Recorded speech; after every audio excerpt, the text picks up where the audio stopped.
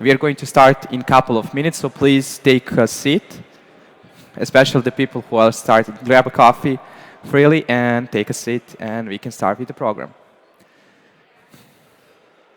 Of course.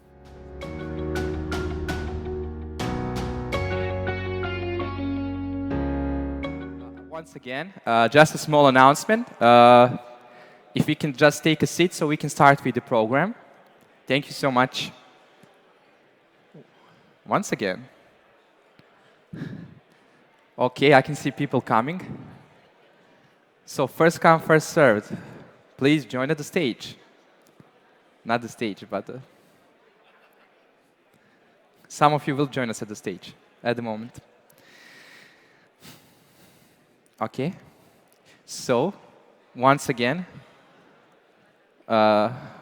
people who are right now standing, freely come and join us so we can listen to the opening talk and addressing of His Excellency as well.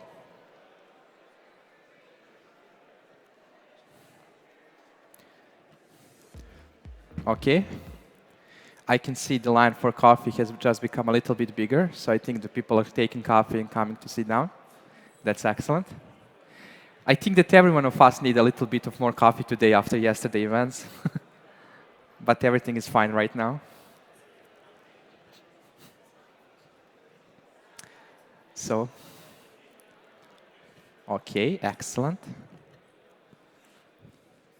I can see that the room is becoming more and more crowded. That's excellent.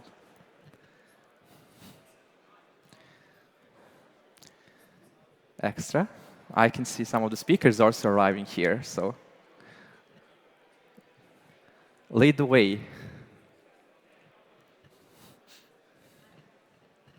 Excellent. So once again, we are starting basically in a minute. Once again, I would like to ask you to join us and sit down so we can start with the opening ceremony.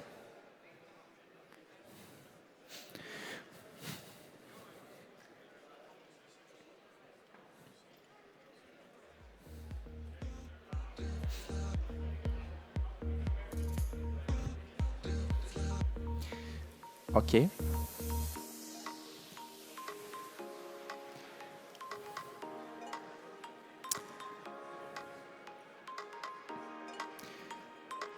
Sasha? Okay, I can see Sasha, he's coming, so that's a great thing. So, like you see, I'm very happy that you have grabbed a coffee, that you have taken your time, you have a little bit more extra minutes to talk with some of your old friends, some of your new friends, and some of the friends who is going to become that after this event, and that's very excellent. So basically, we are going to start very, very soon. We have still more people waiting for coffee.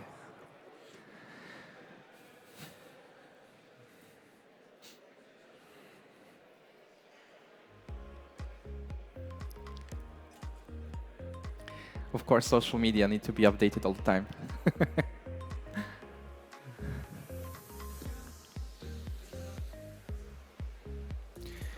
So, last call. Please, if I can just kindly ask everyone to sit down so we can start with the opening ceremony, followed by the addressing of His Excellency, and after that, with the opening keynote from Luc Julia.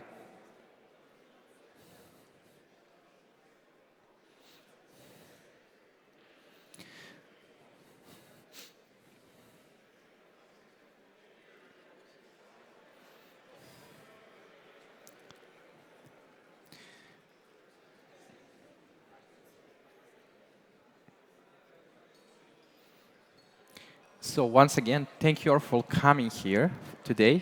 Like we know that yesterday events were very crazy, but still there's tons of people also following us online through the link. We are going to share you a little bit later.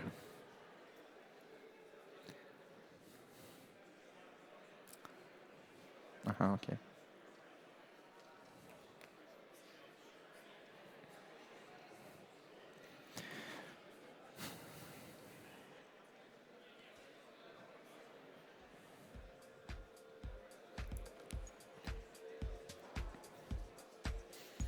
So any problem coming here today?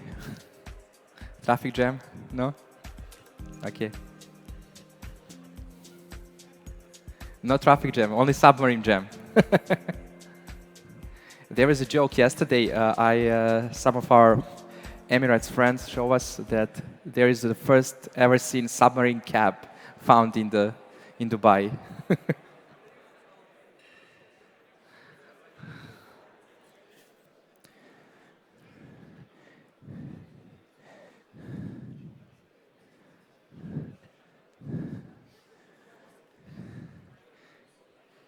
And also, like, the yellow submarine has totally new meaning right now in Dubai.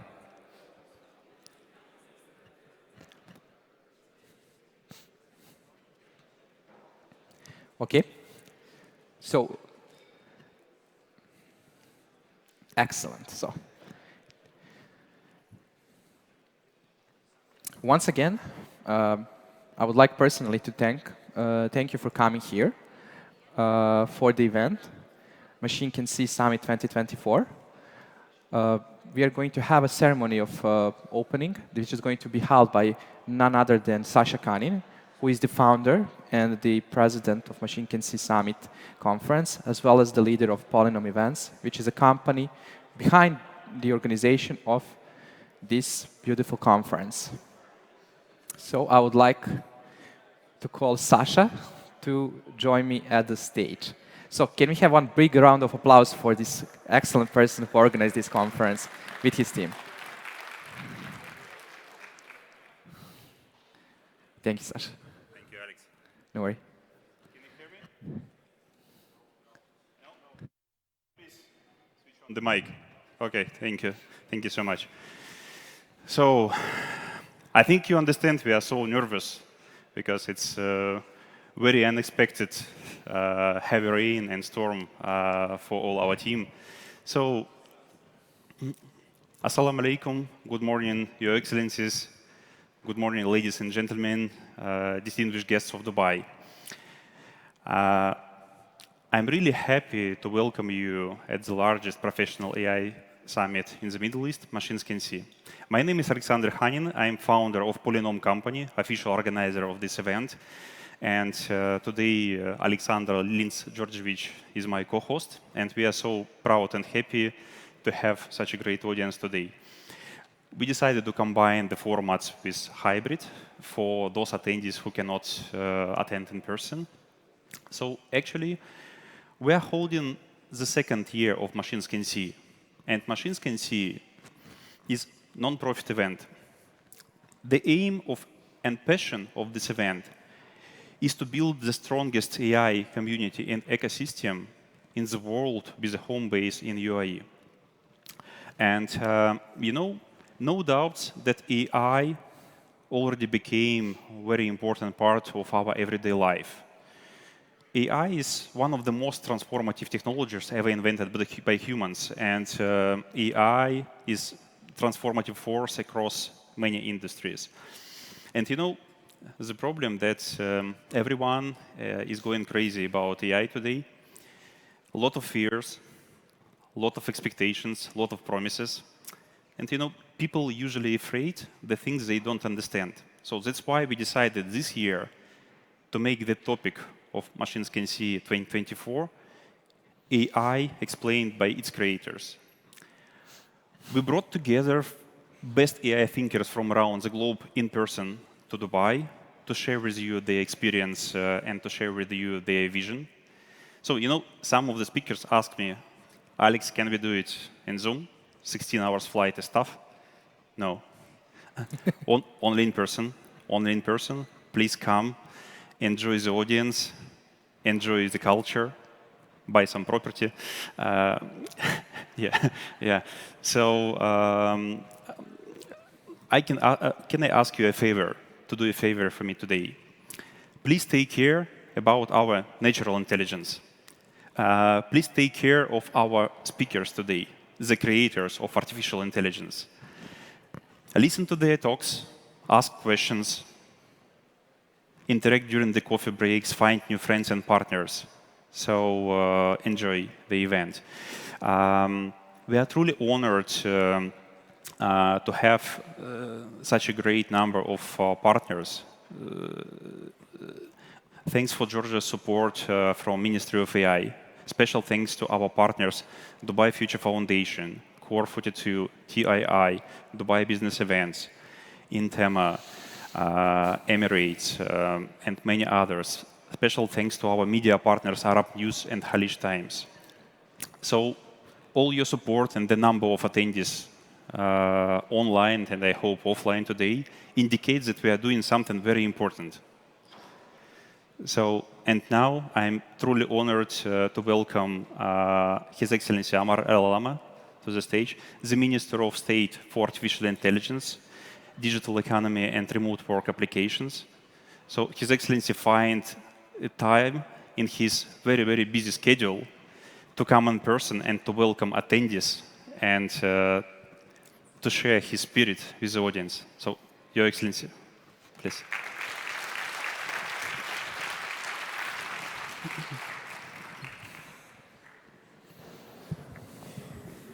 Good morning, ladies and gentlemen. It's an absolute pleasure and privilege being with all of you here today. I think probably the name of the event, MCS, Machines Can See, can be seen another way.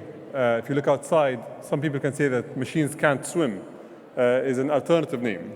But the fact of the matter is, we've seen something incredible in the last 24 hours. I was trying to reflect on the incredible weather event that we witnessed last night and just quantify that in numbers. Because I think as a group, your job is to take certain considerations and quantify them and then come up with solutions. We've gotten more rainfall in 24 hours than the UK gets in 3 months. So what we witnessed yesterday is something that we will not be able to combat unless we leverage and yield the power of technology.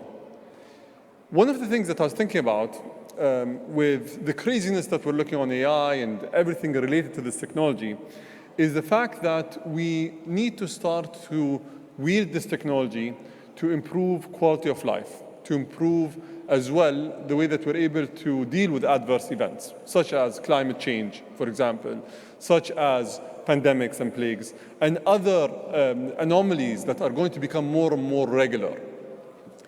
The conversation today is an interesting one.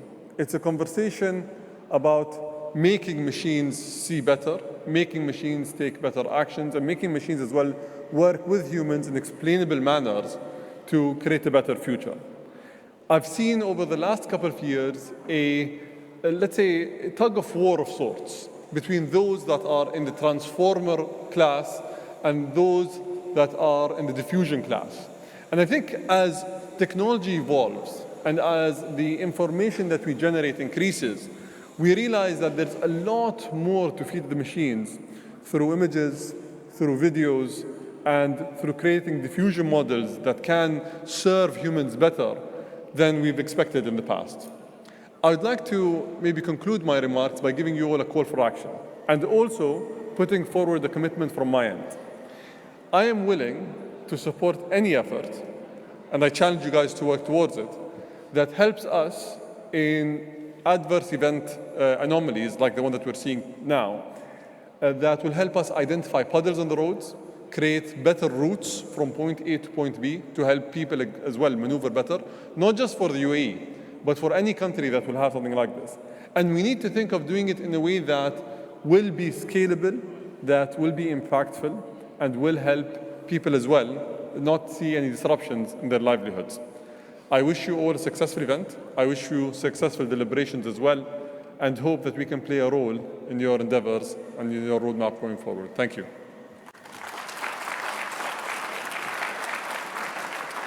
Thank you so much, Your Excellency. And we want to continue with some very short but very inspirational video. So let's start. Machine learning? We started with very simple things, but the data got bigger and the algorithms became more complex.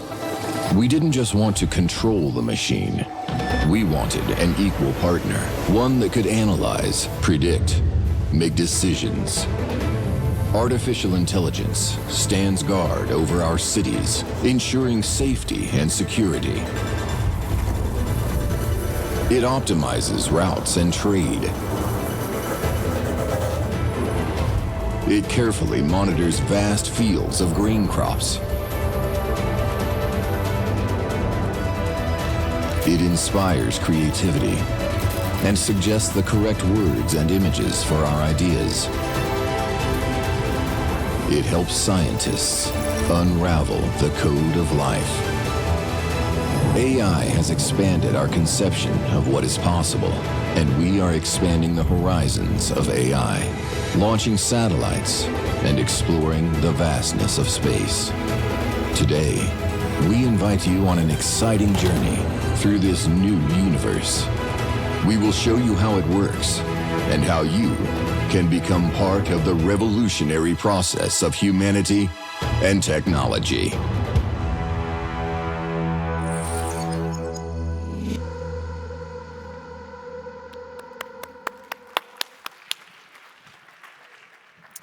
Hello, everyone.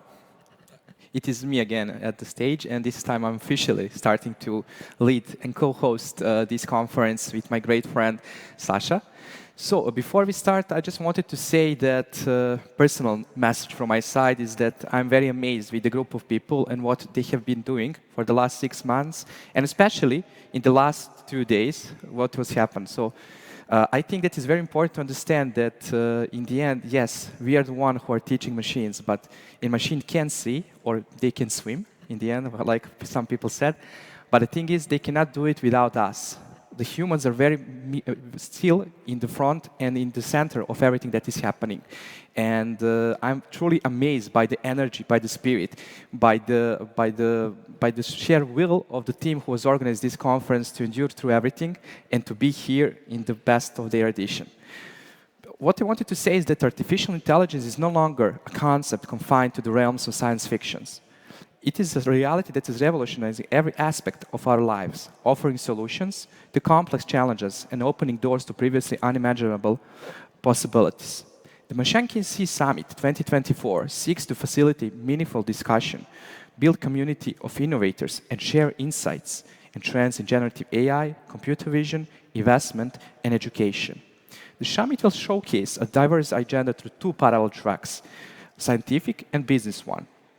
In the scientific track, renewed research will delve into the latest advancements in image generation recognition, machine learning, providing insights into cutting-edge development shaping the future of AI. The business track will explore practical application of AI across various industries, showcasing use cases aimed at streamlining business operation and enhancing urban living. We'd like to have as many people possible to join us at our event, so I would just ask on the screen to put a QR code, if that's possible. Okay, can you put QR code just? Thank you. So basically, like we needed to change to hybrid event because of all of the events, but still it is very important to share the basic link and to share with your professional connection the way how they can basically join us online as well. I know that there's going to be a lot of people joining us online already, but let's make it much more because the more the merrier. This is very helpful, and this is very important because it will help us and help you to share the knowledge about AI to our community. As we embark on this journey together, let us embrace this spirit of collaboration, innovation, and open discourse. We invite you to engage actively, to ask questions, to challenge assumptions, and to forge connection that will propel us forward in this exciting era of artificial intelligence. The person who asks the most interesting question and the most active participant will each receive one small reward from organizer's side at the end of the conference. So basically, that is the way how you can join the discussion about development of generative AI, application of AI across various industries, and investment opportunities in the business track. Don't miss also exhibition featuring 15 disruptive companies pushing the boundaries with AI breakthrough. It's all happening here on the 7th floor. What is also important thing to say is that we are going to have scientific track, keynotes, and academic poster showcase on the 4th floor in auditorium. So with these words, I would like to officially open the MachineCNC Summit 2024. If you can have one big round of applause. Thank you so much for this. We are going to continue and we are going to announce our first keynote for today. I'm very glad that I have an opportunity to share the stage with Luc Julia once again, who is Chief Scientific Officer of Renault. His revolutionary work includes position in companies such as Samsung Electronics and Hewlett-Packard, as well as being one of the authors of the Apple Siri. While conducting research in SRE International, he was involved in creation of nuanced communication. Now the world leader in speech recognition. For his work and achievement, he became a recipient of Légion d'honneur, the highest order of France, and member of its National Academy of Technology. In his keynote talk, Luc will challenge you to think about the basic concept of artificial intelligence. What does it mean, and where we are heading with this technology development? Dear Luc, please join me at the stage.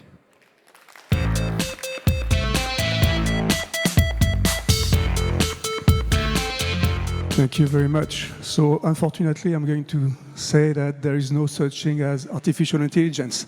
So it doesn't exist. Okay, it exists a little bit. What I mean by that is that there is not one artificial intelligence. There are many, many, many of them. And actually, when you look at the history, it started back, in 1956. So it didn't start with ChatGPT, right? So 1956, this is when we started to work on artificial intelligence. This is when the word artificial intelligence was, used for the first time. But I mean, when you think about it, it's actually not something that started in 1956. It started way before that. For, ever, the humans are trying to build machines, to build systems that are going to do something for themselves. And since I'm French, as you can tell, from my accent, I'm going to start artificial intelligence back in 1642. This is when Pascal, the French philosopher and mathematician, invented the Pascaline, the first calculator, right? So it was an artificial intelligence machine, right? It was doing addition and subtraction much better than we do. So if I ask you right now, how much is 1722 plus 949?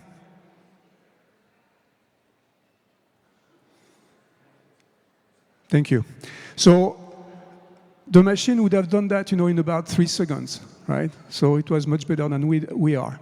So anyway, so we are doing artificial intelligence for a long, long time. And in 1956, the issue is that the people who tried that back in the States were trying to solve something that is very complicated. They tried to solve natural language. Natural language is most likely the most difficult thing, to solve, and they failed. And we entered what we call the first winter of AI. And there have been many, many winters of AI since then because we are promising a lot of things that we are not delivering. So this is also something that we need to be very careful about. When we talk about artificial intelligence, we need to do science and not science fiction.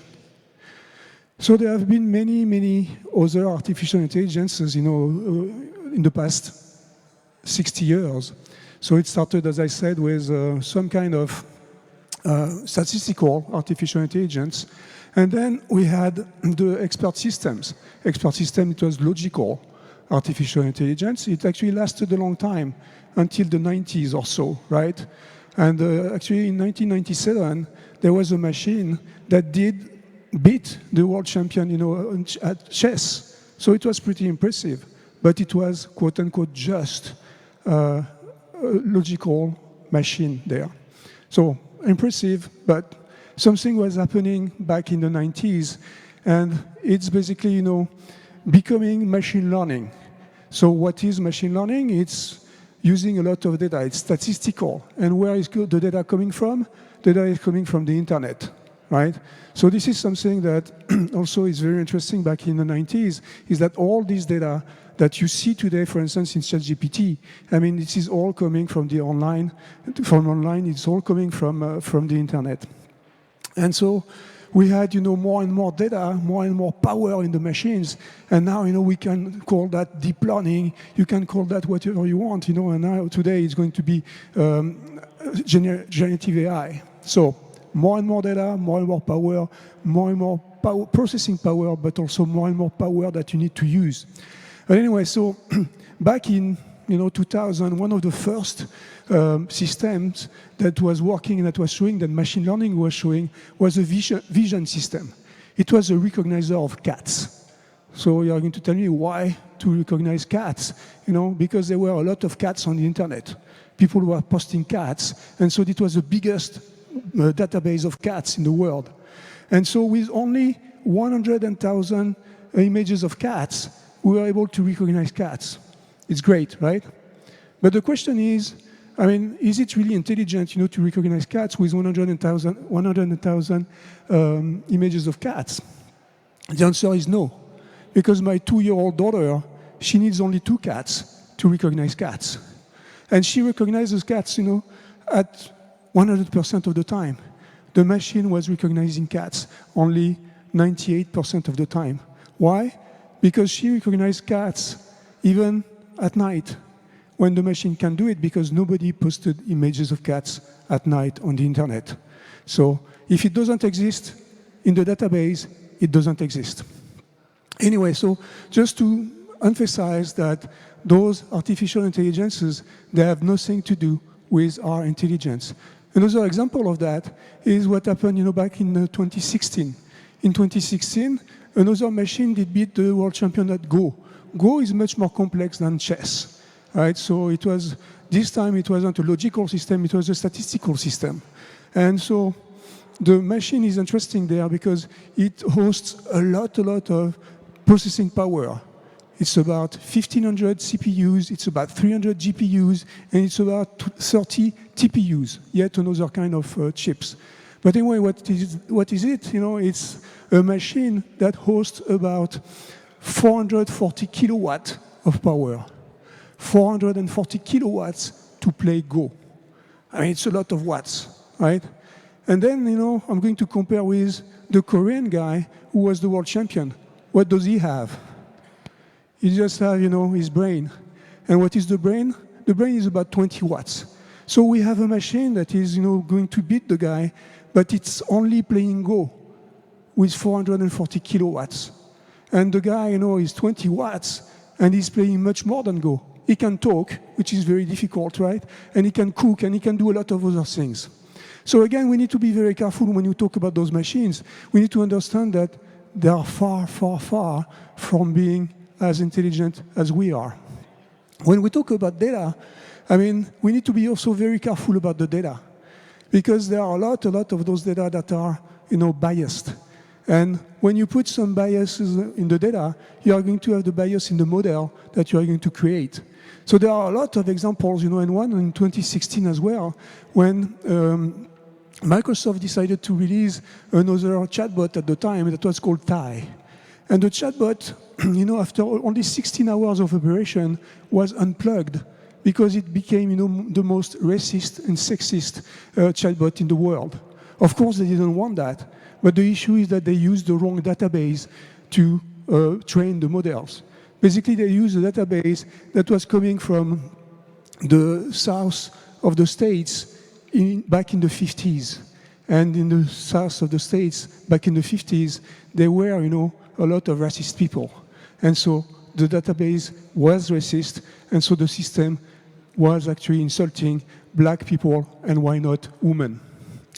So what I'm saying here is that, we need to be very careful. And when we have data, like in ChatGPT, that is about 1,000 billion parameters, of course, there are going to be a lot of issues there. And that's why you are seeing in those things, hallucinations and stuff like that, right? Another thing that I want to talk about, those systems are complex. We know they are difficult, to handle. We know that there are, algorithms and a lot of data. But we cannot say that they are black boxes. That is not true. Everything is explainable if we want to explain. So the people who are creating the systems, they know exactly how it's going to behave. They know the data that they are taking. They know the algorithms that they are going to use. The reality is that sometimes they make mistakes. And this is what we saw, earlier with Tai. But the reality is that when there is a new technology, we are always we are always afraid of it, right? So there are a lot of examples in history that I'm not going to detail, but you can imagine, that there is fear with those new technologies, and we need to be very careful.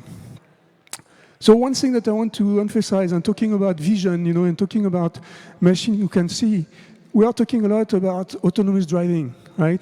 When you are talking about autonomous driving, you are thinking that those cars, they need to go from a point A to a point B without, killing anybody, right? And they need to see the environment, they need to know what is happening. So I have good news and bad news. The good news is for the people who like to drive. The bad news is for the people who don't like to drive. So we are talking a lot, and Elon Musk actually, since 2014, is talking a lot about autonomous driving level 5, the ultimate level, when the cars are going to be driving by themselves totally. So the bad news or the good news is that this will never happen. Never like in never, right? Never. So I'm going to prove it with an example of what we saw in 2018 when the CEO of Waymo is the most advanced company in autonomous cars, he decided to give away all the databases of all the videos that were taken by his car, 10 million miles of video. And one of the videos is going to prove my point. So we see a car driving in the streets of Mountain View, and this car is stopping for apparently no reason. And then, it does start again and stops, starts again and stop, starts again and stop. And we see the hands of the safety driver taking over the vehicle because there was, no reason for this car to stop like that. And then when you watch the video very closely, you see that on the sidewalk, two people are walking. So two people are walking, and the guy that is walking, the closest to the street, to the road, on his shoulder, he has a stop sign. So if you see a guy walking with a stop sign on the side of the road, you don't stop. But the car is going to stop because the car, follows the rule of driving. And so it sees the stop sign, and it sees the stop sign, and it sees the stop sign. So, this kind of cases, it doesn't exist. It doesn't happen. But actually, it does, right? We adapt. The AI is not going to be able to adapt to this kind of cases because it's not in the database. And even though you can imagine a lot of things and you are going to say, yeah, I'm going to do it, I'm going to think about all the cases, you can't. We adapt. AI doesn't. I'm going to finish very quick by not talking about Siri. It's not interesting now anymore. But yeah, I don't understand what you say, but that's fine. So anyway, I'm going to give another meaning of AI. I'm going to tell you that AI is not artificial intelligence. AI is actually augmented intelligence. Our intelligence is augmented, by those tools.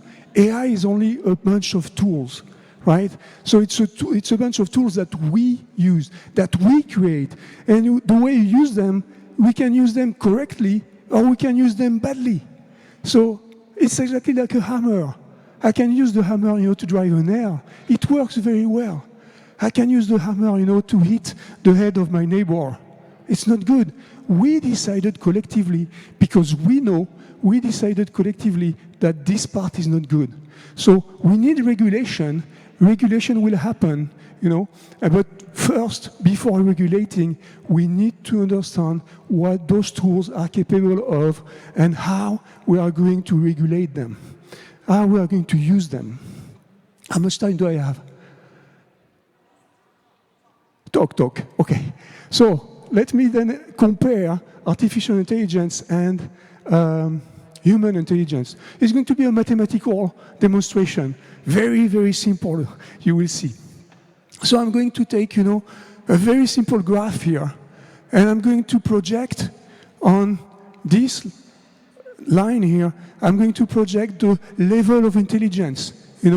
0, Donald Trump, to 100, a genius, right? And then I'm going to here I'm going to have all the domains of intelligence. And this is just us humans. You know, we are pretty smart. We're not geniuses.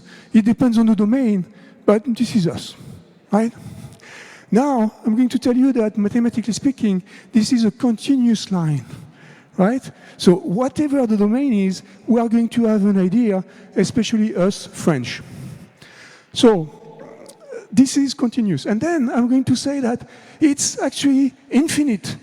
So when there is a new thing coming, we are going to understand. We are going to make an idea, to make ourselves an idea about it.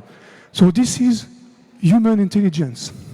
And then, you know, let's look at artificial intelligences, right? Chess. Well, it's pretty much a genius, right? So, I mean, if you beat your machine, you know, at chess, it's because you put it at level 2.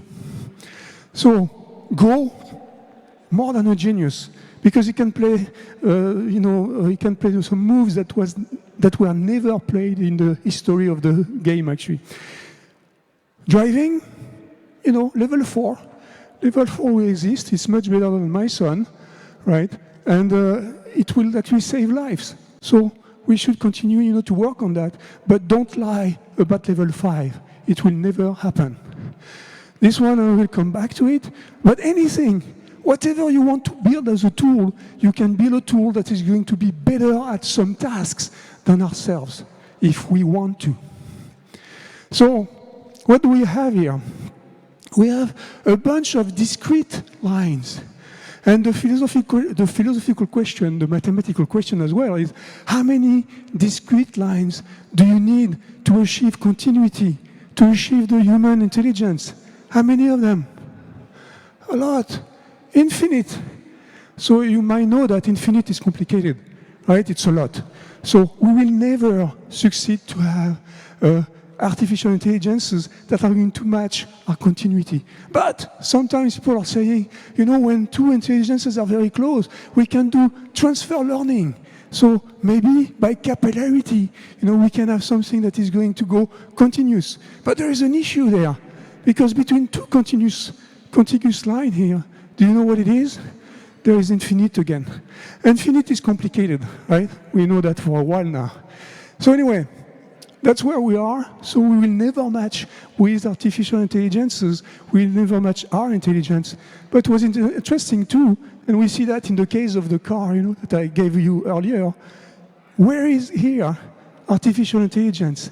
When there is something new, when there is something that we are going to invent, artificial intelligence is nowhere. Artificial intelligence, we built it. We decide how to use it. Thank you very much.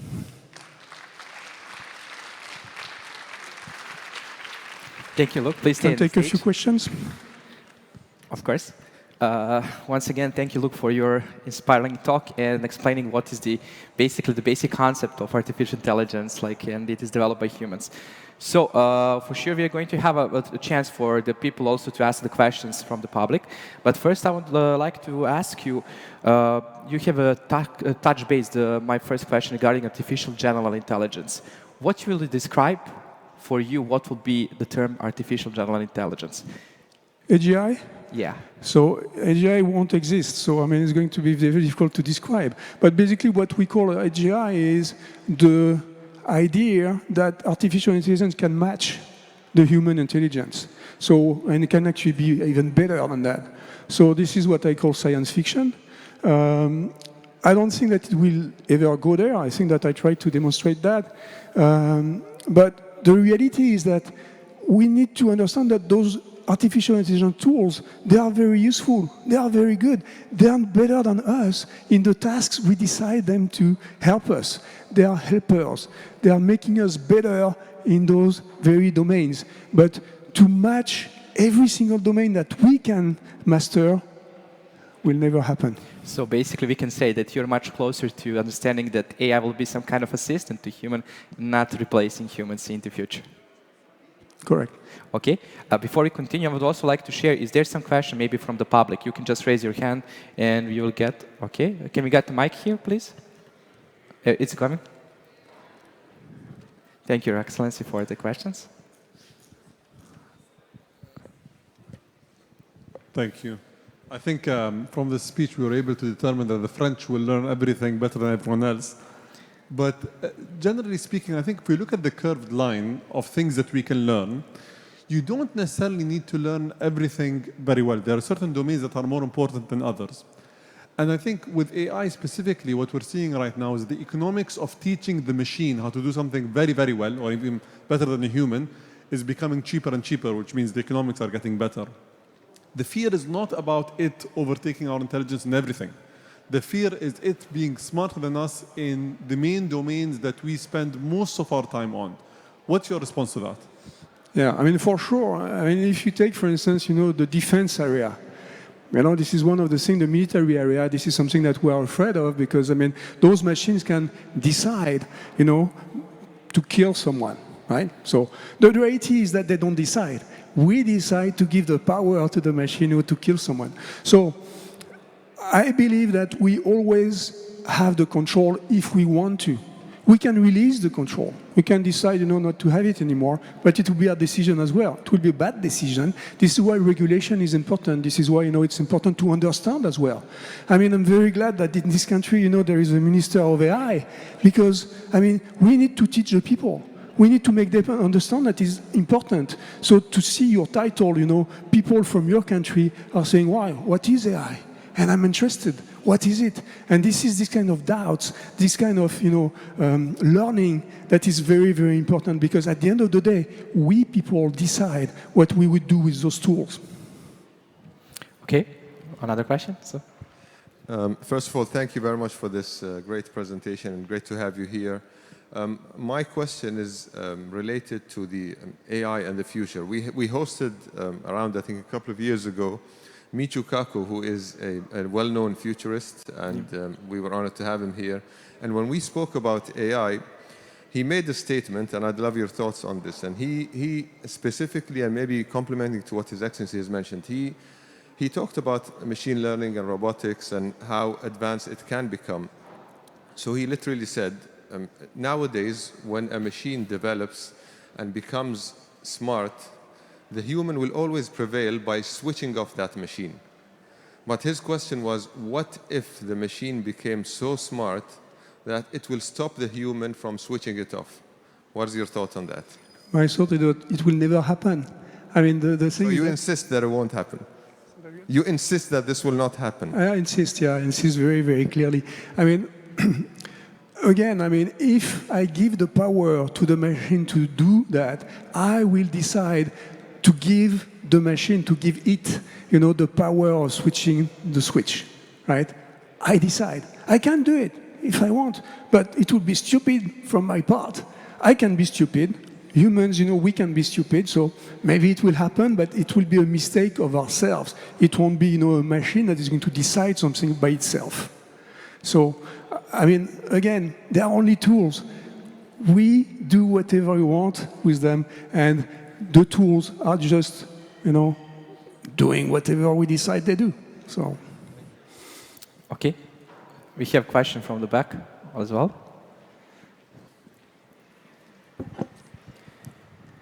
And don't worry, look, question about Siri and language models is going to come to the stage. Hello? Just wanted to give a... Okay? I have a question about... Can you just present yourself, if that's okay? Just a name, if that's... My name is Saleh El Hamadi from University of Birmingham. My question is about your thoughts on AGI. There is discussion among leading scientists like Yann LeCun, Jeff Hinton, and OpenAI CEOs about AGI and whether it exists or not. So I want to know, what are your thoughts on that?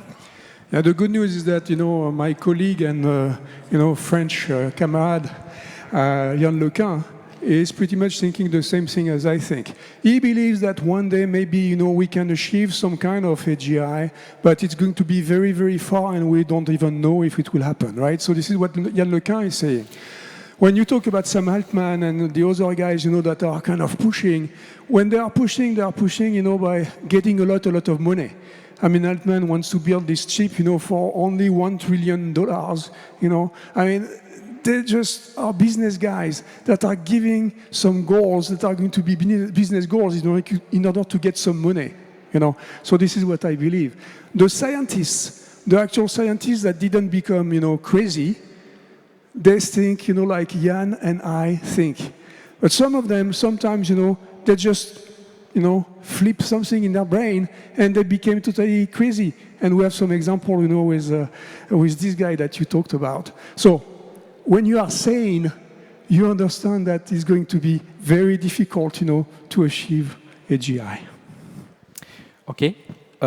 My question for you, I would like also just to spark a little bit of discussion is, we can see development of language models being basically growing in a large. We can also see JICE, which is developed for the Arabic language. My question for you, as someone who was the author of Siri, how do you see this LLM market and what is happening in technology?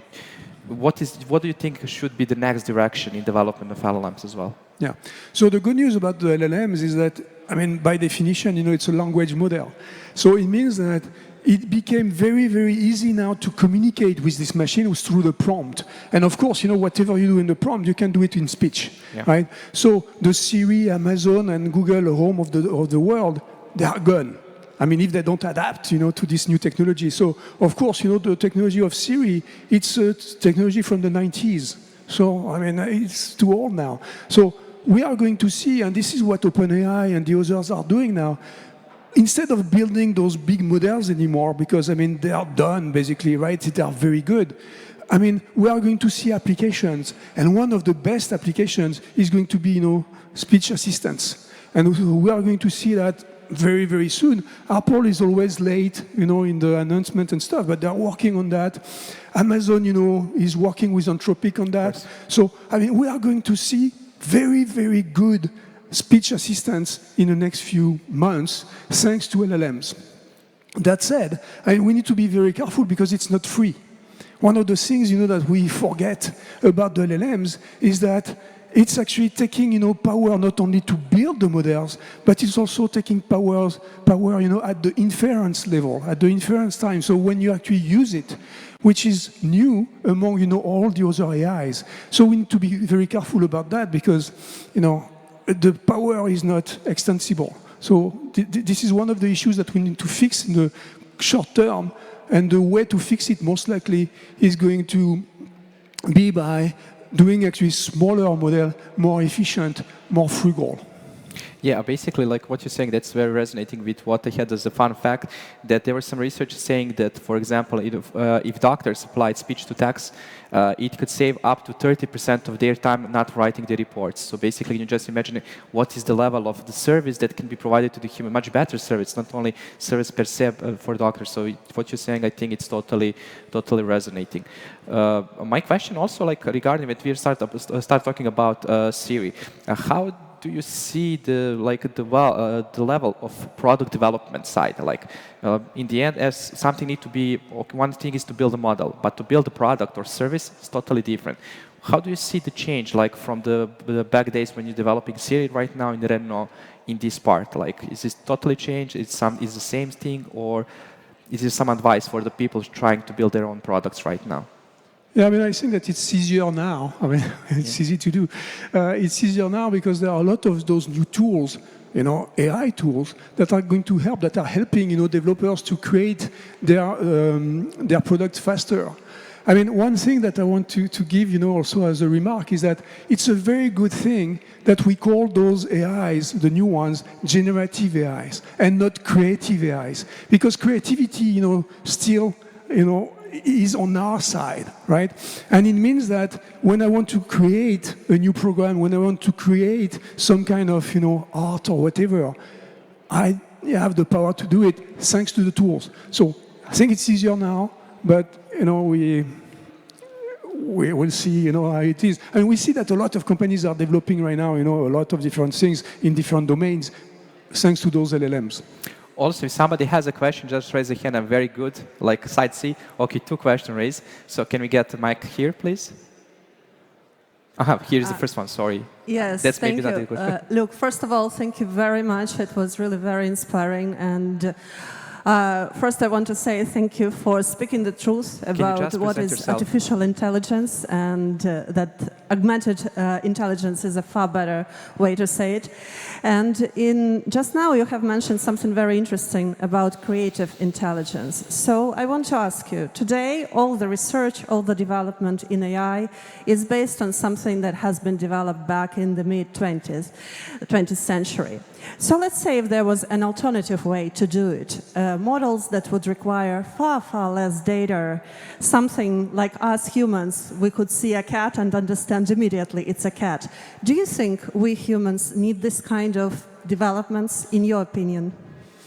So, I mean, the reality is that I don't know, but there are most likely other ways. Everything that I described today, the artificial intelligence, that is back from the 1956, it's all mathematical. It's possible to do physical, This is what we might do with the computers that are coming next, that are going to be, computers that are based on physics. And then if it's based on physics, maybe, it can match better what is inside there, because inside there it's physics. So biology, physics is the same thing, right? So I don't know. It's going to take a long, long time to understand, how to build those computers, how to master them. But maybe one day, based on physics and not mathematics, we'll have something that will be closer to our brain. Okay, we have a next question here, please. And after that, we'll be behind. Okay, or first and behind, sorry for this. You're going to be next. Hello, good morning. My name is Mohammed Suhail. I just have the same kind of question like our honorable guests mentioned, like the safety of this AI technology. Especially I'm from the healthcare industry. So for launching a medication, we need 10 years of research to get approval from FDA. Is there any association like that to get any approval? Especially for the safety, for example, if you are using this Bard AI, and if you are asking to them, like, give me a biography about me, they will give you an exact biography, what all things you research inside for past years or past days. So they know already about us very deeply. So, for example, the technologies are according to them, like the good people and bad people. If the bad people decide this technology need to use for bad thing, there is no safety for this one. So we should get some approval from some association or authority like FDA. Yeah. So there are bodies, that are building right now. In Europe, for instance, there is something that is called the AI Act. That is supposed to give, some kind of boundaries around those AIs and to decide what is good and what is bad, right? So there will be always people that ignore, the law, right? And that will go do whatever they want. But the reality is that by putting a law together, by having a regulation, it allows people to wonder why there is a regulation. And this is a good thing because this is part of the education. So it exists in Europe right now. The states are thinking about it, and I'm sure that all over the world, little by little, we will have those organizations that are going to act like the FDA, is doing for the medication. Also, what I would like to add that we are going to have Dr. Hada Domin talking about the ethical AI and responsible AI development. So I'm sure that you're going to get some of the answers maybe you're looking for. So we have next question here. If you can just pass the mic. Also, once again, please present yourself before you're asking question, so we can be a little bit more human to each other. Firstly, thank you for a lovely presentation. I think it gave a different take on what artificial intelligence was. I'm Rakesh Eligapalli from Primecraft Games. So I'm here just to understand, what the future beholds for us. When we talk about augmentation, we come from the VR and AR space. So it's all about augmenting the experience as such.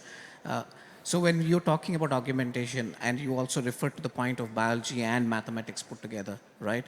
And we're talking about Neuralink and, I think people trying to come up with various technologies to enhance the user experience. At the same time, we are very happy at the moment. I think it's kind of a revolution when the machine actually can recognize a cat. I think we're pretty happy about it. But are we looking in the right direction? Are we actually following a bias principle? Are we instated by a thought basically from Hollywood or any of these movies? I don't know. This is what I can tell you, right? I'm hoping that we are, educating ourselves in order to go in the right direction, in order to, when we understand, the limitations and the dangers, I hope that we are going in the right direction. Neuralink and stuff like that, I'm not sure it's going in the right direction, but I'm not sure it's AI as well, right? So it might be more on the physics that I was talking about before, the biology part. But it seems to be, first of all, it's not new, right? I mean, people are doing that. It's not Elon Musk that invented that, right? So it's been done, for a long, long time. But I think that there are a lot of promises, not in the AI field, but in the medical field. Very interesting answer. We had here question as well, if there is still question. Okay, I have also you mentioned creativity just before, and there's very strong, very strong difference in opinion that, and the question, can we put creativity in algorithmic ways? So it's a strong debate between the people who are developing technology. So what is your stand on that? Is it possible to some part of creativity, and if so, to put in algorithmic thinking? No? Yes? I don't know. Okay. Also, what I wanted to continue with LLMs, so just I have a few more questions. What you said is basically the concept of the how much energy do we have, and you mentioned in your talk that human brain only uses 20 watts. I think it's per day actually, not per thing, but for the whole day, and this only for one action. It's what we develop actually at any time when we think about something. Yeah. So basically, there is I know that, for example, Professor Danko Nikolic, maybe you heard about him. So basically, his proposal is to change a little bit from backpropagation to smart gates. What is the difference? The difference that the outcomes and the relief should not be at the end result, but on the activation function. And basically, what he's proposing is to create something that you can train a neural network on a small data. Do you think that this kind of approach maybe can turn to be what we are talking about AGI? Yeah, frankly, I mean, I don't think we have the choice but to go, to small data because of the energy thing that we talked about. So I think it's a very interesting thing to explore. The issue, as soon as we start to talk about neural networks and something that is going to be close to the brain, I mean, the issue is that we might do the mistakes that we did, back in the 50s. So to try to imitate the brain. I mean, the main issue there is that scientists, who know the brain, they believe that they know between 20 and 40% of the brain. So it means that we don't know it, right? And so until we know it, we won't be able, to do anything that is going to match it. So that's the issue about trying to be like an artificial brain. Excellent. So last part of the question I had prepared for you is focus a little bit on your work right now at Renault. Is that okay to ask? So basically, what can we expect also from Renault part in doing in artificial intelligence data and everything related to modern data science? So what can we expect for the future, you mean? Yeah. I mean, as I said, this is not sustainable today. Right? I mean, those big databases with a lot of data, it's not sustainable. So we are going to go to something that is going to be smaller and more frugal. Smaller, so it means small data. Actually, people are working right now on SML, small language model.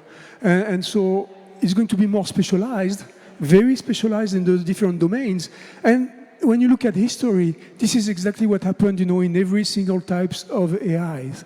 So we start by thinking it's going to solve everything, and then little by little we decide that it's going to be only some specific domains. And this is what is going to happen now. We are going to see applications that are going to be basically specialized in domains. Okay, thank you, Luke, once again for joining us at the stage. And with this, I would like to say once again thank you, and can we have a big round of applause for our friend Luke Julia. Thank you so much. Hello again. So, dear guests, today we have a very special guest with us. So, I'm honored to welcome on the stage His Highness Sheikh Nahyan bin Mubarak, so the Minister of Tolerance and Coexistence of United Arab Emirates. So, Your Highness, thank you for giving time.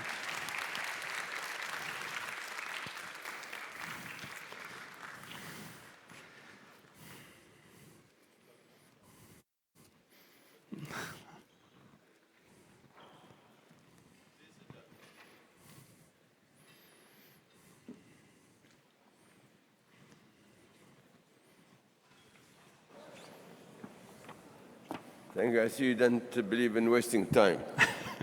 That's good. I hope I don't keep anybody waiting. Your Excellency,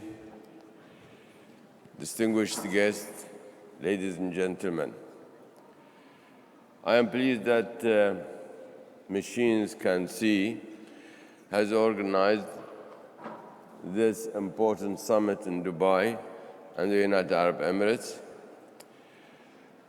By the way, I'm the first time I come to this futuristic place in UAE. It's very impressive and very appropriate to have this conference here as well. You can sit down. The speech is very long, so there are many seats available, so sit down. You don't have to pay any extra money. Computer vision and machine learning could not take place more important than this in this appropriate site here in Dubai. The United Arab Emirates has been focused on innovation and introducing new ideas from our very first beginning as a nation in 1971. Our leaders have always been outstanding innovators. With the leadership and guidance of His Highness, the President, Sheikh Mohammed bin Zayed Al Nahyan, we have always understood that creative approaches to innovation and technology development are crucial to our continued economic growth and societal success.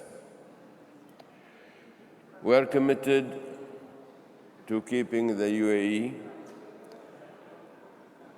a model environment that is attractive to innovators and that enables them to succeed and flourish.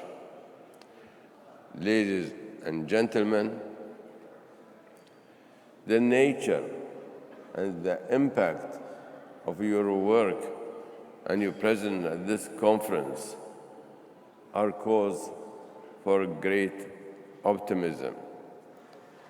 The collective quest for achieving innovations and breakthroughs in artificial intelligence that will improve the quality of life for us all is both exciting and inspiring.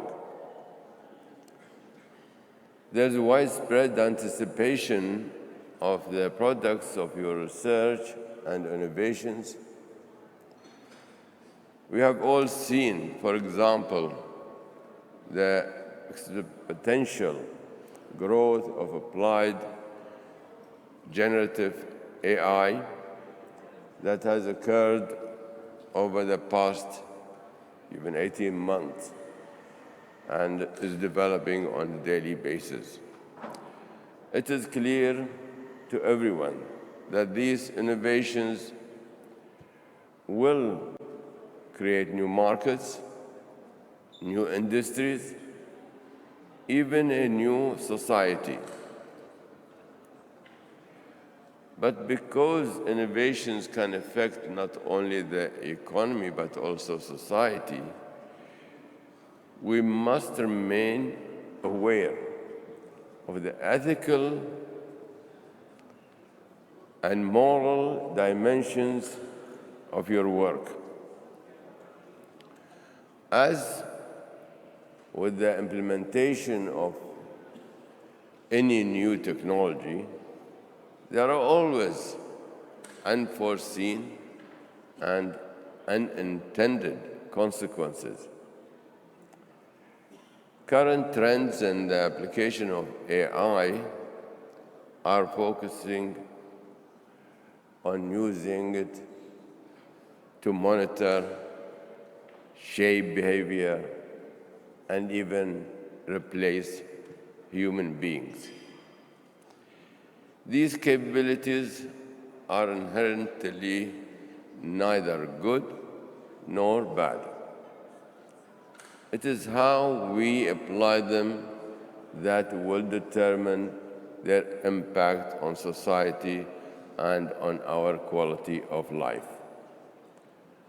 With artificial intelligence, we are reminded constantly that its innovations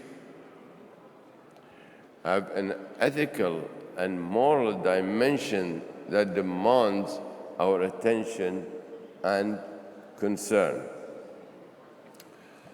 My dear friends, our ability as humans to achieve the benefits of artificial intelligence and machine learning while avoiding potential pitfalls will require consideration and support in at least 3 areas. First, we need to ensure that the teams developing AI include non-technologists and other stakeholders capable of assessing the human desirability of the design choices being made. Second, we need laws and regulations that ensure responsible adoption and application. Third, we need global cooperation to address both the opportunities and the challenges embedded in the technology.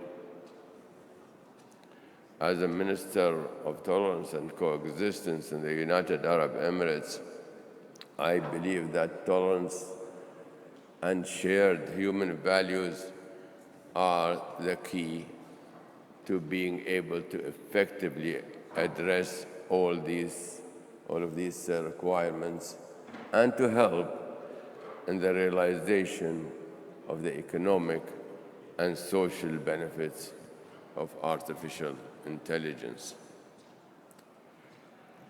We all share certain values that defines our global civilization and can promote innovation for the common good of all. These values include a commitment to something greater than ourselves, acceptance of personal responsibility, respect and caring for others, and caring for other living things, and, of course, the environment. Adherence to these values will help to manage humanly and effectively the effect of technology on individuals and their communities. Human values are needed to make the transition to AI more inclusive and less disruptive for everyone.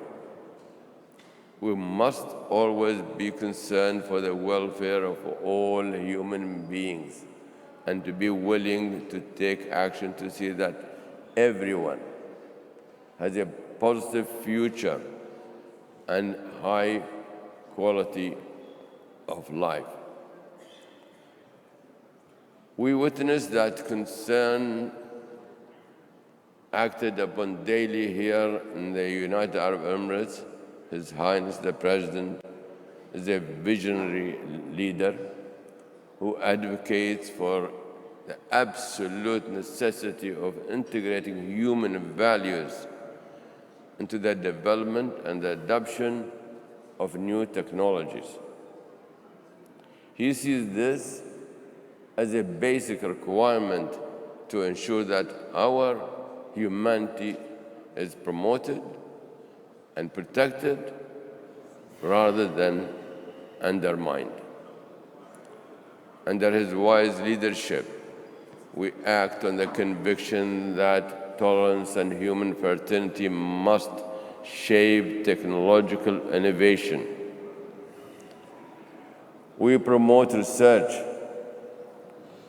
and continued dialogue about relationship between human values and technology, and how to ensure those values are preserved. We regularly review and refine the laws and regulation needed to ensure that technology does not outpace our ability to manage it. And we collaborate with others around the world for a future of peace, prosperity for all. My hope is that your work here today will help to raise an awareness of the importance of explicitly incorporating the values of tolerance and coexistence into every aspect of artificial intelligence. We look forward to a future where successful economies around the globe are human economies that incorporate human values and needs into how growth and progress are achieved. We need to ensure that we preserve our humanity while we continue to innovate and work toward a future that is safe, fulfilling, prosperous, and tolerant for all. I thank you for your skill, your dedication, and your commitment to the cause of human progress.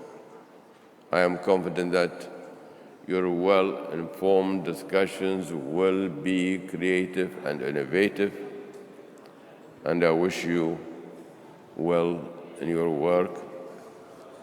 Thank you very much, and God bless you all.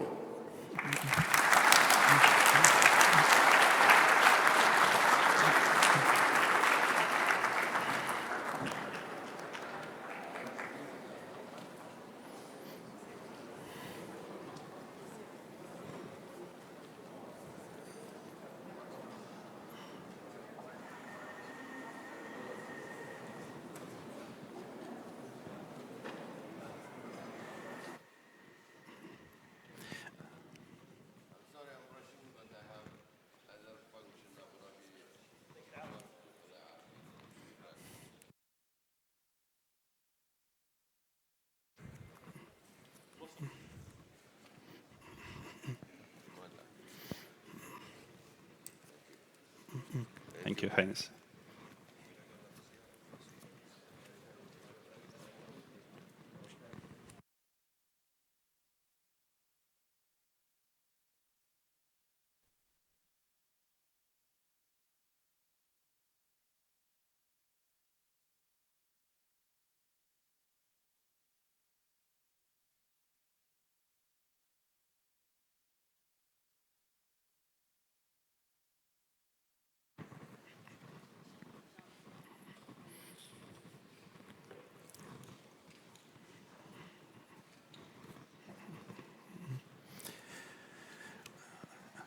Dear guests, so we are ready to continue. And now we start with our first panel discussion. Our panel discussion will be about generative AI. And you know, generative AI has really captured everyone's imagination like nothing before. And to be honest, every week, every month, we are seeing the new foundational models, new applications with mind-blowing capabilities. So like you remember, OpenAI's Sora generates shockingly highly realistic videos. Claude Haiku can read research papers just in 3 seconds. And new robots and achievements from NVIDIA can teach and understand natural intelligence by just watching humans. But you know, there are a lot of myths about generative AI, a lot of over-expectations. So that's why we want to invite very distinguished list of panelists with our panel. And please, let me start with our moderator. So our moderator is Dr. Abdelrahman Al Mahmoud. So he's AI expert, AI office in the Prime Minister's office, United Arab Emirates. So Dr. Abdelrahman, so you're welcome. And our panelists, Andrew Jackson, Executive Vice President and Chief AI Officer, Core 42. Andrew, you're welcome.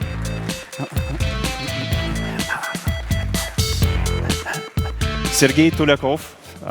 Sergey is Principal Research Scientist at Snap. Sergey, so welcome to the stage.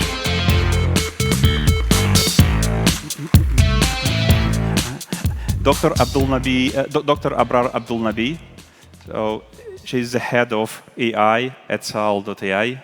Dr. Abrar, welcome. Happy to see you again.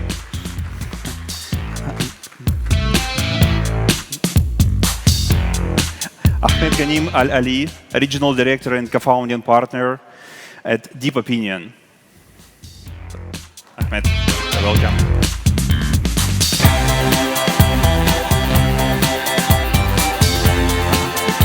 Viktor Yerokimov, Co-founder and Chief Executive Officer at Itsys 3D. So together, so these gentlemen and ladies, so they will bring the very comprehensive experience for many years of applied experience in academia and industry to deliver some insights and experience with you. So, guys, stage is yours. So Thank you. Enjoy. Thank you. It's quite exciting to be here with a great line of panelists here. So it's going to be quite an exciting session. Unhyping AI. It sounds a bit negative, or let's say it's a different way to look at generative AI. But this doesn't mean that we're looking negatively at the technology, or if we're saying that it doesn't change everything. What we're trying to do is distinguish between what's reality and what's hype, what's there and what's not there yet.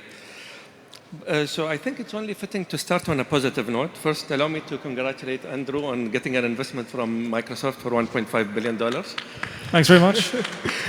That's quite exciting news, and it's a first, actually, so great. And to continue on that positive note, then, let me ask you on the positives of generative AI. How do you see that it has changed the industry that you currently work in? Well, just speaking to the hype, the hype has been really good because it's brought a lot of, I guess, interest back into AI. I think, obviously you had this kind of AI winter that's been broken. So I think a lot of people are now interested, but people, I guess, when we speak to them, they don't really understand what generative AI is. So the start of the conversation is generative AI. The end of the conversation sometimes is process optimization. So it's very interesting to speak to people AI and then realize at some point that their problem is not really an AI problem. More often than not, it's actually they want to do something huge, but they don't really understand it. So it's an interesting time for AI, and it's an interesting time in the hype cycle. I think the hype cycle is kind of coming to an end, to be honest. And I think people are kind of understanding now the reality of this new generative AI. Thank you. So to follow up, I mean, we have a very diverse set of panelists. So I would like to ask the same question to Sergey as well. How do you see that generative AI has changed the current industry that you work in? So first of all, I fully agree with Andrew, and I think generative AI is a technology, and as any technology, it improves our skill. In particular, generative AI very directly improves our design skill, fine art skill, creativity, and AI in general will, improve almost anything that is non-physical. Well, it probably cannot deal with, flooding, as we saw yesterday, but in general, it will replace or supercharge humans' creativity to the superhuman level, and it's already doing that. Great. So following up with Dr. Abrar, if you have anything to add on how... Yeah, well, I think it started with deep learning. Basically, the jump was with deep learning, the convolutional network, and the artificial intelligence using neural networks. So this is where the transformation started. And I guess how the acceleration of the emergence of this kind of technology inside the industries this is the key factor where we can see the impact faster and faster. So I think this is a normal digital transformation. Today we have phones. Tomorrow we will not have phones. We will have something else. You can see now the idea of concept of the YOLO system area. Dr. Ali? Thank you, Abdurrahman, for such an amazing question. I really think we should start on a positive note. I'll perhaps take a slightly different angle to this question, given that we are in a forum of creators. Each one of us is some sort of an entrepreneur on a journey. So being a startup founder, I'll talk about what it means for startups. I actually believe that it is the best thing that happened to tech startups or tech entrepreneurs for a simple reason. The most challenging element we look for in a startup is getting funded. And a lot of that gets burned in unrealized trips or journeys that do not deliver the value. And today, with Gen AI, we can really accelerate our journey towards delivering those goals with less capital, because we can leverage existing technology and even overachieve what we can. So that's really the main area that I've seen. For example, for startups in our area at least, I've seen the opportunity to rethink the value that we provide to our customers. And with Gen AI, we've been able to deliver more value to our existing customers, helping them to automate more of their processes. Thank you. Victor, you work in a very unique field. So I'm quite interested to see potentially generative AI has enabled a lot of the applications that you have in your platforms as well.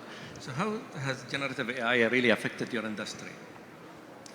Well, I was kind of very lucky to get into computer vision as the technology that I focus on around 25 years ago. So I kind of see how innovations in deep learning transformed the whole area. And it's like right now, some problems that 20 years ago we thought are completely unsolvable, now it's like this.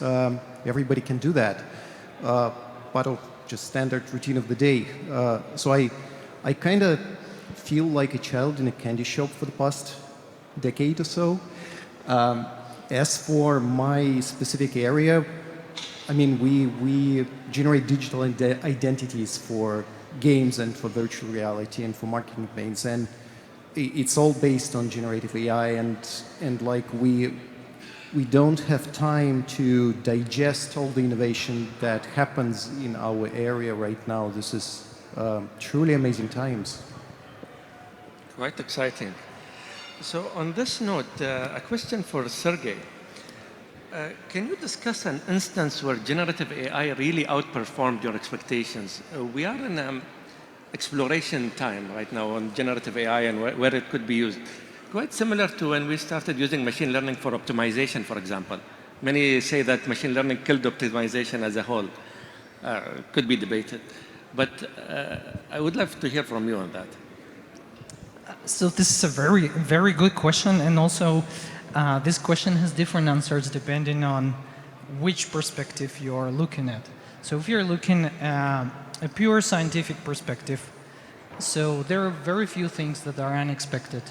And in fact, if you talk with a researcher 8 years ago, they would be able to tell you, yeah, something like Sora will come out, something, you know, will be able to generate videos, images. And I myself started my PhD and then continued doing research at the company. I wanted to generate videos all those years. So for me, this part is not unexpected. So what is unexpected for me as a scientist is that I see traces of AI improving itself. For example, you know, if you want to do, and I'm putting on my scientist hat right now, if you want to do 3D generation, there is just not enough data. So there is, all the money in the world cannot buy your data necessary to train a 3D generator. But we have 3D generators. How did this come? It's because we trained 2D generators, and they can generate 3D data for us. And so we can use this 3D data to generate 3D and 4D and whatever we invent in the future. So we see traces how AI improves itself. Then we looked at this from, let's say, a scientist perspective. Another perspective, which I think is quite interesting, is perspective of a child. If we look at it from a child perspective, there is also not much extraordinarily surprising, because for them everything is surprising. They don't see an armadillo, and then if you show them a video like armadillo is making coffee, which we don't see often, and then they are surprised, but others surprised because they haven't seen this animal, or others surprised because this animal that they haven't seen is making coffee. So I think, you know, it's not surprising in this sense. Then in terms of how, what I like and what can be quite surprising in the future, and maybe not so soon, but like imagine that maybe in the future we will have phones without camera. So now we want to take out our camera to capture the moment, but in the future we might not need to do so, because, you know, to take a picture with Eiffel Tower and me near the Eiffel Tower, this is, I think, people take thousands, hundreds of thousands of pictures of Eiffel Tower for not clear reason, because everyone has seen it. But you might not need to do this anymore, because you can just generate it with you, with people you want. And maybe you don't need even a camera in your phone, or maybe you will use the camera just sparingly. So this is, I think, coming. It's not clear how soon, but even now you can do many things that you couldn't do before. This is exciting, very exciting, but is this surprising? Not sure. I mean, this is general way how I think technology has evolved. It's quite thought-intriguing, the proposal that you put forward. So do you see yourself revisiting your expectations the more you see the technology evolving? Yeah, certainly. I actually, whatever I say, don't take it for granted. My opinion changes as technology changes, and I think it's right to be wrong, especially in this area. So maybe one thing I wanted to say, we call it unhyping. I think it's the right term, but also hype is very good. Why it is good? Because people who see the hype someday will become scientists, will become entrepreneurs, but without this hype, they might do something else. So the more attention we can bring, the more decisions will be made, the better decisions will be made, the more people will involve in the discussions, and the faster the progress will follow. So as it happens, I will keep changing my opinion, and I think everyone will. I don't know people who actually can look into the future for 10 years. I really like the concept of that you just mentioned. You can learn more from doing mistakes in certain cases, which lets me jump directly to Victor. On the opposite side, do you have any experience of generative AI technologies that you expected to work that really didn't perform as expected, or let's say reduced your expectation on some technology tracks? Well, my personal rate of predictions when it comes to AI is about 20% when I was right, which is not a lot. I think, I mean, in general, everybody is so excited when things go right, and then there's been a few cases when like a lot of people were expecting more than actually happened. I think the biggest disappointed for me personally is the case of self-driving cars. I've been working in the area of automotive safety in 2010s and early 2010s. Like, there's been a lot of experts and a lot of reports saying that in 2020s there's going to be a wide adoption of the self-driving level 5 technology. Obviously, it didn't happen. There's one project by Waymo running in San Francisco, and the rest is not level 5. The rest is like, we are getting there, but there's still a lot of challenges, regulatory, technical. It's pretty hard to get all the corner cases right. And when I talk to the experts right now that are in that field, the mood is kind of a little bit sour. It's like, we're not sure, like maybe another 10 years or so. And that's really, it's a pity because that technology could save a lot of lives. Like, it's really important to solve it. And then something less serious but important for business, chatbots. I'd say also there's been a lot of hype about neural networks taking over chatbots, and that kind of happening, but not quite as fast as people expected. And there's been a lot of experiments of plugging in GPT to chatbots. You might remember the story of a car dealer somewhere in California, I think, Watsonville, I'm not sure, who plugged in GPT in their chatbot on the website that sells cars, and someone kind of noticed that this is just ChatGPT, and they kind of started asking some random questions, right? Like write me a Python script, and they actually did it, and then they posted it online to Twitter and Reddit, and it became viral. So a lot of people came to this chat and started asking even more questions. Someone managed to negotiate a deal on a Chevrolet car for $1 or something like that. So this was more like fun rather than business. And then, like, I think we're still not clear about AGI. I mean, obviously we had a lot of progress there, I mean, the fact that we had to redefine the test for AGI because everybody realized Turing test is not a very good test for AGI, that means that we made a lot of progress. But I think, like, when you listen to different experts, there's a lot of excitement that AGI is happening next year. Like, GPT-5 is going to be AGI, like OpenAI fires SAM. Yeah, that's because they have AGI. And I kind of feel that's a little bit of hype, and I'm a little bit pessimistic about that particular technology coming to us like next year. But I agree with Sergey that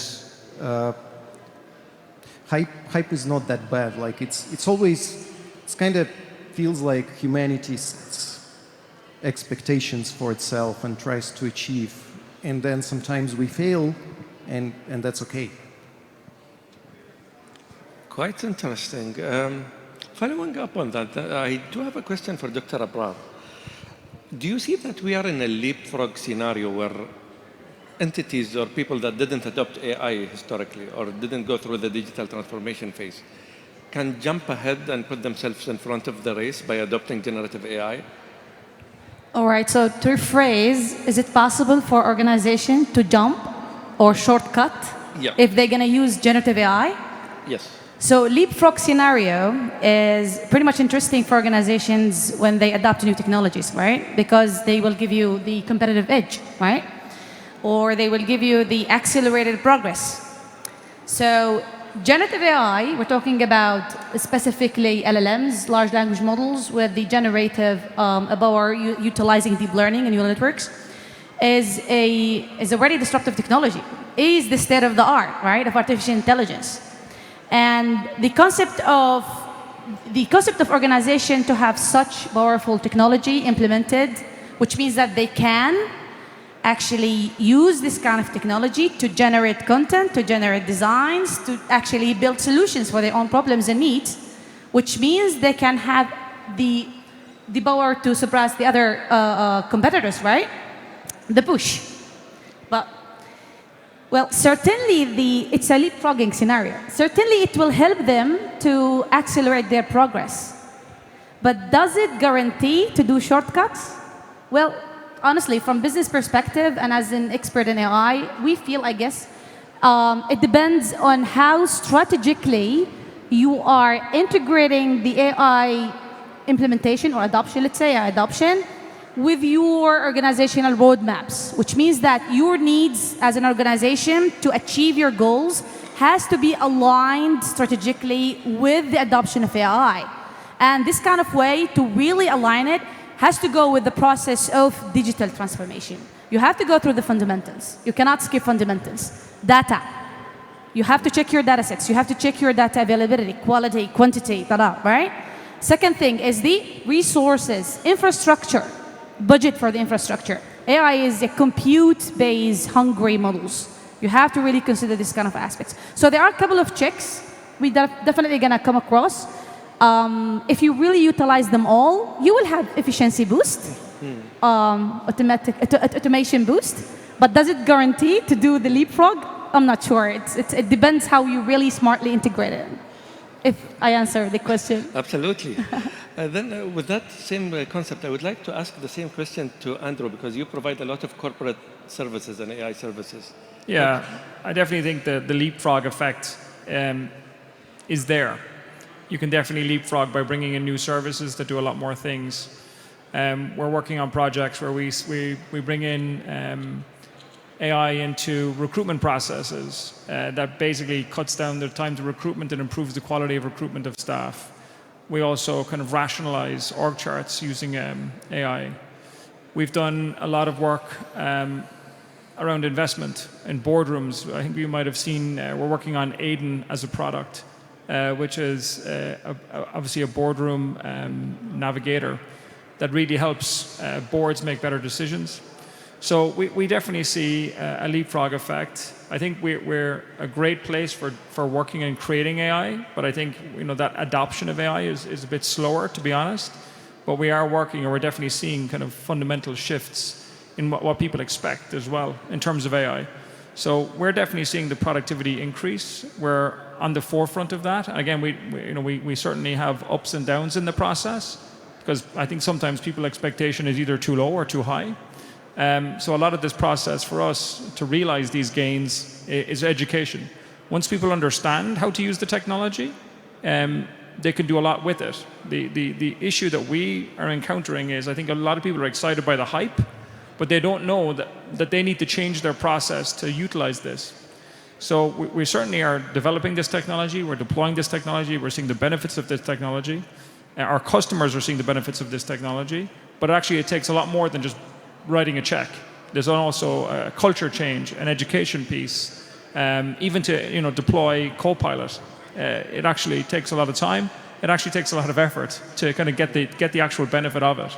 So we're very excited by all the work that we're doing, all the customers we're working with. Actually, I'm literally getting customer phone calls right now. So it's exciting times. It's super exciting times, but I think education, if I could kind of, my big point here is driving the cultural change and driving the education piece, because I think that's a key part beyond the technology creation that we're all engaged in. Educating people about what's possible, how to do things, how to leverage the technology, because I think our generation, or search generation, we are used to searching things, and people use generative AI as a search engine, which it can do, absolutely. It gives you one answer rather than 15. But at the same time, I don't feel like we're fully utilizing the technology. People use it to generate poems, generate silly things, but it comes to a business case, generate me a business case, generate me a legal contract, generate me a job description, and then also, is this a generated job description is this a generated CV that I've received? How good is this person? Do I believe everything they have on their CV? Can I do due diligence on this company? These are the kind of problems that we face every day. Is this a good investment? Yes, no. These are the kind of business problems that we work with customers on every day, and this is what we'll continue to do. And I think we'll definitely see a huge shift in the utilization of this, because I think customers are now seeing the actual benefit of this. So we're very happy. We're obviously working with Microsoft as a platform, as a partner, as an investor, and you'll see this kind of really rapidly develop as we go further. Great. Then just pushing a bit on that, if you get approached by an entity that is interested to adopt generative AI, transform their business, is there like a checklist that you like to go through, the most 3 important things that they Yeah. So like the readiness.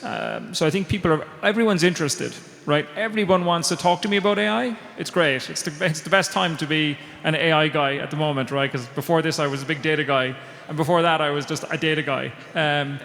So I've been here in the country, we were just talking before I came, like since 2002. So I've been around a long time. And when I came, spreadsheets and websites were like the cool the spreadsheet and website guy at the time. But I think now the checklist is really simple. Do you really have a problem that needs solving, right? Because are you just here to talk to me because your boss told me to talk to me, right? Because this is 90% of the people that come to me. Their boss or their chairman said, you've got to do AI. So they come to me and say, okay, and they want me to tell them what to do. So I get this a lot, and I'm actually honored to get those conversations. But bottom line, do you have pain? It's the same things that I've looked at when I was doing big data, when I was doing small data, when I was doing other things. Do you have actual pain that you need to solve? Do you really understand that you have a problem? What's your risk appetite? Because a lot of times people want AI to just kind of, do exactly, generative AI especially, right? Like it has to do these exact things. It cannot hallucinate. Well, maybe this is not the right solution for you. So these are the checklists that I go through. Then also, if we do a project, are you ready to absorb this into your organization? Because a lot of times we do a project, or we've had 1 or 2 projects we've started off, and then we realized that they wanted to just do an AI project, right? That's all they wanted to do an AI project. But then to roll it into their organization and make a production, they're not ready for. So these are the kind of key things that I'm interested in when I walk into an organization that has at least discussed some idea that they want to bring kind of AI into their kind of everyday operations. Thank you. Then a question for Dr. Ali. Given your experience with organizations, you're providing unique solutions, innovative solutions. There is always this expectation that generative AI could potentially make some decisions for us. How do you see that? Are we there yet? Do we need to be careful in approaching this? And how do you educate your customers? Absolutely. So again, this is coming back to your earlier question on, can it help companies leapfrog? And my answer to that would be generative AI, or let's say specifically ChatGPT, have been the fastest growing product on the planet for a reason. And that reason is really simple. It comes down to 2 points. Point number 1 is it almost diminished the barrier to entry. In the days that Andrew talks about, we needed an army of data scientists, data engineers, software developers to make any use case to a POC. But now you can open your browser and have access to one of the smartest technologies on the planet. Number 2, it is actually able to perform more complex tasks than we were able to do with previous generation technology when we started with machine learning or even with deep learning. And that brings value. Although, for example, we hear more about the ability of AI to generate text, but the way that happens is by its ability to reason. Now, this reasoning is not yet, as we heard from Luke earlier on, it's not yet at a level where we can compare it to human beings' ability to do multiple tasks with critical thinking, with high quality. Nonetheless, it's really able to do smart tasks. The way we use it, for example, at Deep Opinion is we leverage this power of reasoning to automate tasks, not necessarily to generate text, not generate contract, but for example, review and audit a contract and take that information to fill a form and so on. So at the end of the day, if that's possible or not, it's all about business understanding and challenges. Some companies would have a strategy, a vision to go about that, but some other ones would have certain pain points across different business units that they want to tackle. Part of what we do is we sit with those organizations, help them understand where to look, how to prioritize use cases, how to evaluate the impact of AI, and whether they are ready to go about it or not. And if we find a mutual benefit to them, then we recommend that they go ahead. Given the state of today's enterprise, there is always an opportunity. It's about how do you find it and how do you tackle it. So, following the same question to Victor, in the first keynote, we saw the idea that there is no AI, there is only augmented intelligence, AI that's going to support end users. In terms of decision making, is this, for example, a good contract? Is this, should we go ahead with this type of business? How do you see that shaping up? Well, I mean, I look at the current state of AI as like we hired an intern and he's great. He's learning. He's a great assistant. And now we're kind of trying to understand whether he learns quick enough, grows to actually make their own decisions, and we can go out of the loop. And in some cases, it's already there, right? I don't know if you realize, but when you unlock your phone with a face that gives the phone access to your like all kinds of data, including your bank account, and that's governed by AI decision making. A lot of decisions in financial area, like bank scoring, is already done by AI with almost no human input.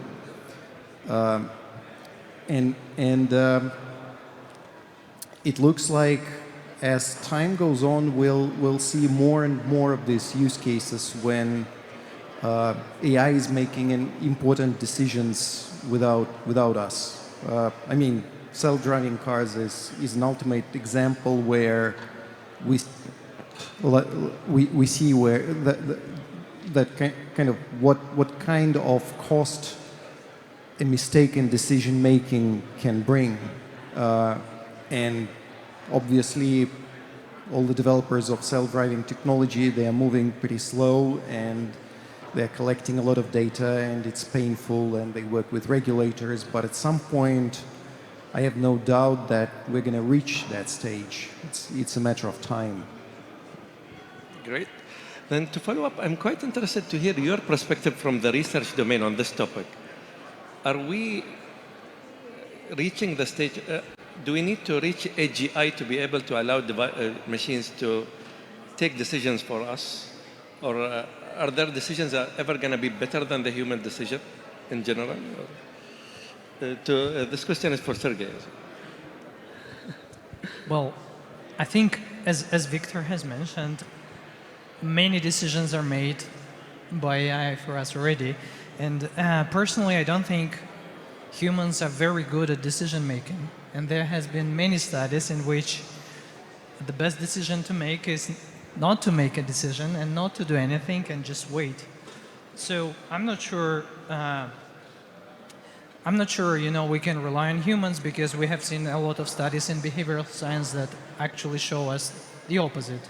Especially financial decisions, what to invest, it's better to maybe just not make them. And the more you make them, sometimes the less successful they are.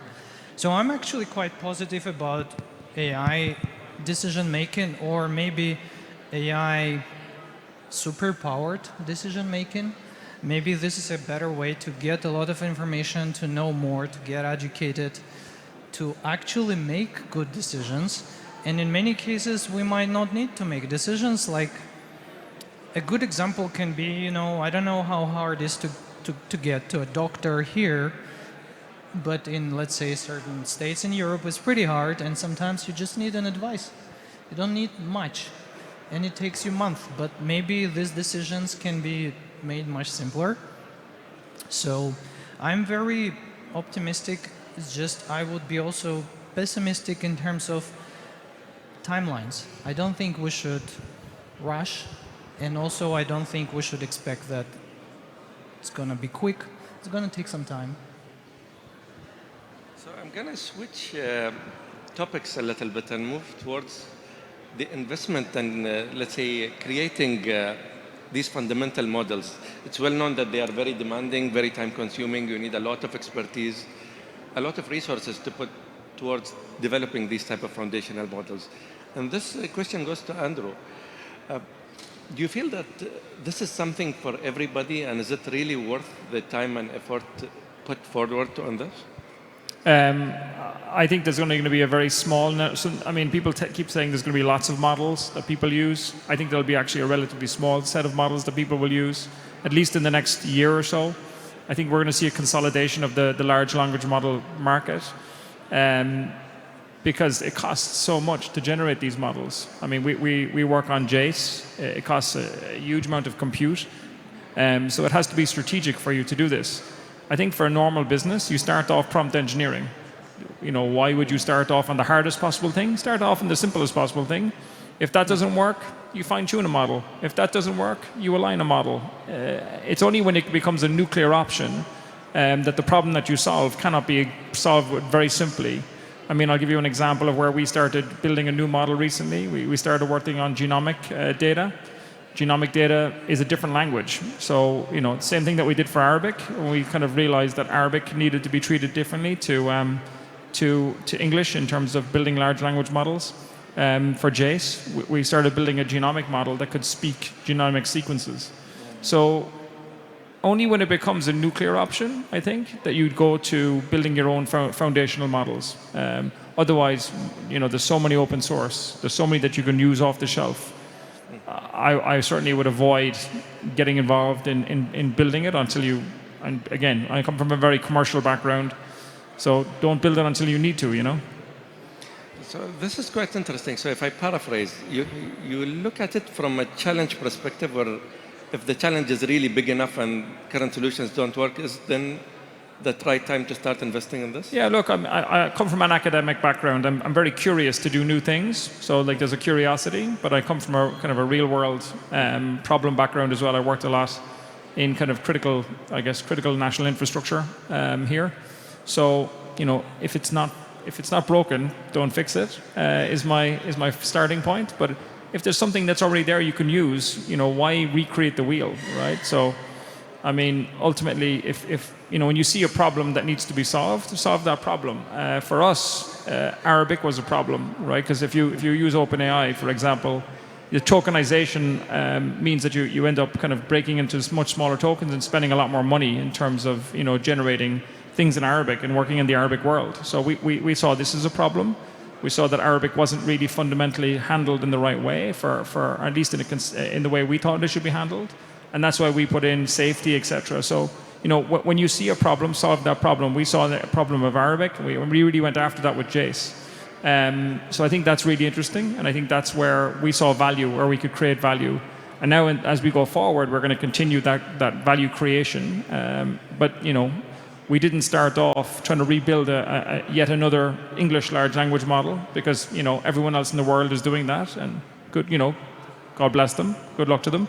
But we want to do something that's kind of solving problems that not everyone else is trying to solve.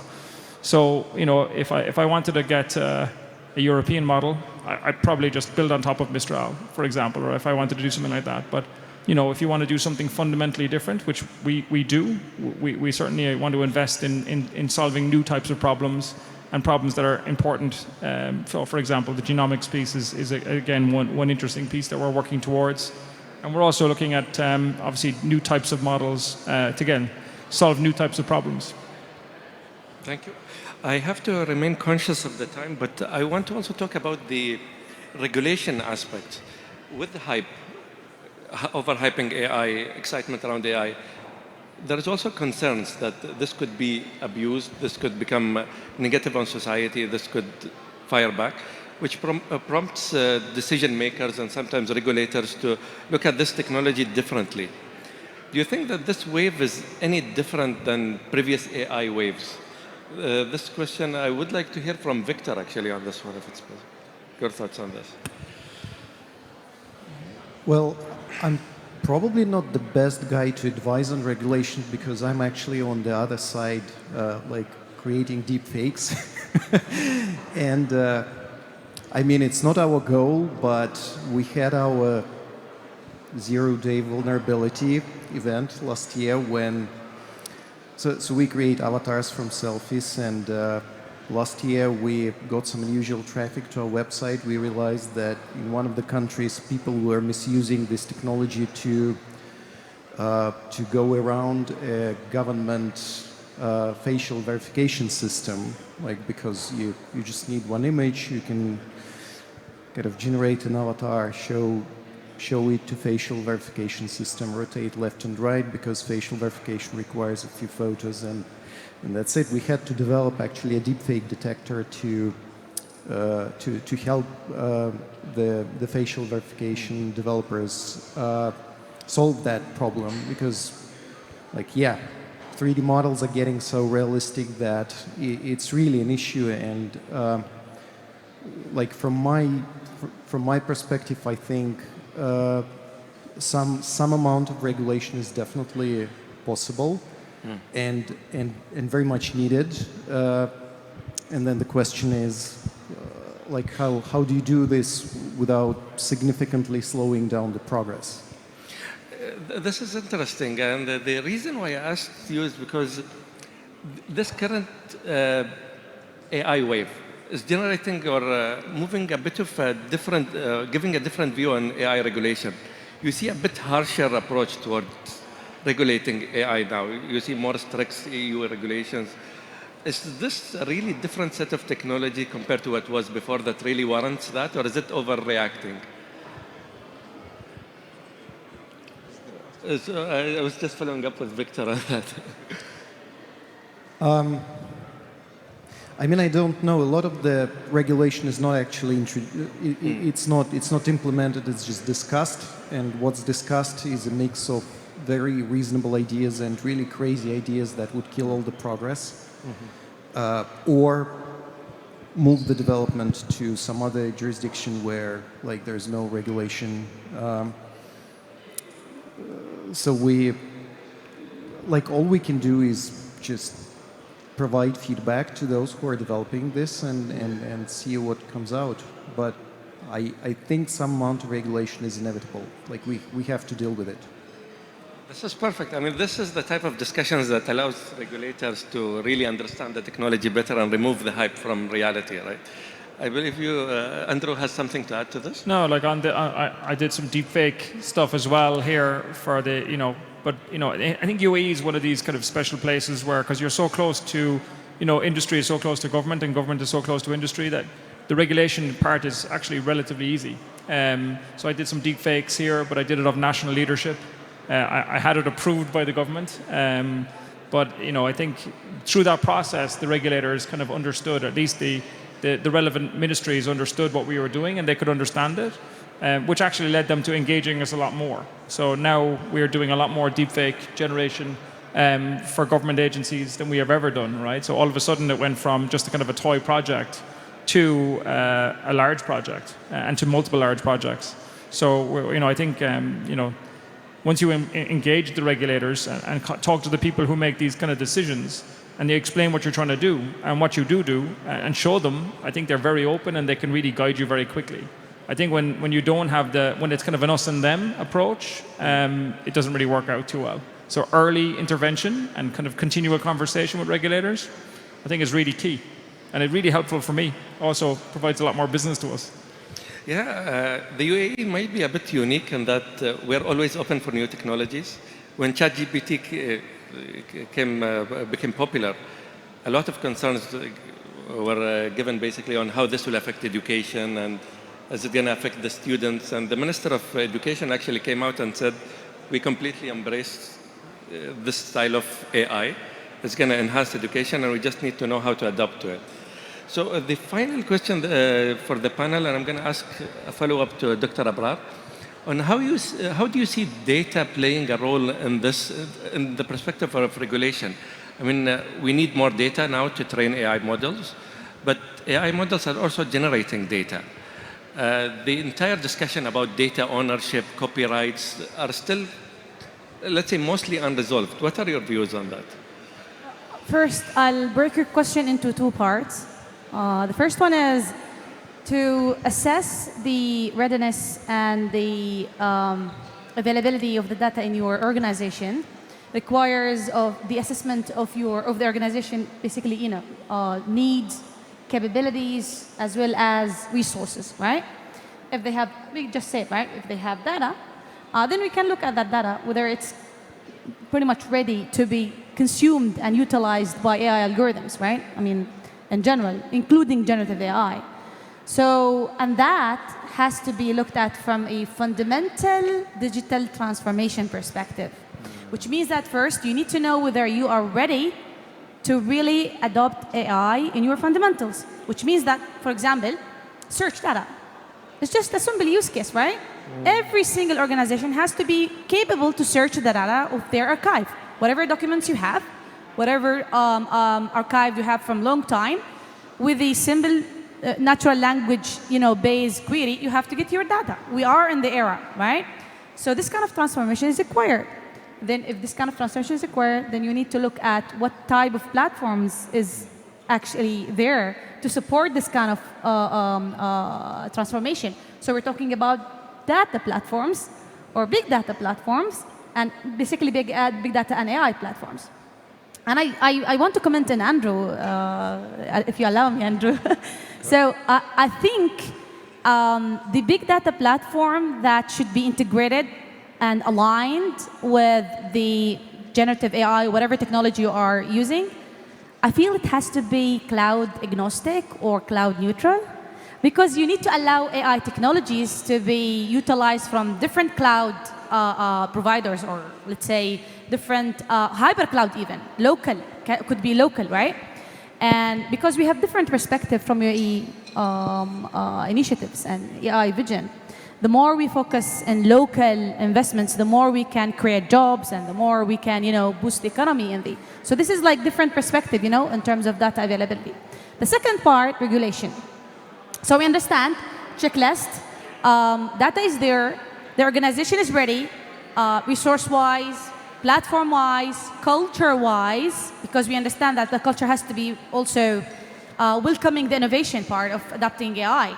Then we are looking at regulation part, right? So I'll tell you something. Everybody knows that AI has the bias and also has the privacy issues, right?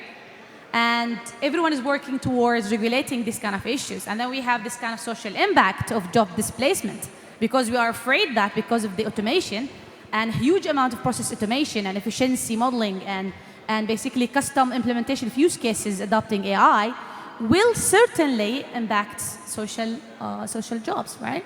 So this kind of regulations has to be actually implemented and governed by the governments, and in terms of public and private sectors, by the organizations, how much they're going to actually educate, how much they're going to develop the personnel and the skills and expertise.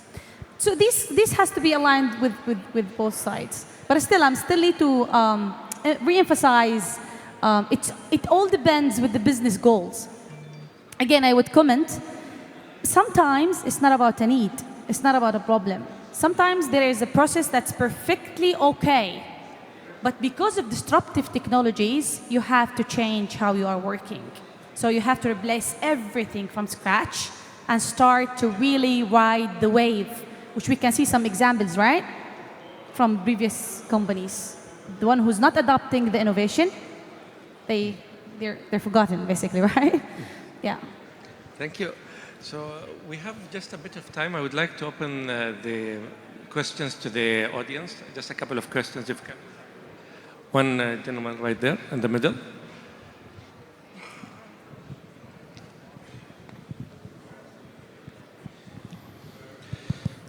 Thank you very much for a very insightful panel. And Dr. Abrar, I really agree with you on the perspective of a multi-cloud hybrid environment to support economic development. My name is Irfan Verji from IBM. My question is focused around AI governance and ethics. And I would love to understand from members of the panel, how are you managing the the ethics and governance questions that arise from generative AI within your respective organizations, and perhaps for Core 42 for your customers as well, where AI can go. We've seen issues with hallucinations. There's a prioritization of specific use cases. But if this were to become mainstream, how can we secure it for the country to really drive secure, safe development for the UAE? Yeah, sure. Let me start off with kind of, I guess, what we do on safety. I mean, the very first part of what we do is really curate the data sets that we use for training. So we don't, just randomly take from the internet. We really curate and make sure that we use the right data when we train our models. And that takes a huge amount of work. People don't really understand that 90% of our work is trying to find data and process that data. The training is the kind of cool piece that people talk about, but most of the work is actually, as in all data science, is in collecting and curating your data sets. So that's the very first piece that we put a huge amount of work into, and we don't really talk about it too much, but it's a huge part of what we've done. It's the least cool piece, but it's probably the most important piece. On top of that, then, once we've trained our model, we do a huge amount of safety training. When our first release, it was terrifying. When we did our first release of JACE, it was the most terrifying part, because you're about to release a model that speaks Arabic to the Arabic world, and in UAE. And safety, there's certain things you can and can't say here. And if it's a UAE model, you certainly don't want it to say certain things. So simple stuff like religious pieces. You can't generate Quranic verses, things like this. Then things about leadership, etc. This safety is different for different countries. So for this region, safety is very specific. For Europe, it's a different set of safety questions. For the US, it's again very different, and we've seen that in the media a lot. So ethical and safety concerns are different across the world. So what we really focused on is capturing safety for here. Now, there's certain parts that are generic for everybody, right? Like, you don't want people building bombs, you don't want people doing bad things, and getting into illegal stuff. But, the more cultural safety is a moving target, number one, and it's a moving piece that we really struggle to kind of capture at all times. Now, the other part of that is what's acceptable safety, right? What's safe enough, right? So that comes down to, again, your hallucination, how much you fine-tune, etc. But what's acceptable hallucination? We don't really have a guideline for that. Like, I don't have a standard for what's enough safety. No one's told us, hey, when you hit this level of safety, it's enough.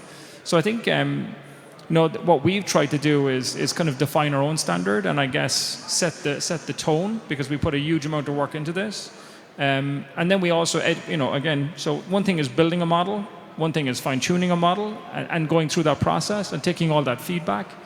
Then once you have a model and you give it to people, we get into kind of obviously, feedback, and maybe not just reinforcement, like, human in the loop feedback, but also just feedback from people using our model, right? Here's what we thought was good, here what was bad, and we've kind of, we released now last year. We've taken a huge amount of feedback from our users, and we've incorporated that systematically back into the model, into the training. So I think that's, the most practical way I can explain this to you.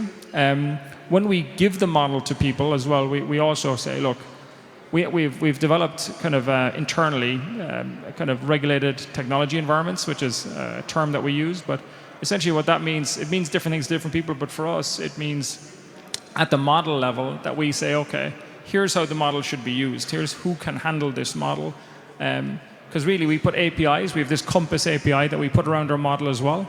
And our model and the other models that we use, that again kind of adds extra layers of safety, extra guardrails. So we don't think of safety as just in the model or the fine-tuning or in the data. We then add layers on top of this in terms of protecting the prompt engineering, etc. So we don't think it's a one-time thing. It's across every layer of what we do.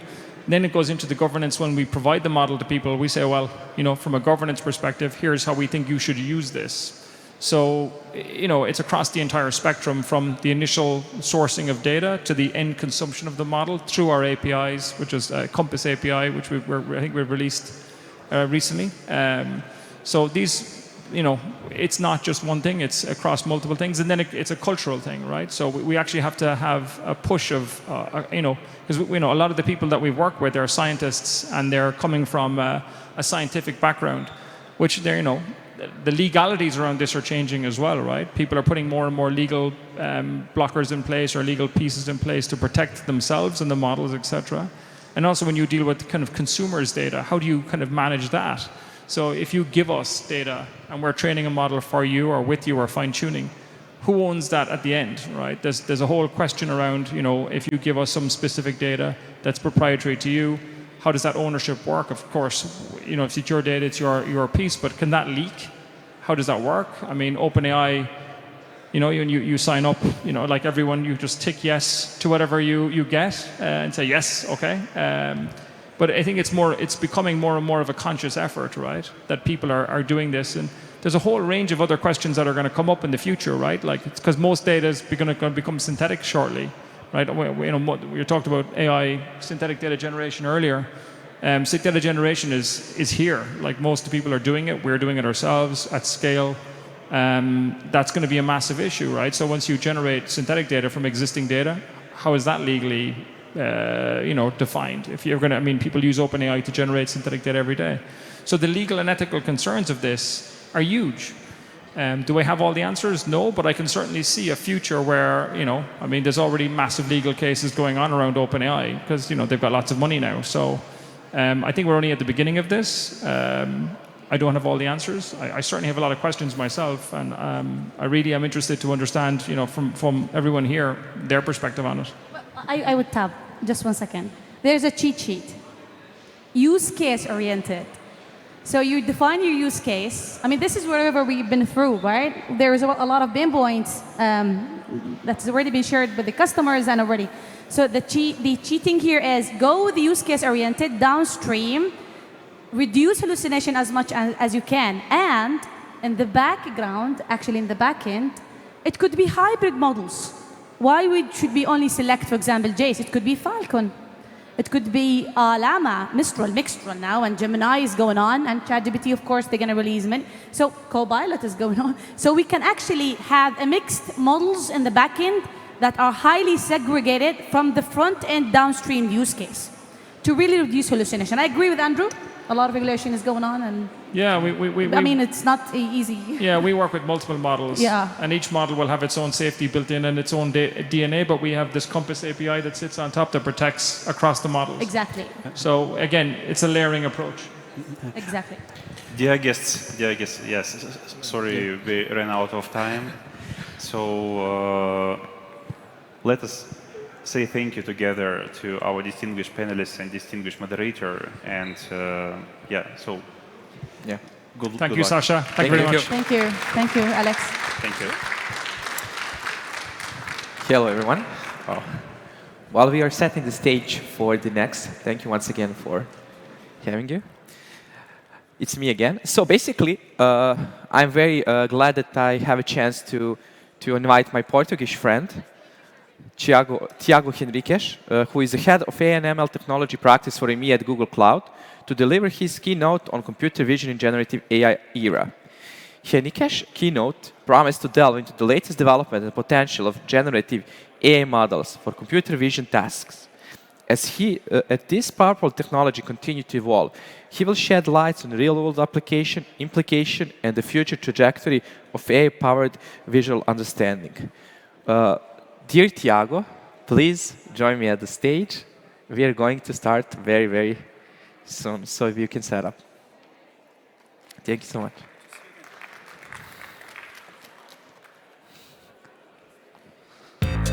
On? Yes. Can you hear me? Yes. Okay. Good morning, everyone. Pleasure to be here with you, despite the rain. I'm Tiago. I work for Google Cloud. Myself and my team, we work with a lot of different companies of different sizes to adopt AI solutions from Google Cloud, which, of course, I'll be talking about in a second. And I really enjoy, once more, the venue to be here with you. I'll just get started with something I read yesterday or this morning that we, of course, had a historic moment with the amount of rain last night and this morning. But I think I'm here to talk about another historic moment, which has been discussed in the previous sessions, which is what AI is starting to bring to us, which is just unprecedented change. In Google's mission has always been to organize world information and make it accessible, universally accessible. And for that, we've been using a large amount of innovation and AI for a long time. By that, I mean that Google has the DNA of AI in its core. And as I mentioned, every time that you use many of the products on your day-to-day lives, you probably are being used at a very large-scale AI system. Taking very simple examples before probably a lot of the Gen AI time, for a long time when you use Gmail, when you start to answer an email, it automatically starts to suggest next few words. Of course, these days, it does a lot more than that. You can say, please write me an email to my manager to ask for a travel approval to come to this conference, right? That's where we start to get those. When you use YouTube every day, the amount of recommendations for such a large-scale system is powered by AI. I will not go through every single detail you see on this slide, but I think when it comes to AI, it's quite important to remember a lot of milestones that Google, during these 25 years of using AI, has been achieved. Of course, the first one is the transformer. So many people talk about transformers these days. That's just the laying foundation component on every single large language module used these days, which has been, of course, released in open source back on the days. The story goes on and on. I think it's also important to remember other areas of domain, as for example, AlphaFold, that brings quite interesting acceleration on protein synthesis, which of course has impact in many research aspects of healthcare and cancer diseases and so on. And just to give you a slight idea of some of the components of innovation out there. Since last year, we really started to get in use to understand what AI is doing for us in our daily lives. And that really resonates to me, not just because I've been doing AI for a long time, but I see that with my family, with my kids, people just heard about many of those systems. And I just want to highlight a few things that are out of there that we take them just out of the box these days, but they are actually quite recent and leveraging a lot of quite recent innovation. The example you see here is actually available in Google Pixel phones. So you can just basically, if you have a modern device, edit your photos and do things as remove one person from that picture. That task is extremely, of course, useful for some situations, but behind the scenes, it really leverages a lot of cutting-edge innovation on AI. Another recent one that I liked is, of course, when we go into stores for shopping, it's quite easy to try a piece of clothes, see if it fits or not. If not, ask someone to bring me maybe a different size, a different color, and so on. Last year, we actually had a similar feature, because when you're shopping online, it should not be that different experience, which basically allows you, in very simple terms, with limited amount of retailers working there, if you want to try a piece of cloth, you can choose a different, virtually obviously, different body type, body size, skin color, and also pick different pieces and see how that would look like to improve the customer experience on online transaction on clothing, for example. Those are just two very recent examples. Before I will talk a little bit how you most likely be able to use many of the AI and specifically Gen AI capabilities, I think it's important to go one step back and take a look at how fast many of these innovation has been happening across the last 2 years, specifically when it comes to generative AI. With that, you probably might have heard about DeepMind. DeepMind is a very large research organization part of Google with a set of amount of breakthroughs over time on this space. You might have heard, for example, how it beats AlphaGo. AlphaGo is a game a lot more complex than chess, beat the world champion by then, but a lot of more things has been brought by these teams. And I just wanted to maybe show you a little bit first what's been launched the last 2 years in terms of research, and keep in mind, behind every single example that I'm going to show you, there is a quite interesting research paper. If you're interested, they're happy to share those. And some of those already started to be applied in different parts of Google products, but also accessible to other companies, which I'll talk later in the end. Just to give you an idea, Google overall, in terms of research, has more than 3,000 researchers and 7,000 papers published on that space. So I'll start with a simple one, but since we are here to talk about computer vision, this is a real video of a production line of a Google device, a Pixel phone if I'm not mistaken. And of course, for a while, we've been using cutting-edge technology, models that we've built that allow, for example, to detect failure in a supply chain. For example, if a chip is well soldered, if it's misplaced, with computer vision and many of those models can be detected and, of course, optimize the production line to detect those early and keep improving the costs.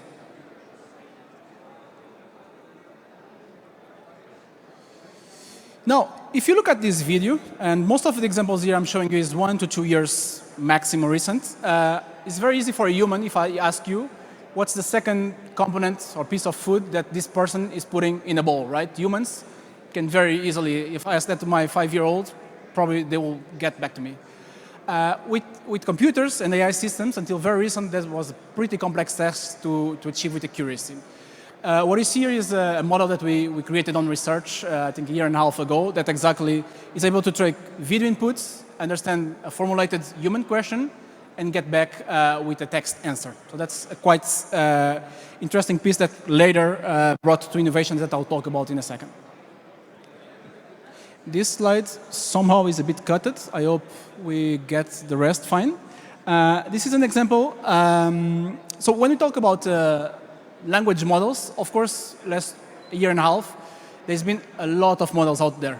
Usually larger models with more parameters, which was also mentioned in the panel that those are good for some use cases, sometimes specialized models. But if you look at specific computer vision models, those models have not evolved that fast last few years. So what you see here is an example of a model, a transformer synthesizer model, that actually tries to improve that, and of course is applied in different use cases for computer vision. What you see there on the top right is, of course, hopefully we get the slides slightly better, how the performance of humans when you look at objects, being able to identify them, describe them, versus, in this case, the VIT, which is the 22 billion model specific for computer vision that we developed recently. Another space of research that we published last year is, of course, using more advanced computer vision techniques, being able to move from static images, which, of course, we can get a lot of information, but maybe start to create 2D to 3D. What you see there is some examples of, once more, a paper that has been published with a lot of assets around that, and we are just quite recently start to bring those as solutions that either we use in our businesses or that you can also be able to use in your companies.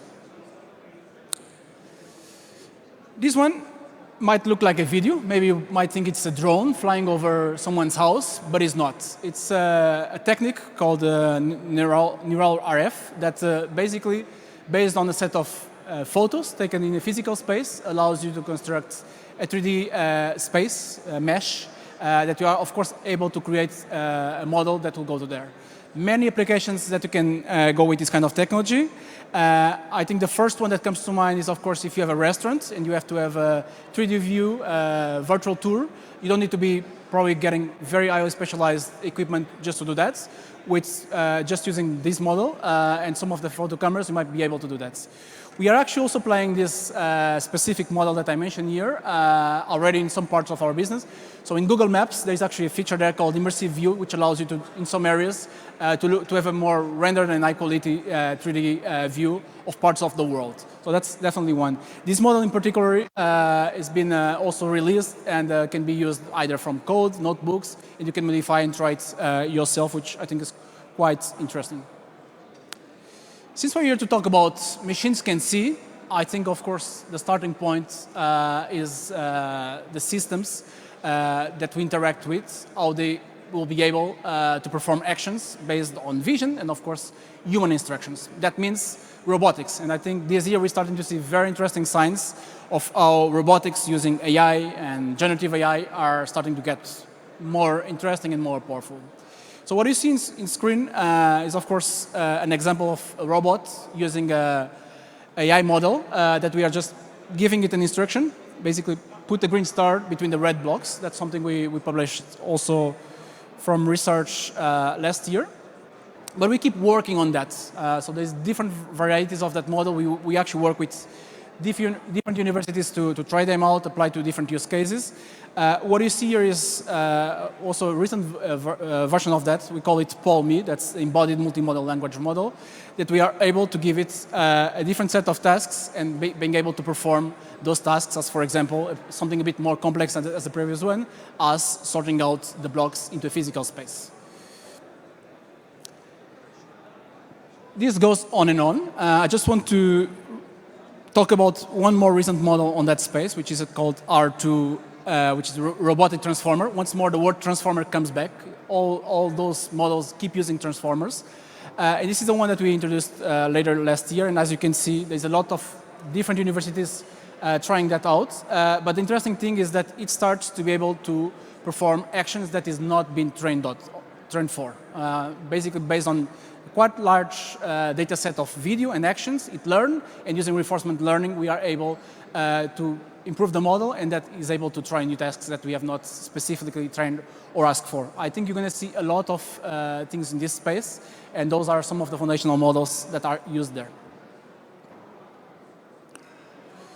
Another one that crosses a little bit robotics, but also what humans do, is of course space navigation. We as humans are quite good at navigating in spaces. We have part of our brain can very quickly, when it gets into physical space, observe that, memorize, and know how to go around. Like if I say I need to go to the back, I can kind of know what's the best path to get there.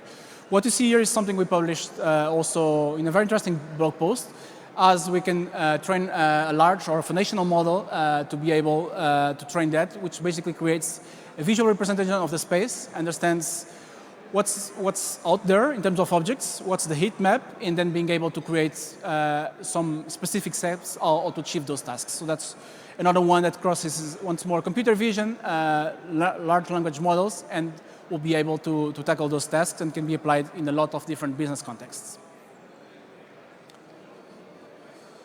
As you've seen, I just give you very, very few set of examples how we have been working extensively on this space, from research into, of course, applying it into our products or giving it accessible to other companies.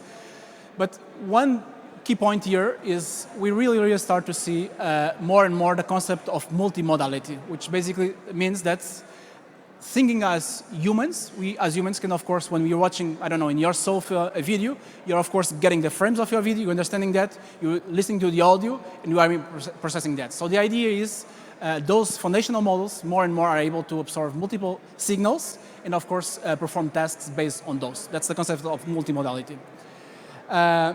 That means we can open a new broad spectrum of use cases that we are able to interact with those models, starting maybe with an image and ask, tell me about a story about those two people, for example. Or when we get a little bit into more advanced use cases, we have, for example, customers like Carrefour, famous retailer that uses a lot of those technologies to improve their supply chain and planning. And of course, that technology can also be applied to identify with more precision objects and being able to ask questions about them or out of the box understand what's out there.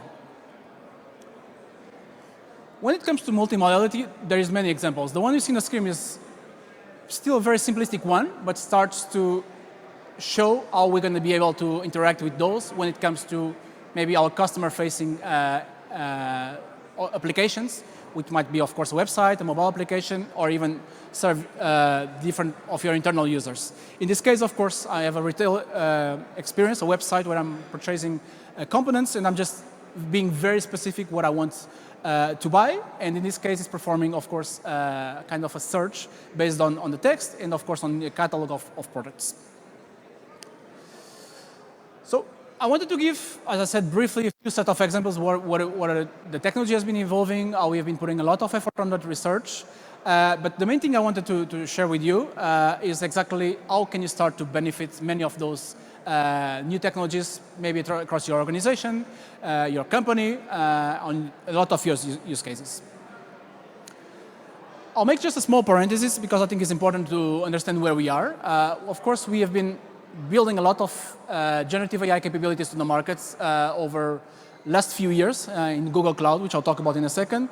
But this slide just gives you a little bit, a very small piece of how we have seen different customers in different industries adopting them. A few other ones that are not mentioned here, but just comes from mind, companies like Deutsche Bank, ING, and many other ones that really started to pilot with generative AI technologies and taking them now into production.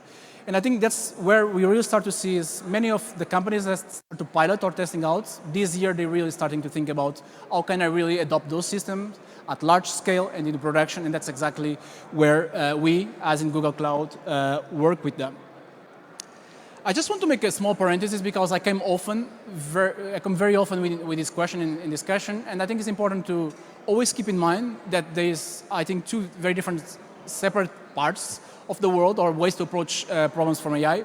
One is, of course, from a consumer, and when we are consumers, of course, I can say, I'm into Dubai with my family, what do you suggest me to visit if I have only 3 days and I'm vegetarian? And that's a pretty very good problem for a consumer. When it goes to companies and enterprises, we really look at it from different angles. And many questions asked in the previous panel were about that. So when we build systems with AI and Gen AI, we need to keep in mind that we are looking for enterprise-grade platform that allows me to deliver those use cases, thinking about with having by default things like security, compliance, and a lot of things that are just required to be out of there. As an example, being able to use prompts with the model, but making sure that those prompts are not used anywhere or to train the model or persisted, because those are your prompts that should not be used to be trained any models. So when it comes to Google Clouds, there's a pretty broad variety of services available there that you can use for your business. The main one is called Vertex AI. It's kind of the umbrella platform where you can try different AI services, including our latest Gen AI capabilities.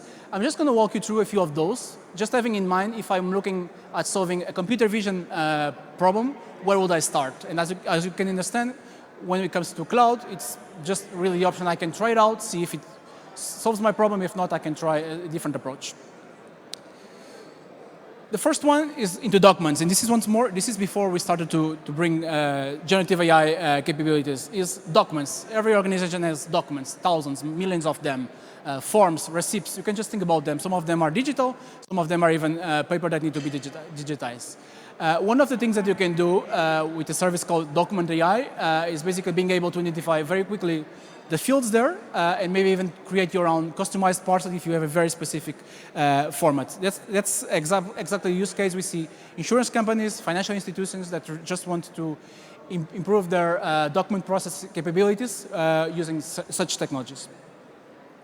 Second one might sound trivial these days, but there is an API that allows you to do computer vision related tasks. It's trained for doing a lot of things. You have some of the examples on the screen. I'll not go through all of them, but of course, sometimes you just want to look at a picture and understand if they are there or not, depending what the problem you're solving for.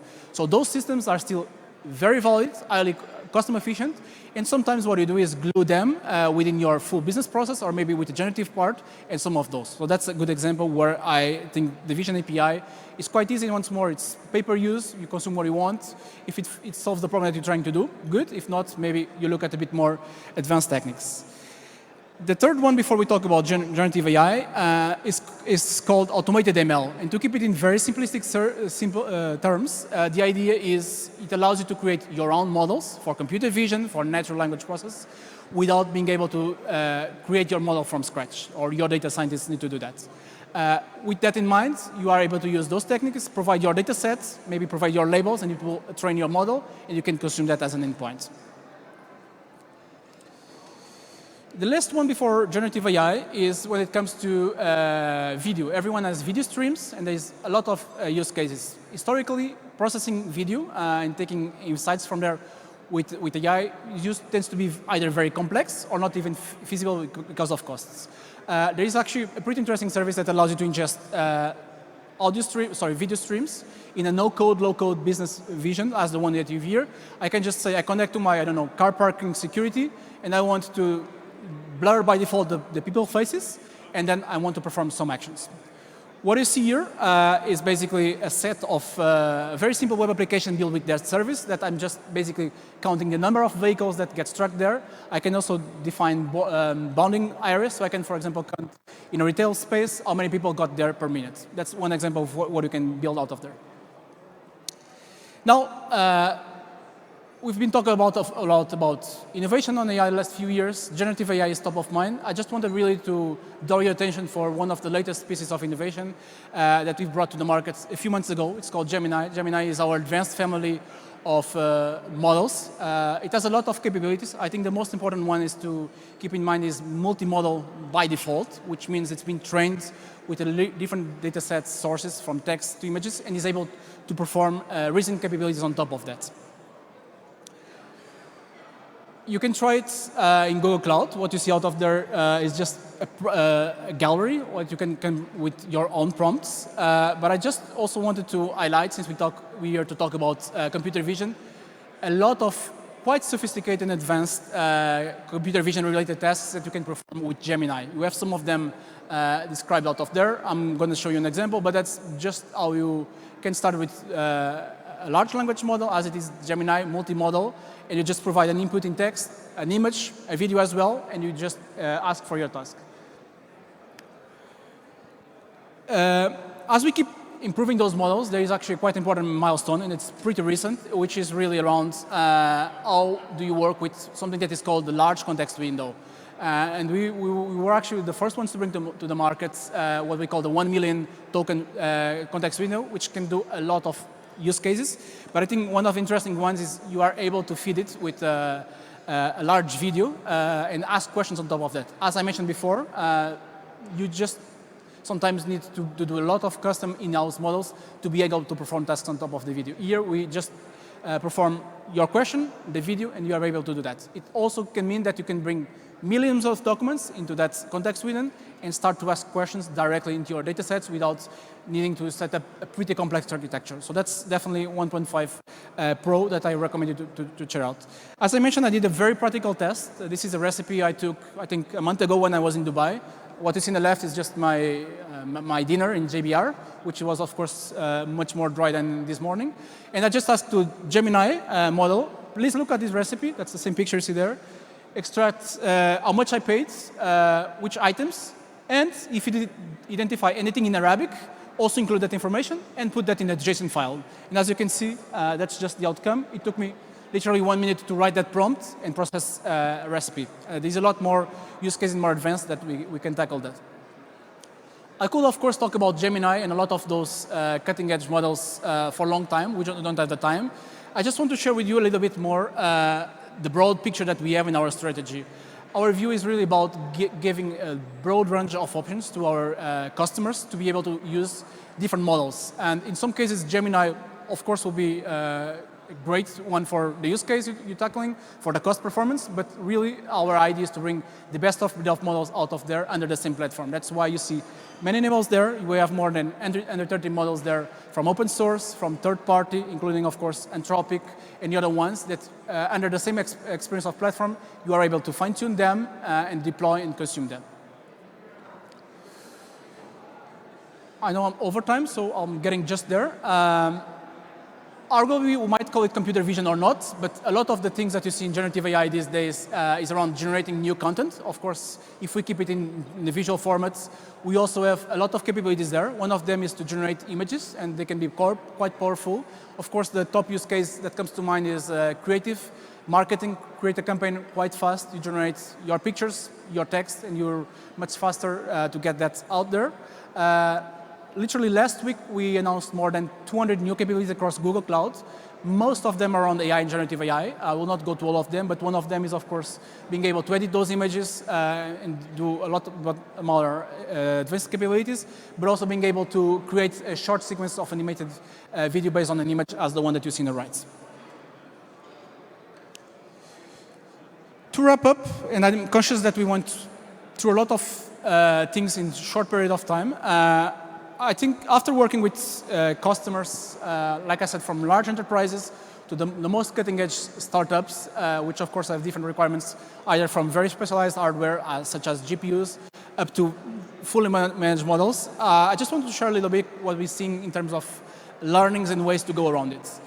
The first one is definitely not around the model. I really don't think there is the best model out of there. And if we look at the evolution of your use cases, what you need is a platform when you can tackle those use cases, the new ones that you're going to have, pick the best model for that use case, and more importantly, being able to customize that model, fine-tune it, and keep it under your governance that you expect to have in your company. So that's definitely one piece of that. Second one is extremely easy and fast and cost-effective to try out. As I showed you the example before with Gemini, you can just go to Google Console and start to interact with those models in a UI fashion, but of course with APIs and SDKs. So I really incentivize your technical teams, your business leaders to go try out, because that's just how we start to commoditize and democratize the access to many of AI capabilities in generative AI. We should never forget about data. Data remains extremely important here. It doesn't mean that you're going to have to create your own model from scratch. That's a very specific use case. But when you want to really fine-tune and improve those models to perform for your private data, your corporate data, you need to have those in place. So data management, data quality, those all need to be in place so you can feed them to those LLM models. And finally, everything that you see here is really based on, as I mentioned at the beginning, many, many years on designing, building, and operating large-scale AI systems from Google that we bring them available to enterprises and companies and organizations through the Google Cloud. So we definitely invite you to try those out. I'm going to be around the rest of the day. If you are keen to talk about anything more specific, I'm just more than happy to share and discuss with you. Thank you. Thank you, Thiago. So basically, I would like to open the round if there are some questions. I have one question. Basically, what do you think it's going to be next big thing you would like to be solved in computer vision by generative AI? Next big thing, like it's still not like it's under development. What you like to see next thing like solved in computer vision field by generative AI? Yeah, I think it's a great question. I don't think there's going to be one, and I'm not here to predict the next big thing. I've showed you a lot of things that became big things in quite short amount of time. I think those multimodals that I showed before, I think they're going to really simplify a lot of highly specialized computer vision tasks. The example I gave was very simple, yet to do that a year ago was just not feasible or cost effective. So I'll focus on there. I really start to see that bringing those models into robotics, I think that's going to be a big area of development across this year. Then I expect our models and other models keep getting even much better over time, but also a lot more specialized, which means there's a lot of techniques to distill them, uptrain them, that I think that's going to be how companies will benefit them on a short time. And then a lot of research that we keep publishing, and then very soon they become part of the product. So basically, if I just can paraphrase you think that right now we are in the field of application, what we have been developing in the last year or so, and we should try to be the most creative of what we can be right now. That's a good summary. Okay, it's a very good message to finish your talk. Thank you so much. Can we have one round of applause? Okay, there's one question here, sorry. Can we get one question here, just? Mike? Mike here? Okay. We'll have one round of applause, and after that we're going to coffee break, don't worry. I'm the one standing between you and coffee break. That's right. Don't worry. Thank you. Hello? Can you hear me? Yes. Okay. For Gemini, you mentioned 3 different things, multimodality as the beginning, but then you mentioned advanced reasoning. So is the reasoning going to happen, does that happen through the same neural network architecture, or do you have some type of symbolic or like more traditional, would you call it like programming underneath? Yeah, very good question, and I'm conscious I went quite fast on it. It's all part of the same model. You don't need to choose what you want to do. When I talk about complex reasoning is because we've been performing a lot of tasks. We actually put out a benchmark there that goes through a set of scientific to learning tasks to see how it performs. But basically, it's all about how you instruct the model. So if you say, solve me this equation, it will explain, and then you say, explain step by step how you've done. That's the kind of reasoning. And then there's a few more advanced tasks that it can do. But you don't specify that. You just use the same model. Okay. Thank you so much, Thiago, for your answer. Like I said, because we are already late, so basically you can... one more. Okay. We have... Hello. My name is Dmitry, CTO of the List. We know that there is models, multimodal models that can generate or change image in paint mode, right? For example, you can create idea for interior when you change position of your room. My question is, how do you think, how far away we're from the moment where I can take my picture of myself and ask to generate the T-shirt on me. I think that the question was just with the look of the face, how can we generate the whole body with everything? Like, yeah, to guess, yeah. Yeah, so that's a use case that I actually have seen already brands and retailers trying to tackle. So I expect it's actually feasible today. It's just you still need to cherry pick a lot of models out there and combine them and fine tune. There's not just out of the box yet there. That's why I showed how we have done that in Google.com or the part of that, but I see companies trying to do that. So I think it's getting very, very, very feasible. Okay. One round of applause for Tiago once again. Thank you. Thank you so much, Tiago. So basically, we are going to have a short coffee break because I think that we all need some energy. We are having a 15-minute break, and after that, we are going to continue with the program. Thank you so much, and see you in 12:45.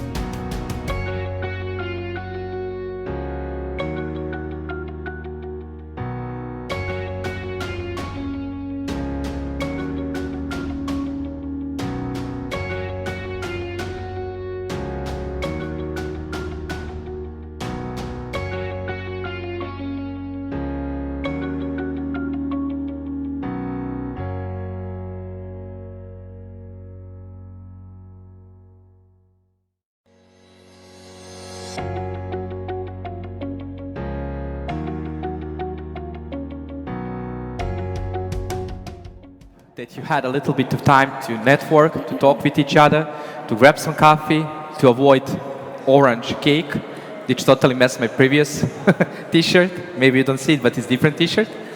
So, but as we say in Machine Can See Summit, machine can swim. So, basically, I'm very glad that I have a pleasure and I have this kind of honor to announce our next keynote, Shilpa Kolhatkar, who is Global Head of AI Nations at NVIDIA. Shilpa has been at the forefront of conversation with nations and leaders around the world, helping them accelerate their AI journeys. In a time of rapid change, first sparked by the pandemic and now propelled by the artificial intelligence, Shilpa believes we are living in an incredible era where each of us plays a role in designing the future. Today, she'll share insights on the top trend in AI and how this powerful technology is driving the twin transformation of digitalization and sustainability across the globe. Please join me in giving a warm welcome to Shilpa Kolhatkar from NVIDIA's AI Nation Initiative. One round of applause, please. Thank you. Shilpa. Thank you, everybody. And good afternoon. And really, thank you. Appreciate you all making it here despite the apocalypse that we have. And I think this is really a great summit, and thanks to the Ministry of AI and Digital and to Polynom.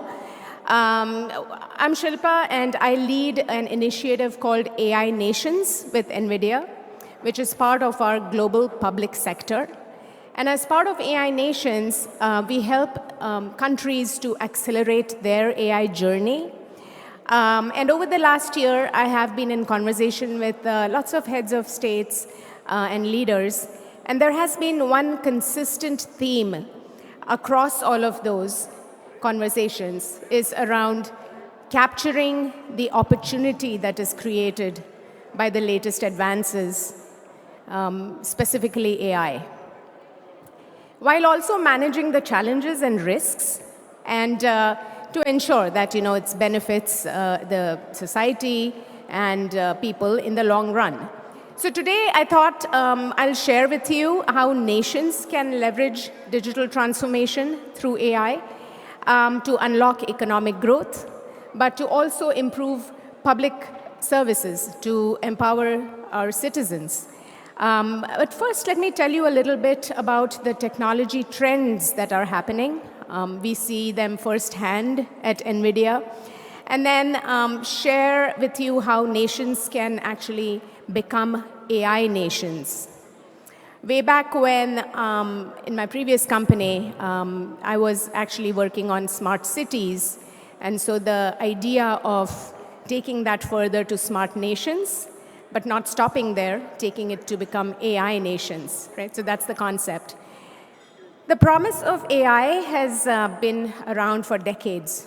As was mentioned in the first keynote, it's been around since the 1950s. And that's when it became its own discipline. But now, from a distant promise, it's really come to reality. And all of us, everyday users, are using it with our everyday tasks to write emails, possibly create this presentation. Not really.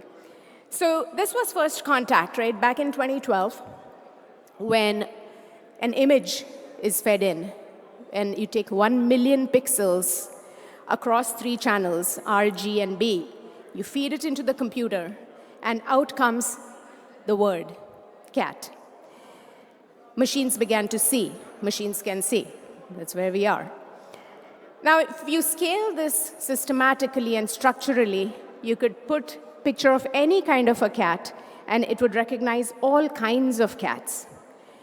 So time went on, and the technology advanced, and we made it much bigger, to a point when today you type in the word cat, and it spits out an image. It generates the 1 million pixels. So in just about a dozen years, we have basically reversed that technology, and it can do it vice versa. It recognizes a word and converts it to an image, and vice versa as well.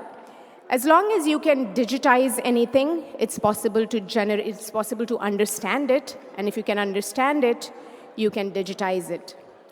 So we are not stopping just with words and images, right? Because that's not the only language. Biology and chemistry is a language too.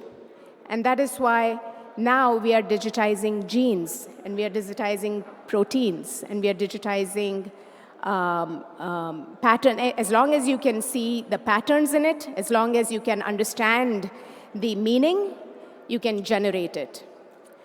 So what else would be powerful to digitize? I think without a doubt, especially based on what we have just been through in the last 24 hours, we want to digitize climate understanding, extreme weather understanding, because, ladies and gentlemen, we are all experiencing the effects of climate change. There's no denying that. And as someone famously has said before, that the greatest threat to our planet is actually the belief that someone else will save it. That's the reason why we have really focused and doubled down on learning climate, we as in the company NVIDIA, to learn the climate, to help predict extreme weather in a way that we can put people out of harm's way before disasters strike. And really, the fourth industrial revolution is characterized by a fusion, by a blending of physical and digital worlds. There's a huge application of this blending. We call it the digital twins. Huge application of digital twins for predicting extreme weather at very high resolution. That makes it very compelling. And you can now use AI for prediction, for optimization of routes, for data analytics. And hence, we can empower communities around the world to prepare and adapt to the climate change. And continuing on with the technology trends, the confluence of multiple technologies, specifically in this case, digital twins and generative AI, is really making it easy to create these virtual worlds, to create digital twins. It's almost as easy as creating a web page. And the reason why this is becoming possible now is because of these four things. What's happening is, the first one is about standardization. Pixar invented the Universal Scene Descriptor, which is an open source protocol. And it gives users a way to describe, to define the virtual world. So that was around standardization. And just like HTML is for the internet, USD is for metaverse, right? Now, secondly, with the recent advancement in data center GPU computing, we now have the ability to leverage graphics supercomputers in the cloud, running simulations that are too large and too compute intensive for traditional computers. Next, a technology called ray tracing, real-time 3D rendering, is now possible, so that the images that are generated are not just pretty nice-looking pictures, but they are physically accurate. They are physically accurate simulation of how light interacts with matter. And lastly, the ability to generate synthetic data. It all comes together where the creative process is turbocharged by AI. So as a result of that, these technology trends, let's now look at how nations can harness these technologies, can harness AI, and use it for national transformation. Well, in a number of ways it can. On this chart, you can see that on the bottom of the chart, there are a lot of outcomes.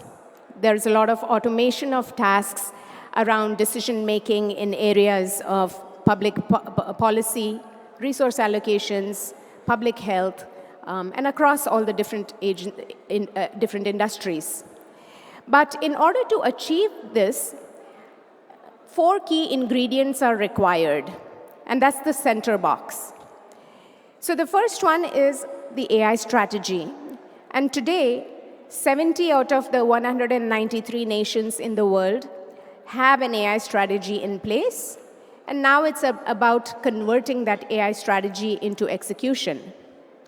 The second box is around having a policy and a regulatory framework, again, very important. And the last two things, the ecosystem and infrastructure, is absolutely essential. You absolutely need an ecosystem of developers, of startups, of researchers who can innovate. And for all of that creation, for that innovation to happen, you need a special kind of infrastructure, what we call the AI factory. So this heart of all of this AI is this compute infrastructure, which is specialized hardware. It's different than the IT hardware, IT architecture that we've seen for 30 plus years. And this is not just the hardware, but hardware plus software that lets you design the AI. And honestly, before 2018, I joined NVIDIA in 2018. Before that, I had never stepped foot in a data center. But now I have. And data centers are operated in different ways to maximize energy consumption and performance. But it only becomes exciting to stand in there when you really understand what's in front of you, because these are indeed new engines of economic growth. These are new factories, AI factories. Raw material goes in, which is data. Data is the raw material, and intelligence comes out. In this case, tokens. So AI supercomputers are really time machines because, as I mentioned earlier, it's now possible to simulate the virtual worlds where you can actually visualize the laws of nature. You can reconstruct and predict and visualize, making it possible to look forward in time. And when instructed, it can solve problems which would have otherwise taken days or maybe even months. So it's speeding up the discovery of new vaccines, for example. It's virtually designing cities and factories, helping us understand the climate change and informing our policies to combat it. And it has been my role at NVIDIA to engage with nations worldwide to help them with their AI compute infrastructure. Now look at it this way. To produce agriculture, you need farms. To produce electricity, you need power plants. So to get a nation on the path of digitization, you need connectivity, you need internet. And so logically, to get the nation into a path of AI and sovereign AI, you need AI factories. And sovereign AI is just that. It is AI that is produced domestically based on your local language, culture, codifying the nation's context. So what's the call of the hour for every nation? I truly believe is these three things. First, it's upskilling. Second, it is about the thriving AI ecosystem, entrepreneurship. And lastly, it's about research and innovation. So upskilling is not just about training students and graduates and undergraduates. It's more than that. It's also for folks currently in the workforce. And there's been reports which say that roughly every 30 days, 1% of the jobs disappear because of innovation. But despite this number, the number of jobs exceeds the number of people looking for work. So it's a pretty normal cycle. In fact, 30% of all jobs that existed 25 years ago do not even exist today. The nature of jobs has changed. So it's a pretty normal cycle, and work will evolve, and schools and education and training must evolve too, right? AI is reallocating work. And that's why a joint focus from government, industry, and academia is needed to enable this widespread upskilling. Next is AI startups, a very important pillar. They're the breeding ground of groundbreaking ideas. And by fostering a supporting environment for entrepreneurs, a nation can really encourage the creation of innovative local solutions for local challenges. And lastly, it's about research, investing in research at universities, at private research labs. A nation can contribute to the development of AI. And this is what has enabled breakthroughs right from back when deep learning started with CNNs, then with recurrent neural networks to transformers, and now to vision transformers, is a result of this research. Now, the question that AI has prompted globally is around safety. And safety is something that has to be designed in and built into AI. And hence, the focus from NVIDIA, my company, has also been around developing tools that developers can use to build a trustworthy AI. And it's open source. It also works with industry, with OpenAI ChatGPT, for example. And it really helps to protect, to ensure that the large language models comply with regulations, to ensure that they're improving the accuracy and the reliability of LLMs. And hence, making sure that everybody has access to these tools and knows how to use these tools is very essential. Not everybody can be a mathematician and an algorithms writer and a data scientist. In the upskilling journey, it is important to focus on making sure everybody has access. There's democratization of knowledge and education around using AI as a tool. Because the full potential of AI cannot really be achieved until everyone has access, right? And this is the reason why my call to action today is really for all the developers or any developers that you know of, any AI startup entrepreneurs that you know, please encourage you all to join the NVIDIA Developer Program. And as a result of this, the developers get early access to a lot of our new products and feature sets, and also get access to our training through a program we call Deep Learning Institute, DLI, and as well as invitations to some of our exclusive events. That's our commitment to the democratization of AI, and we would love for all of you to be together in this journey, because we all have a shared future. It's truly, I believe that that's a shared future, and it's a great time to be alive, honestly, with all the innovation that's happening, and for us to be part of shaping that. Personally, I am more excited to be in the driver's seat of all of this, and I hope the same for you. Thank you very much. Thank you, Shilpa. So before I give, please, you can stay here as well. So before I give the time for question from the public, I would like to ask you one question, which can be a little bit provocative, maybe, so we can spark the diffusion. So basically, talk about the savings and climate changes. So basically, what is your standpoint? What is the influence of NVIDIA, like race, for AI development, and how can it influence in a negative way the global warming? Yeah. Yeah, a couple of ways. So we are looking at it from the scientific way, where we are actually developing a digital twin of the planet Earth. It's called Earth 2. And this gives the ability for scientists, climate scientists, as well as just other domain experts, maybe it's agriculture, maybe it's maritime industry. It gives them this as a tool to make decisions based on how they are going to use those weather forecasts and predictions more accurately. For example, last year, India faced a very severe monsoon, an untimely monsoon, which wiped out the majority percentage of the rice crop.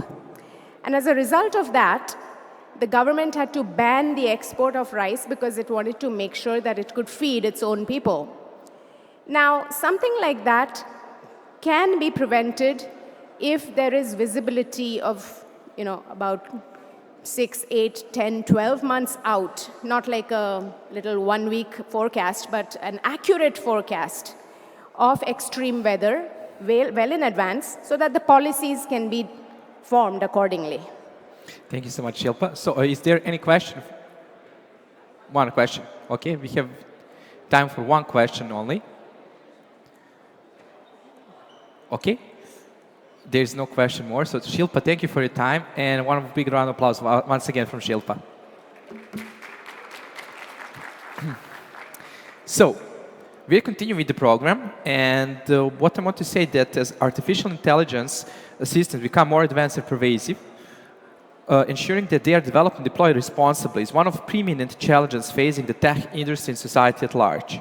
It is my great honor to have with us today a true pioneer and leading voice in the field of ethical AI, Heather Domen, global leader for Responsible AI Initiative at IBM, Associate Director, Notre Dame IBM Tech Ethics Lab, as well as World Economic Forum Fellow. In her keynote today, she will share invaluable insight on why ethical AI is both a moral and business imperative for organization. Dr. Domen will illustrate these principles through real-world examples and applications. So please join me in welcoming Heather to the stage. Thank you so much.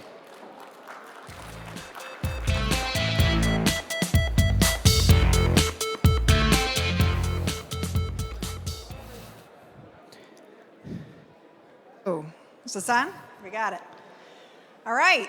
Well, it's great to be here with you all. And I'm excited to share a little bit with you about responsible AI.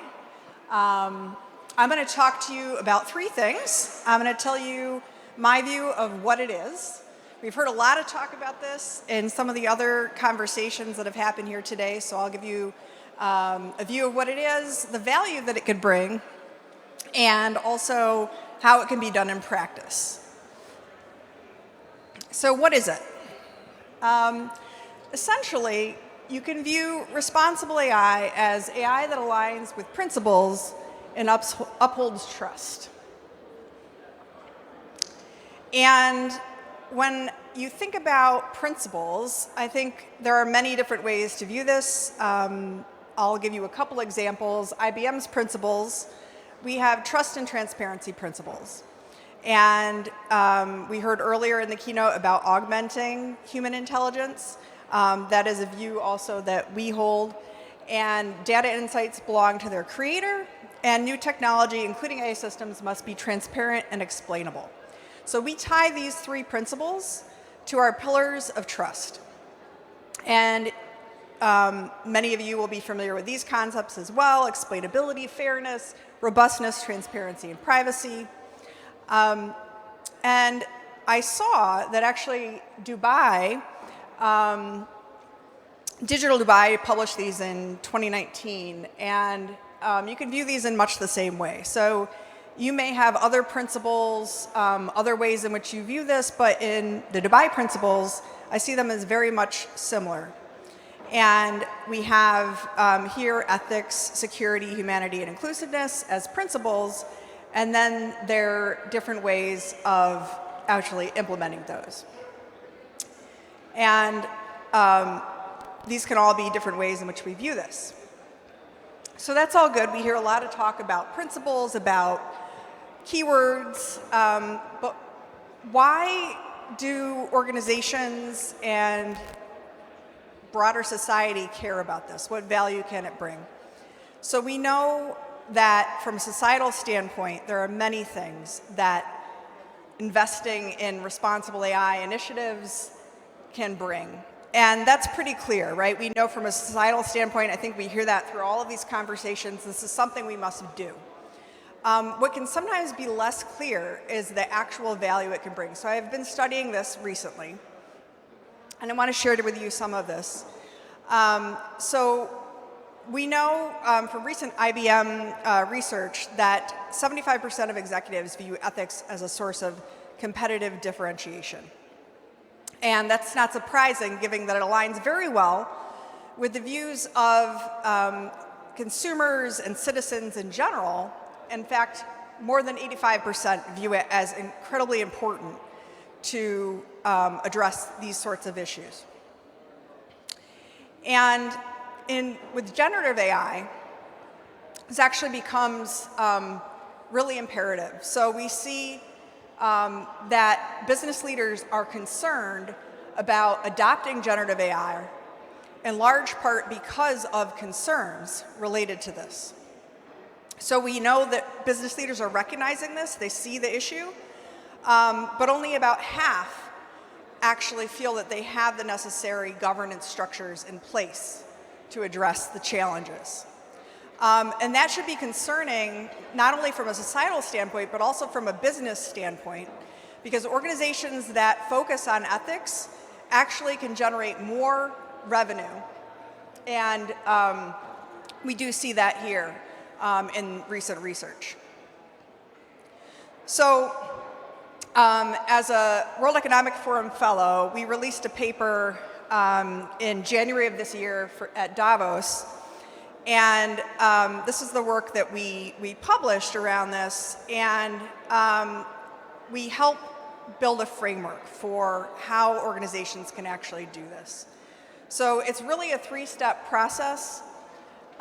When you identify your use case, and there are many different use cases. We provide a table with some examples. I think we heard earlier also that a lot of organizations are looking for different ways and how they can explore use cases.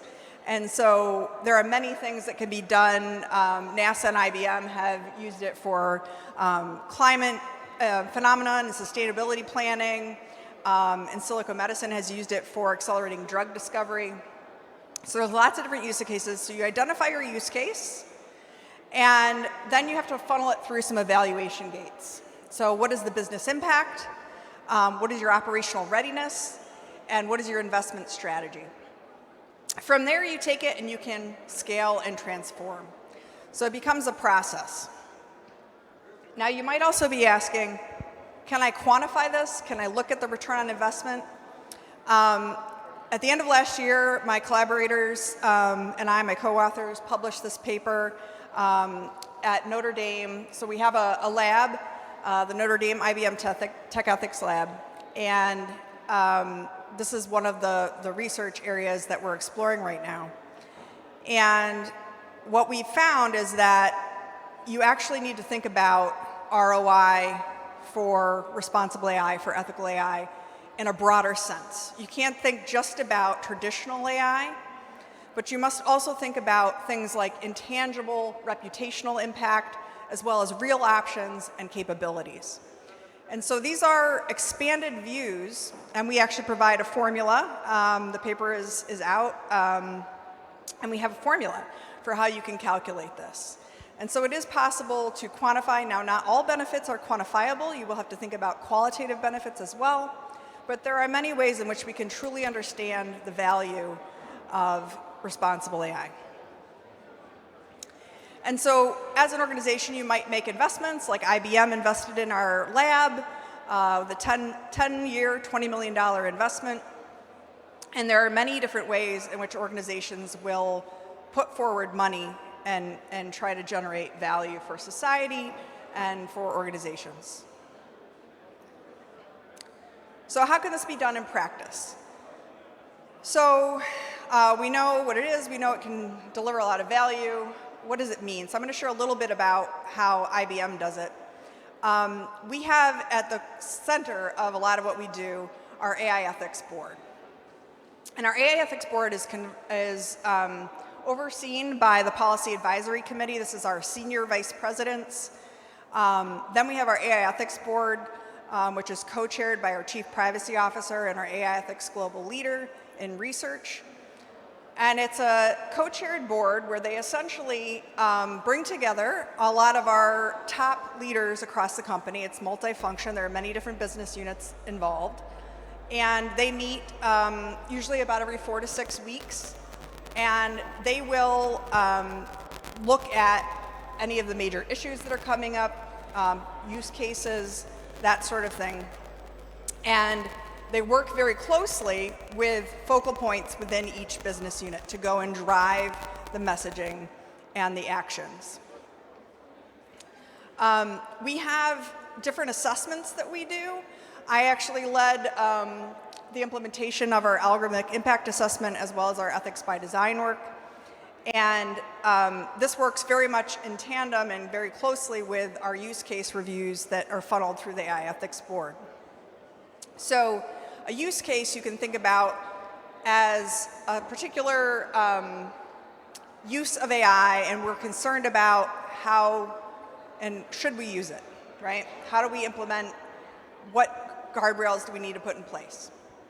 And so we have those sort of reviews that can go up to the ethics board. They don't always go there. Sometimes they kind of stay at the focal point level where they're just in the business unit and they can solve that. But some cases actually do need to be raised up to our ethics board. Our impact assessments are more operational in nature. They're going to be looking at, are we actually complying with legal requirements, with our corporate policies, and they're more, they're done on a very regular cadence. The ethics by design work is our methodology that we provide for developers and data scientists. So it's the way in which we design and build our AI systems. And so all of those things are reinforced together. And you can imagine that coordinating this, it's quite the effort. We have, in fact, an entire network of teams that work together on the legal aspects. We have a privacy and AI management system which tracks for each AI system who is the owner. How have they performed against the different assessments that I just talked about. And then we have an inventory of our AI systems. So we want to know, are we tracking all of these different systems? So this is part of our overall ecosystem of work that we do. And now I'm going to give you an example that I recently thought of. So I was recently asked if a magazine could do a business profile on me. They wanted some photographs. And so I said, well, I was just about to fly out of town, and I didn't have much time, so I naturally thought about, how about an AI headshot generator? This might be a good use of my time, effort. It would be easy. So probably you're familiar with headshot generators. Basically, the concept is you input some data, a little bit about yourself. So you're going to have your gender, your age, and some basic information, as well as you have to upload your images, your own personal images. And then goes into the system and gives you your AI-generated headshots. Pretty simple. Well, as I was doing this, I started to think, wow, this is a really good example for the talk. So basically, I inputted a few images of myself, pretty, not so great selfies, different shots with other people in it, and generated AI headshots, AI-generated headshots. It gave me about 100 headshots in 1 hour. And it was simple, it was easy. But as I was going through this, I realized there are a number of things that we would need to do to help make sure that we had responsible AI practices. So from the outset, and in fact, going to the competitive differentiation piece, the reason that I actually chose the company that I did was because, in fact, I could tell that they had put a lot of thought into their privacy aspects, that they were promising me that they were not going to resell my data. In fact, I paid more for this company because, in fact, that was actually a selling point, because they said, well, if we charge you money, we don't have to resell your data, right? Because that could be a business model for some of these companies. So they were very transparent about their policies, about what they were going to do with my data, and they did collect enough information to produce good, high-quality images. And so when I looked into these models a little bit, many of them, while they're proprietary models, are based on Stable Diffusion. And Stable Diffusion has safety filters which are pretty easy to bypass. So you're probably going to want to be thinking about, what additional safety filters do I need to actually put on this model? And the fact that they were collecting demographic information about me was a good sign, because this is actually needed for bias testing. And in many cases, we know that these companies are actually using different models depending on your gender, racial, ethnic groups, things like that. And so all of that can help produce, in this case, much higher quality images. And obviously, when we get to the point of outputting the data, we want to make sure that we're in fact limiting how it's going to be used from that point, and then following up with deleting the data if they promise to delete it, and decommissioning where appropriate. So that's one example. Now, we do need to think a little bit more broadly here beyond just those few practices. In reality, you can think about it more generally across three broad areas of people, processes, and products or tools. So there are a lot of different things here, many different bullets, and it's a journey. You don't have to tackle all of these at once, but they are, in fact, all very important pieces of the puzzle. And for an AI headshot generator company, one of the big ones might be labeling. So you want to label images, and I saw on this company's website they had labeled AI generated below the photos. And that was a good sign. They were aware of this labeling and transparency aspect. And then we can think a little bit about upskilling. Is this going to take away the job of a photographer, right? So people get concerned about that. So I actually took these AI generated headshots to my photographer, and I showed her my favorite photos. And we used that during the photo shoot to help guide the photos that we took. So she said, show me, what did you like about the pose? What did you like about your facial expression? And we referred back to them. And in fact, the one labeled there AI generated was AI generated. And then this one here was one that my photographer took. And it was inspired by the AI generated one. And we actually found it quite useful and quite helpful in the process. And the more we thought about it, there were actually potentially she was thinking, even expanded value that photographers could use to offer to their clients.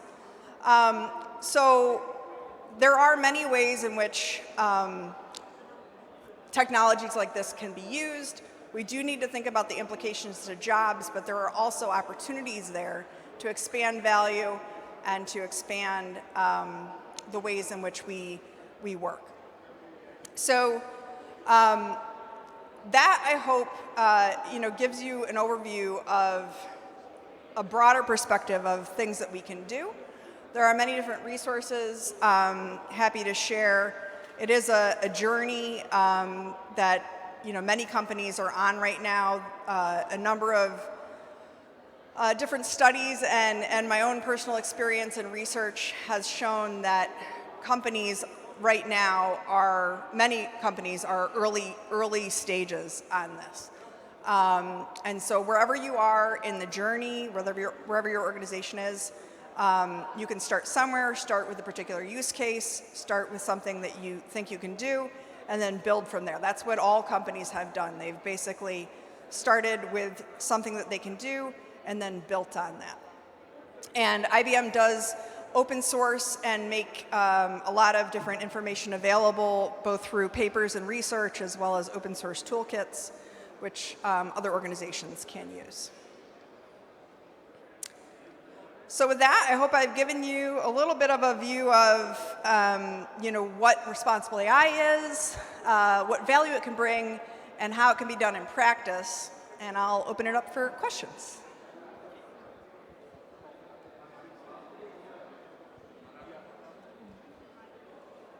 Okay. One round of applause first, please. Thank you so much. Well, first of all, before I give the room for the public also to and attendees to ask a question, I would like to ask you, what is your view? Basically, we are talking about ethical consequences, but one of the ethical consequences as well is to preserve the culture and tradition, not only of one language, but more language. So what is your stand on developing LLM for non-English countries? Yeah, so I think it's important, and it's one of the major issues that we have right now is that if you're not training on actual data from that culture, from that particular language, you're going to miss a lot of the intricacies and a lot of the nuances. And so I know that this is, by many people, right now in the research community, a focus area of how do we build up the data and the models for that, and I think it's incredibly important, and I expect we'll see a lot more of that. Okay, thank you. Do we have some question? Okay, just please present yourself and ask a question. Hello, dear Heather. Thank you very much for your speech. My name is Maria, and I'm building the product called Neuroframe, a game that allows to figure out how a decision maker functions in real work circumstance. Because we all know how to look nice during tests, during job interview, and this game allows to see the real patterns, soft skill patterns that a person is going to use during actual work. So my question is, first of all, big respect to you. I've been working on corporate culture. I know how much work it requires to build the whole system, to motivate, to engage those C-level executives to participate. How do you actually work on alignments? How do you talk to your fellow colleagues, to top managers, to really get them inspired to implement those complicated concepts, ethical concepts? And how do you choose people in your team, which tools you're using? Thank you. Yeah, thank you for the question. Yeah, so I think that each area of the business now, in a company like IBM, each business unit is almost like a different company, right? It's very, very different depending on where you go. And each executive, each area of the business has unique concerns. And so it's interesting. It's almost like what we talked about with AI use cases. You're almost going, what is your pain point? What are the issues that you're trying to solve? And you know, trying to understand that, trying to work with them, it becomes a partnership. They're going to have some stake in the game. But yeah, I mean, that's one of the reasons why I have felt so much passion around researching the value aspect of this, because it becomes part of the communication of, yes, there is actual value to this as well. Because I think people do get it just from a heart perspective, from a general perspective about the value from a societal standpoint. What they're less clear on is, look, I have a budget that I have to manage, and I have to decide where I'm going to invest. So, yeah. Okay, thank you. Alan? Quick question. Yeah. Given the progress that you've seen so far on responsible AI, do you foresee a world where responsible AI is a solved problem or almost solved problem? Yeah, so what I'm seeing, so when I think, part of my PhD research, I was looking at ethics and normative ethics in particular. And I do think that from a normative ethics standpoint, so we saw in about the 2018 timeframe, 2019, a lot of focus on principles, and over the discourse that happened around that, we saw a lot of alignment and agreement around normative ethics in this space, and we're continuing to see that. And I think that through forums like this and through other discussions that we have, that one thing I'm hearing, even in conferences that are not just about responsible AI or about the ethical aspects, a consistent level of awareness about the importance of it. And so I do expect that, especially for any competitive company, this will just be a basic aspect of what you do. Yeah. Okay. Do we have any other questions? Okay, I have one. Maybe I would want to put you a little bit on the spot right now. So basically, while I was coming here to the conference, I just saw like one article on TikTok regarding the CEO of BlackRock, who was like he had a meltdown on the meeting because of ESG initiatives, which basically make them to lose a lot of money, like almost in billions money. So my question is, from your standpoint, what would be one practical advice how to navigate between business model and ESG, having both in mind is a very important part of the organization? Yeah. So I think, so a business model and an ESG, I think that they, you have to look at where they intersect a little bit too, and that's why I do like to look at the value research. It's not always clear. That's the challenge, I think, for many business leaders. And to be fair to people who are out there trying to make decisions, you can't always know. You're going to have to take some gambles. And so while I wish it was a clear answer of, this is an easy thing to tie, like anything, many of you out here are probably entrepreneurs, or you'll take some risks and try to do the right thing or try to do what you think is right. But okay, and to follow up to this question is, we all know that ethical AI is very important. I think that organizations become very, very aware in responsible AI as a concept. But basically, what will be the first step for an organization which says, not only to look at the intersection, but what will be the first step for someone who would like to implement responsible AI principles in their development? During development. Yeah, so, I think we found it was really important to have, so our AI ethics board was actually critical to this in terms of giving enough,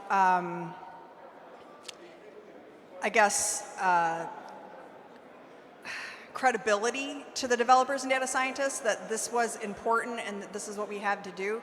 So I think there's been a lot of criticism about the importance of principles and written documentation policies, methodologies. But I found that in practice they are fundamental. So if I was to start somewhere, I actually would look at how to tie my principles down to a developer level. So that's what we did. We had our Ethics by Design playbook, which is essentially our methodology for developers and data scientists. And that was a core enabler from the start to go have the conversations, to go start the actual practice. So you can start with things like policies and things to enable the conversations. This is excellent advice, I suppose, because people do realize, sometimes don't realize that it's totally different to have ethical AI, responsible AI principle for users, but as well as developers. It's not the same thing. So thank you for your valuable insight regarding for this. So can we get one more? Okay, we have questions right now. Okay, I think we sparkled discussion. So here, okay.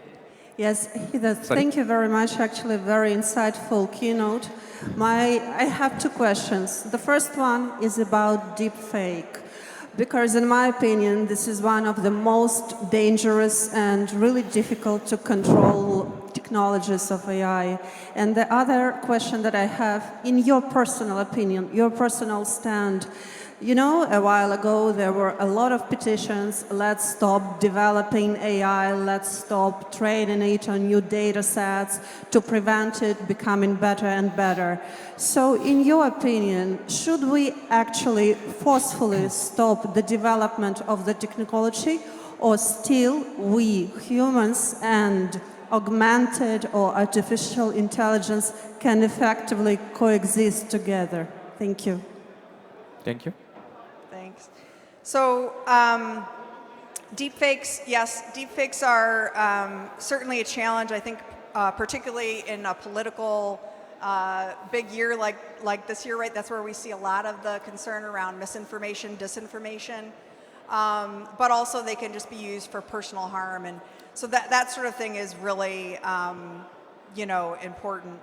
And I do think that, from a personal standpoint, we need to be really thinking about how we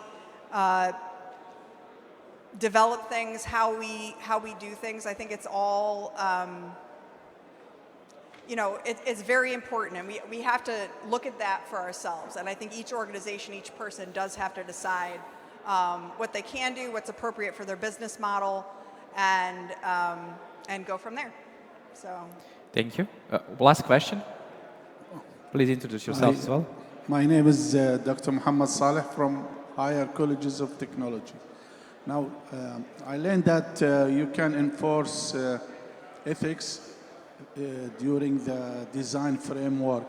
But after that, in the application, what do you think is the responsibility of organizations? And also, one last point is, what is the role of academia in all this? Thank you. Thank you. So yeah, so it's important. So we actually look at not just the model, but also the application itself, which can be more than just, it's not just the model, right? It's the user interface, it's many other things. And there are, in fact, unique things that you can do. You know, I agree with earlier statements from the panel about it being a layered approach. We do have to look at, you know, the different ways in which we can do this. One of the things I've been looking at recently is around red teaming, for example. So this is something you may have heard of from a cybersecurity standpoint, where we're actually trying to be like ethical hackers on a system. This can be done not only at the, you know, model level, but also at the application level, and it's appropriate to do so because when the developers are making that model, developing that model, they may not always fully understand how it's going to be used in the application, may not even really know, right? They're developing sort of a more general purpose model. And so at the application level, you need to be testing and thinking about that at an application level, absolutely. And the second question, do we? I think that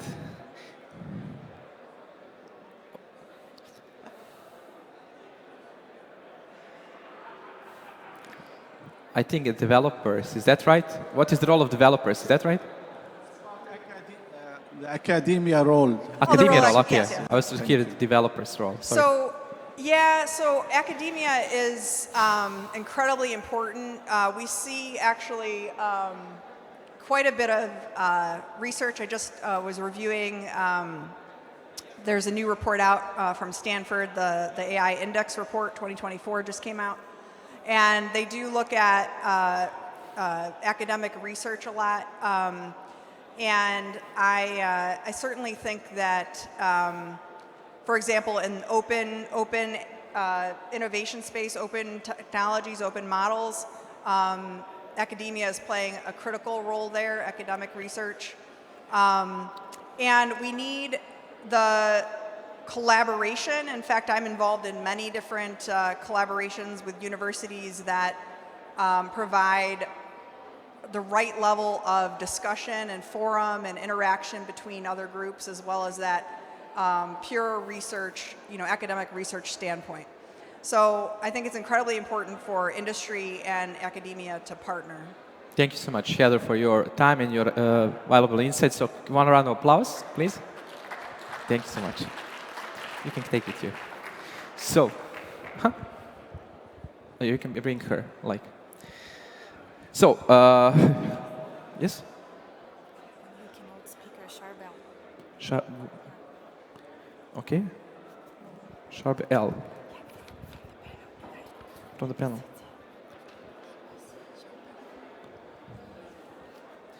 Okay, I understand. So, we have a little bit of change in the schedule, so we are going to have a keynote delivered by the Charbel, who is working in Smart City and Space Director for EMEA at NVIDIA, and he's going to tell us a little bit more about AI in the city, if I understand correctly. Thank you so much for your time. Everyone. I'm the last man standing from my panel, so I have you for 60 minutes.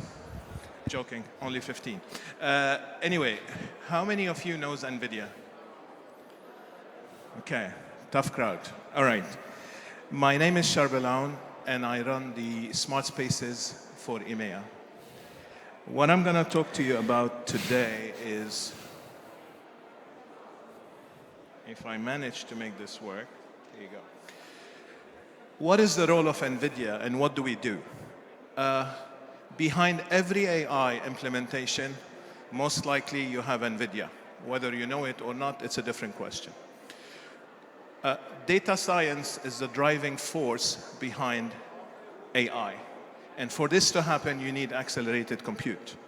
You need a lot of SDKs and a lot of technology to make this work. This is what NVIDIA has been spending time on developing. And we're doing it for nations, cities, and enterprise. What I'm going to talk about, it's not the art of the possible, it's more about the art of the practical. So anything I'm going to talk about is done by one of our partners, powered by NVIDIA. We believe everything is going to be autonomous. A robot is a machine that moves and sees and perceives things. A camera is a machine, is a robot that's going to see things that move, right? So if you keep that in mind, you will see that happening around you. I'll show you some videos. But AI application is so big. So to simplify it, I'm going to put it in 3 buckets. Number 1 is perception AI.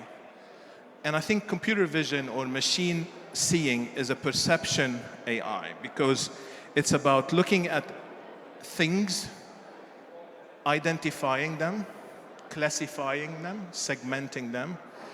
So detection, basically. And usually we feed the machine a lot of data to do that, and you heard from others, I'm not going to expand on that. And application of this could be traffic management, traffic analytics, detecting flood or shopping, detecting theft in an aisle, a lot of applications. Sorry. Can you go back, please? Oh, here you go. The second AI is simulation AI. Simulation AI is about accelerating physics.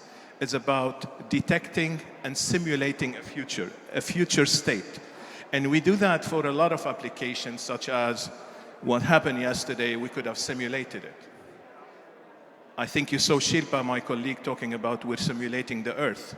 But we're doing it for a district. So an example of that, you're going to simulate a traffic control, and you're going to understand the behavior on a traffic control. A project I'm working on is simulating traffic using perception data from cameras, sensors CO2 emission, health respiratory disease data, and simulating the idling time of a vehicle on a traffic light. There are a lot of applications, people who want to build a $500 million roundabout or a bridge, they want to understand that what's the optimal design, because we cannot say, oops, we got it wrong. We got to live with a $500 million anomaly, right? So it's very important. There's a lot of work done there. Digital twin, you call it. And for both this, NVIDIA has developed SDK, a full platform. And I'll talk about that in a second. And the third one is generation. You have structure and context. And based on a large data set, we are able now to generate data taking into consideration context and structure. And ChatGPT is an application you know about, but I'll talk about many other applications. So let's see some examples of the first one, which is perception in action. I'm not going to describe what you see because I'm sure you will get it. I'm going to describe what's happening behind. For this to happen, obviously you need a camera. That camera is seeing things. Those things are going to be transmitted into some data aggregation, data ingestion platform. This is where NVIDIA has invested time. You need accelerated compute because what you're seeing here is a 60 frame per second camera. Every frame is stopped, analyzed, AI model deployed. And for this to happen, you need accelerated compute, which is what NVIDIA has mastered. In the last 10 years, we have accelerated compute 1 million times. 1 million times. And this is happening whether it's on the edge, you put it inside a camera, inside a car, inside a robot, or it's happening in the cloud, whether you get it from our friends from Microsoft Azure or Amazon Web Services or any of the large. And those applications are specialized by startups. You see their names at the bottom of the screen. They take our SDK. We have went and invested for over a decade in training models. So you can take it off the shelf. We're published on our website. You can take a model up and running. And voila, you have a production program that can be deployed, as you can see, in a train, in a hospital, in an agriculture environment, on a road, in an airport, in a train station. Now, let's talk a little bit about simulation. So, and here, the first one was Metropolis SDK, if you're interested. Here we have something called Omniverse. And also it's an SDK you can deploy, and behind it there is a full stack of application and layers and libraries. And that's allowing you to translate art into 3D. You can take a building, you can take a chair, you can take whatever you want. And then we created out of it tools and functions to allow you to create synthetic data. So you can start producing your own vehicles, your own furniture, because data is very rare, right? You heard earlier Shilpa talking about we're living in the next industrial revolution, AI industrial revolution. You feed it data, you get out knowledge. Now we're seeing data sovereignty coming into how do I protect my data.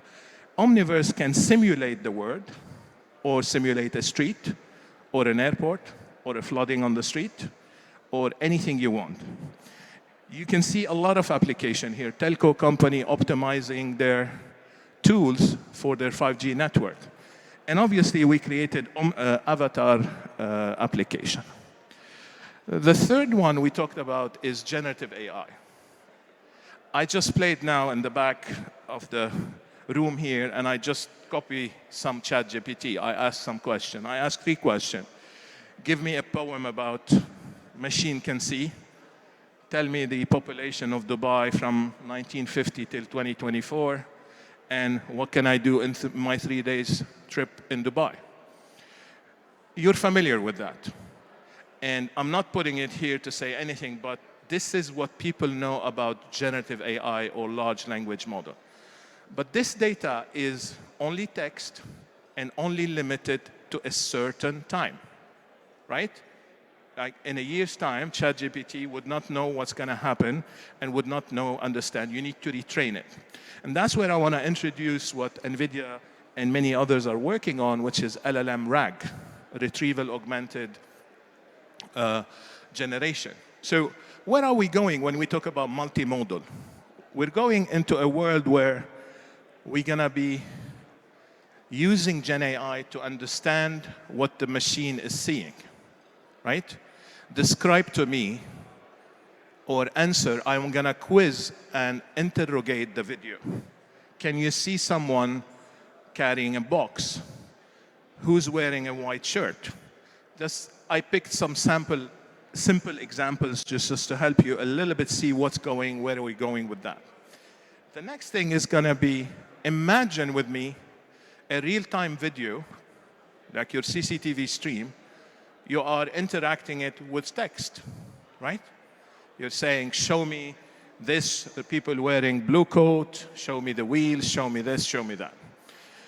And as you can see, these are becoming mainstream. So how do we do? What do? We develop these models, we package them, we publish them in an SDKs, and startups, when we have hundreds and thousands of them, not 100,000, hundreds and thousands of them, that are downloading those SDK and converting them into solutions into different verticals. Now, where is this going? Now, this is going into cities, and this is real scenarios where cities are saying, I want to query everything I have in my archive or in my real-time feed. This is going to media, to sports and entertainment. Pull me a clip from Winston Churchill, famous speech, 19 whatever. Boom, done, in a split of a second. Now, for this to happen, you need a large language model. And that's where NVIDIA has published something called NeMo. NeMo is a large language model you can take, own, and feed it with your own data, a RAG, which means the RAG is about to improving the large transforming model to allow you to tap into your proprietary data to stop hallucinating and provide relevant domain information to you. Translate. I am a bank. I'm going to take a large transformer model. I'm going to connect it to my vector database. And now I can query that model to tell me, customer Amir, tell me his last 25 transactions, typing it. But this is moving forward, so I'm going to stop and let you listen a little bit to the voice. What kind of fruits do you see? In the image, I see a variety of fruits, including oranges, bananas, grapes, and apples. How much do the peaches cost? The peaches cost 2.50. How much do the oranges cost? The oranges cost 1.50. What breed of dogs are in the picture? There are two dogs in the picture. One is a husky, and the other is a golden retriever. Where are they? The dogs are sitting on a rocky hillside, likely in a mountainous area.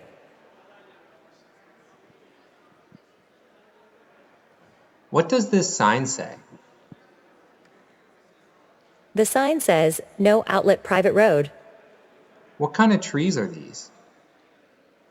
The trees in the image are pine trees. Where's the path go? The path is in the woods, surrounded by trees and vegetation. What kind of bird is this? The bird in the image is a robin. Who has the ball? The boy in the black and red shirt has the ball. What game are they playing? They are playing soccer. Can you describe the image? The image features a young girl riding a brown horse in a corral. The girl is wearing a red shirt and is positioned on the horse's back. The horse is galloping around the corral, showcasing its agility and strength. The scene captures the excitement and joy of the girl's horse riding experience. What kind of ground is it? The ground in the I don't know how to pose it, so I'm going to stop it and tell you a little bit about what I was trying to say here. What you've seen in the last video is audio, it's speech to text, right? A person speaking, we're using NVIDIA NLP model to translate that language, natural language processing, into text. We're feeding the text into a generic LLM, which is NeMo, and it's doing the job of querying, understanding, interpreting the image, converting the text into speech, audio synthesizer, and playing it back to you all in real time. Now, I want to point to one thing. When you saw the girl on the horse, I would have loved for the LLM to tell me she's not wearing a helmet, right? And I am sure some of the people in the audience say, why? Because that's out of the box LLM. And you heard some of the speakers talking about hallucination. It's not relevant to me. Now your job is to do it. Now, what's the difference? And you heard about zero-shot model, right? And so historically, when detecting the husky and the Labrador or golden retriever, think about it this way. If I want to train a model to detect zebra animals or lions or tigers in a zoo, I'm going to have to develop a model, and some of the speakers this morning talked about feeding it thousands and thousands of images to learn one animal, right? If I want to detect 25 animals, I'm going to do 25 times that amount of work, and that's a massive amount of work. That's the traditional computer vision approach we've been applying, and successfully. Now, generative AI allowed us to train one large model. Now I take this model and adapt it to the zoo, and I can, in one model, query everything in the zoo, including animal and scenery description and events happening and so on and so forth. And that's what we call zero-shot model or near zero-shot model, which means I'm going to feed that model few images to say, for example, to fix the problem of the helmet, right? It's very important. So your business might require you to pay attention, and that's called bespoke or relevant information. And sometimes it might hallucinate, as in give you information that are wrong, and you want to fix that. And those are tweaking. Now, the power of what's happening in this technology is when you mix those different AI models. Now, we launched in our GTC, we have an annual AI event, we call it GTC. We launched a new product that you can go and download, and that product is basically taking digital twin real time,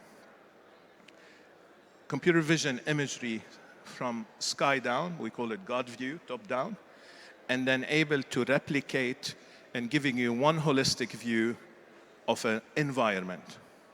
Let's consider that a factory, or let's consider that a district in a city, and I'm able to see in real time everything happening. I'm able to react, and this morning, His Excellency AI Minister, he talked about, I'm giving you a challenge, find me solution for this problem. It exists. What I mean by that, you combine computer vision, you combine digital twin, you're able to see real time what's happening, you're able to say, this block is flooded, this is my diversion route. Don't go this way. This is possible today. Why? Because now we have developed multiple technology and we're combining them together. So you have multi-camera tracking system, which means I can track an object across hundreds of and thousands of cameras anonymously. This is very important. We have to be compliant with regulations. Now I can convert that object into a signature, into a digit, and track it across all the cameras. At the same time, I'm detecting anomalies and saying that vehicle is planning to move from A to B, but between A to B, there is this problem. I need to give you an alternative route. So that's possible today. For this to happen, you need, and this is the challenge we face together. For big AI project to finish, we need compute. We got it solved. We need data. Sometimes it's solved. We need talent. Without those three, you will not have an AI project delivered. As simple as that. So as businesses, as responsible, as cities, as decision maker, take that with you and think about it. The compute is solved. Whether you want it in the cloud, on the edge, it's solved. And guess what? Most likely you will end up using our product and we will help you. The second one is how you want to deliver it. That's easy. You can get it on a prem, on a data center, in the cloud. The next question, do I have the data? With a generative AI model now, it's an easier challenge because if you find a large transformer model that already done, you can use it and plug it into your own existing data. If not, you have to figure a way to generate the data. And the third question, buy it versus make it, right? And here talent is important in both cases. One is more challenging than the other because if you want to make it, you'd better have an army of smart AI people, right? They don't come easy. However, as we move forward, we're seeing that generative AI is going to solve some of the problem of the talent, of coding, right? But it doesn't solve all the problem. Anyway, NVIDIA Business is in the heart of enabling all of this. And I can see I'm being given the signal. My time is up. So thank you very much for giving me your attention. I'll take any questions. Okay, thank you so much. I can see one big problem with this model. It's called football or soccer, so it's not going to be usable for most of the Europeans, especially British people. Joking, of course. We have time for one question. So I don't see problems. I see opportunities. Okay. Is there? Do we have? Okay. Back. We have only for one question. Is there? My name is Dmitry. Hello, Dmitry. Nice to meet you and great lecture. You mentioned RAG technology where you can put your contacts to LLM. For example, you can put your document and ask LLM to filter result for you. My question is how to secure yourself, how to be sure that document you put to LLM won't be used for AI adjustment in commercial LLM. Let me make sure I understood the question correctly. When you put your document, how do you make sure your document is only used for your own purpose, not... Yes, okay. correct. So it's about intellectual property and protecting my own data. Yes. So I talked about NeMo and I talked about RAG. And that's the way. The ability to take the power of LLM and do it in-house. So basically, you want to benefit from the LLM model, but you want to have your data separated from the generative AI model. And that's what the retrieval augmented generative AI model is for. We create a connector, and please come have a chat. There is a way of having the generative AI, the LLM, sitting in your own premises where you feel confident and connecting externally to your data without compromising your data. Thank you so much for this question. And can we get one round of applause once again for Charbel? Thank you so much. Thank you. Thank you so much for coming and being with us today. So our next speaker he will show us the exciting intersection of vision and technology, which will take the center stage at Machine Can See, guided by Dr. Alon Halevi, Senior Principal Scientist at Amazon Web Services. In his keynote, Alon parted the curtain of the future of machine vision. He'll shed insider light on progress made and the grand challenges still confronting researchers on the road to human-like sight for machines. Dear Alon, please join me at the stage. One round of applause, please. Good luck.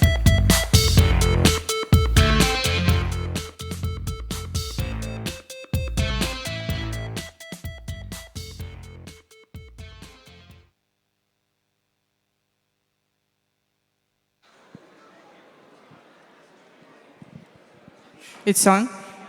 Okay, good afternoon. Hello, Dubai. Today we're talking about whether machines can see. The question I'm going to be addressing in this talk is whether machines can see you. And by you, I mean your well-being in a more comprehensive, holistic way. So you can imagine that actually every technology that we know of was developed in order to increase our well-being, right? I mean, you can go to ancient technologies like the wheel, like the light bulb, like the train system when it works, and all of these were developed for our well-being. More recently, we have Wi-Fi, we have phones in our pockets, we have meditation apps, we have diet apps, we have these little things that tell us how well we sleep at night. But somehow, all of these things are not they're trying to improve different narrow aspects of our well-being, but they don't seem to be doing a great job. Now, on the other hand, we're collecting more and more data about ourselves, right? We have tracking everything we do online, our wearables, soon our clothes. So there's so much more data about us. Somehow, the intuition tells us that our well-being should actually benefit from all of that. In addition to that, as we've already heard, there is all this great AI, in particular foundation models or language models, that now we can talk to. We can actually describe our desires and our plans and our preferences. And somehow this should make us all, should give us agents or hyper-personal agents that are actually improving our well-being. But it's not happening. So my question is, why and what can we do about this? So maybe if you try to think about well-being, and people have done this for millennia, well-being is composed of so many different factors.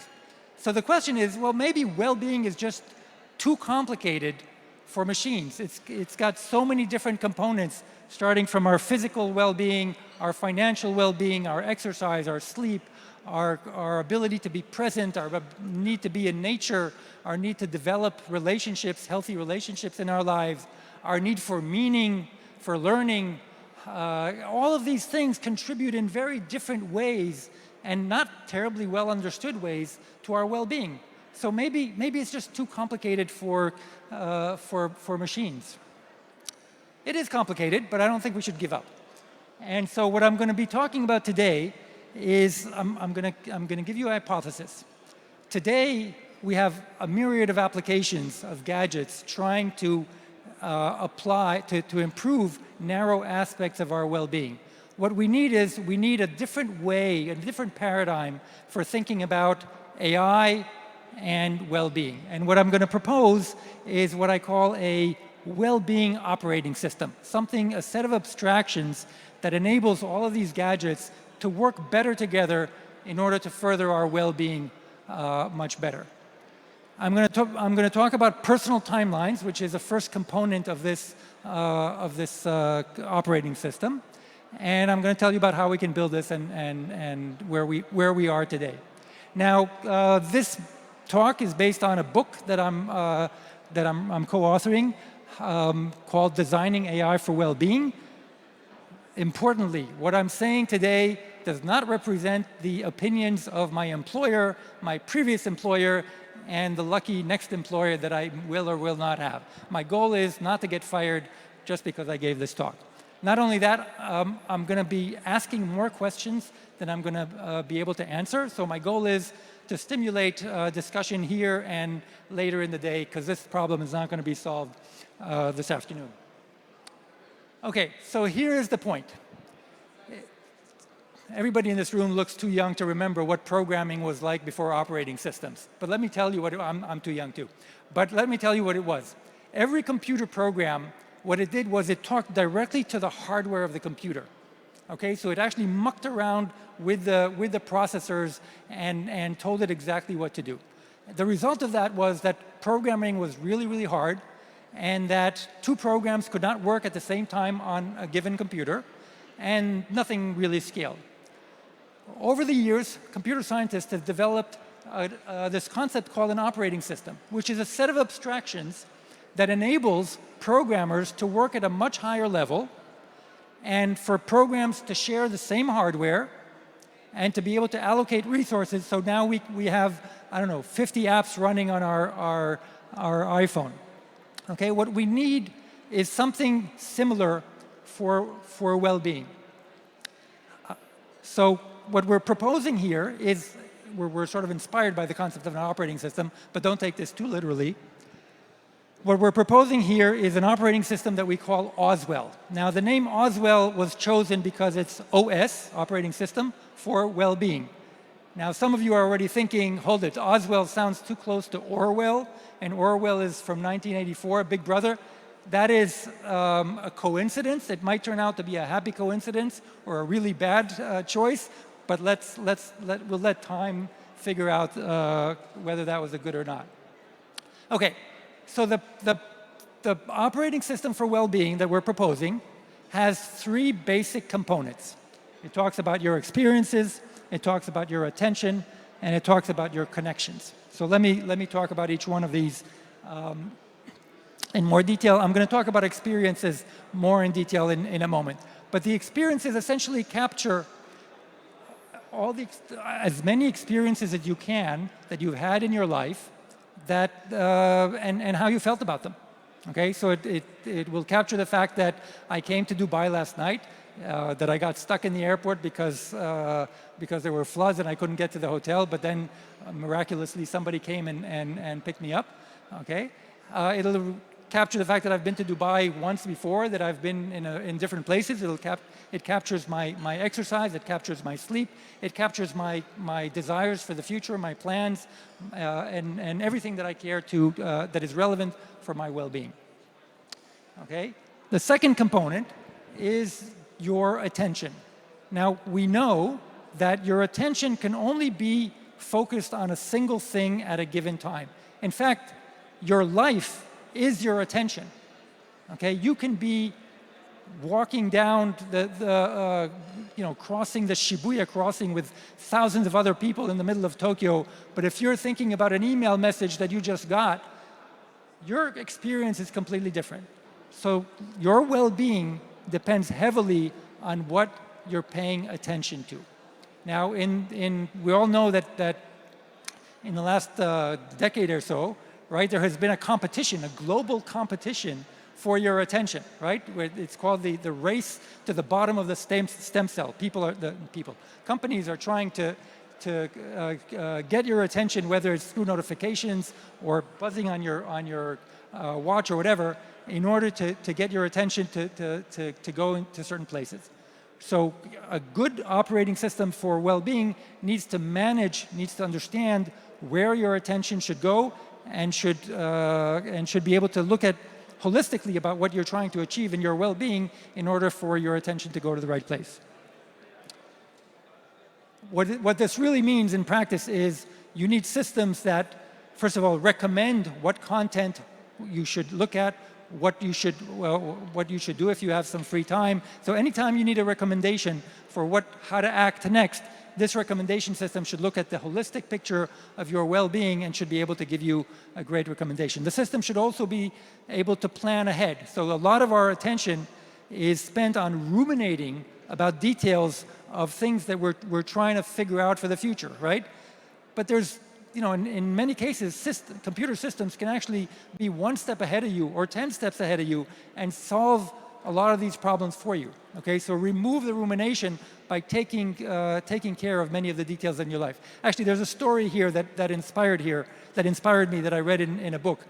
Daniel Levitin wrote this book called The Organized Mind, and he was telling a story that when Jimmy Carter he met Jimmy Carter when Jimmy ran for president.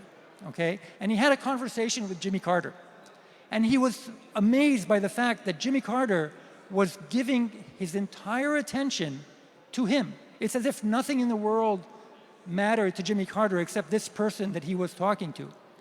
Okay, he was completely present in the conversation. And the reason Jimmy Carter could do that was because Jimmy Carter had 100 people, aides, that would take him away to the next important thing when the time was up. So Jimmy Carter had this great AI system called People that made sure that Jimmy Carter spent his attention to the right thing at the right time at any given moment. Why can't we all be Jimmy Carter? Okay, there are many reasons. Jimmy Carter is an amazing guy, but somewhere computer systems should be able to help us be present on the most important things at any given time. Okay, let's talk about experiences. So now I'm going to talk about the first component of this operating system, which is it's a database. Okay, I'm actually a database guy in my real job. Okay, this database captures your life. Now, if you look at all the digital breadcrumbs that you are leaving everywhere today, you can actually reconstruct a huge part of your life, right? So anything you do online is recorded. Anything you read, anything you listen to, the movies that you watch, most of them are digital, and you know this is happening, right? This thing knows my exercise. It knows when I'm going to sleep. This thing knows whether I'm sleeping well or not. Everything I do is recorded in some way. And this is just today. If you go and spend $250 on Ray-Ban Meta glasses, you will be able to actually see everything you see throughout the day. Okay? So your experiences are captured at pretty granular level. So we call this a personal timeline, aggregates all the information from all of these data sources. And what it does is it gives you a database that you can start asking questions about your life. It can ask you, when was the last time I was in Dubai? What city did I go to after Tokyo? Where did I go running when I was in Abu Dhabi? Okay, questions like that and many, many other questions. So the thing is, you can do this today because all of this data exists, okay? And thanks to GDPR, thank you anybody from Europe here, companies are actually forced to make this data available to you so you can download it and do whatever you want with it. And with the new European regulation called the Data Markets Act, you should be able to do this through an API, which means it should be a matter of clicking on a button. So you can create this incredible database of yourself, and you can use this as a repository for looking at trends in your life or asking questions or whatever. But you can also take this database and create little summaries. So for example, maybe I want to create a summary of all the books and the content that I consume. So next time I go to a bookstore, I can come in with that summary and get a much better recommendation for what I should read next. Or the same thing with my food preferences. I should be able to go into a restaurant with all my food history summarized in a few bits, or however it takes, and get recommendations that are better for my preferences, better for my nutritional needs, and what have you. Okay? So there's a huge potential in this data. Okay. This is not my idea. This is an idea that was proposed in some way by the MEMIC system in 1945 by Vannevar Bush. Gordon Bell and his colleagues at Microsoft Research 25 years ago built a system called My Life Bits, and they actually wrote a book called Total Recall that explains all the benefits of what this kind of database to do for you. This is an idea that keeps reinvented, and the data and our AI capabilities are growing so quickly that one could argue that this is the time to really do this. We're going to talk about privacy in a moment, don't worry. So I can see a few worried people here. We actually built this at Meta before I left. You can go to this GitHub URL and actually play around with the system. You can download data from a bunch of data sources and create a database of your life. This is my, 5 years ago, I was in Vancouver, and this is what I did. It generates a beautiful description of my day, which I won't go into detail here. Okay, let me skip. I think one point I want to make that is very, very important. It's very important to be able to fuse data from multiple sources, okay? So maybe you can figure out that I'm on a trip to the UAE because I'm taking photos everywhere, and maybe I'm spending money with my credit card here, okay? But when I land back in San Francisco in a couple of days at home, I'm not going to take a picture of the gate and say, hey, I'm back in San Francisco. No, I'm just going to be like, whoa, I'm home. So the way you're going to figure out that my trip ended is by the fact that next morning I will go for a run in my neighborhood, or I will go and buy tomatoes in my local grocery shop. And that information is coming from a different source than what you, where you got the photos that you deduce that I'm on a trip to Dubai. Okay. Another important point. So so far what I talked about for the personal timeline, it's everything that you can get from recording digital experiences. The digital experiences are great, but they don't capture your subjective experience. Okay, I may have had lunch with a friend, but what did I feel? How did I enjoy that lunch? Is there something in that conversation that I want to remember? So maybe I can start off the conversation with that person next time I meet them? Is there something that I didn't enjoy? Is there something, do I actually want to meet this person again? So my subjective experiences of these things that are digitally recorded are another layer that needs to be added later.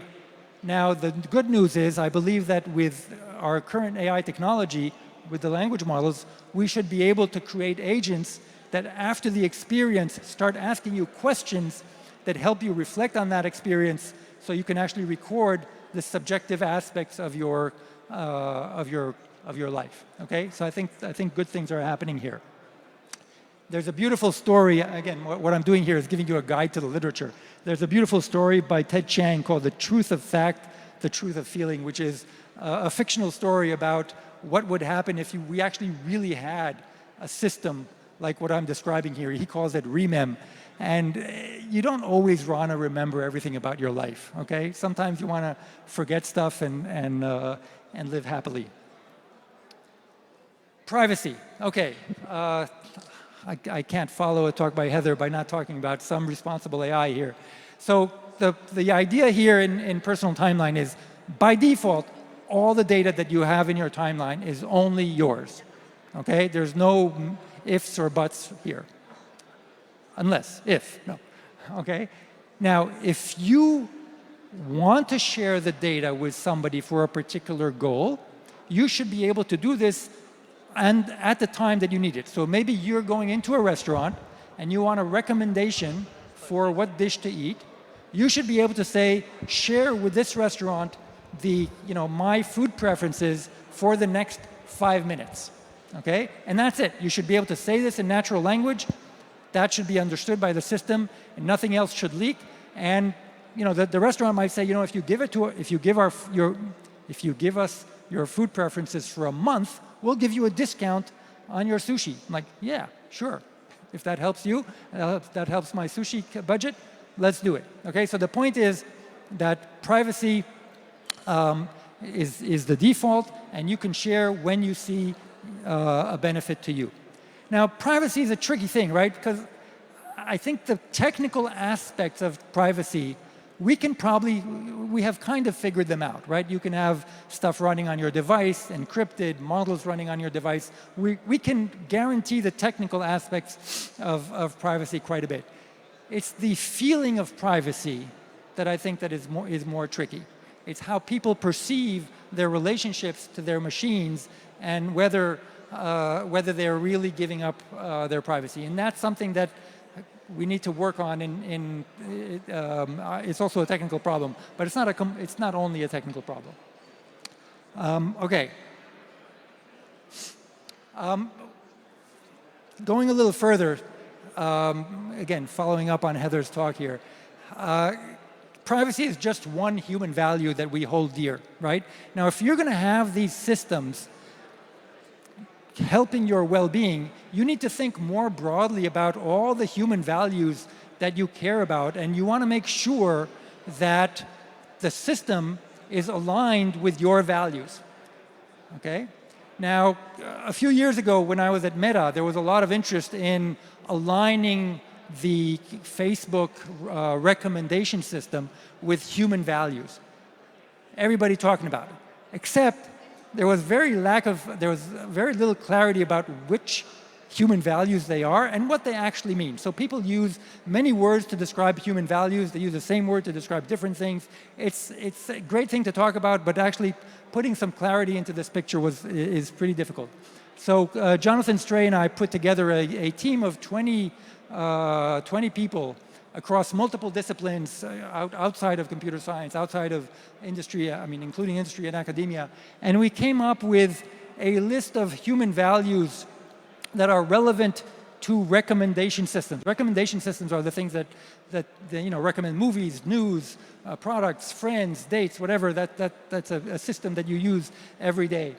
And it took us quite a bit of time to come up with this list, to make sure that this list is it's very hard to guarantee that it's comprehensive, okay? But it sort of covered everything that most people were worried about.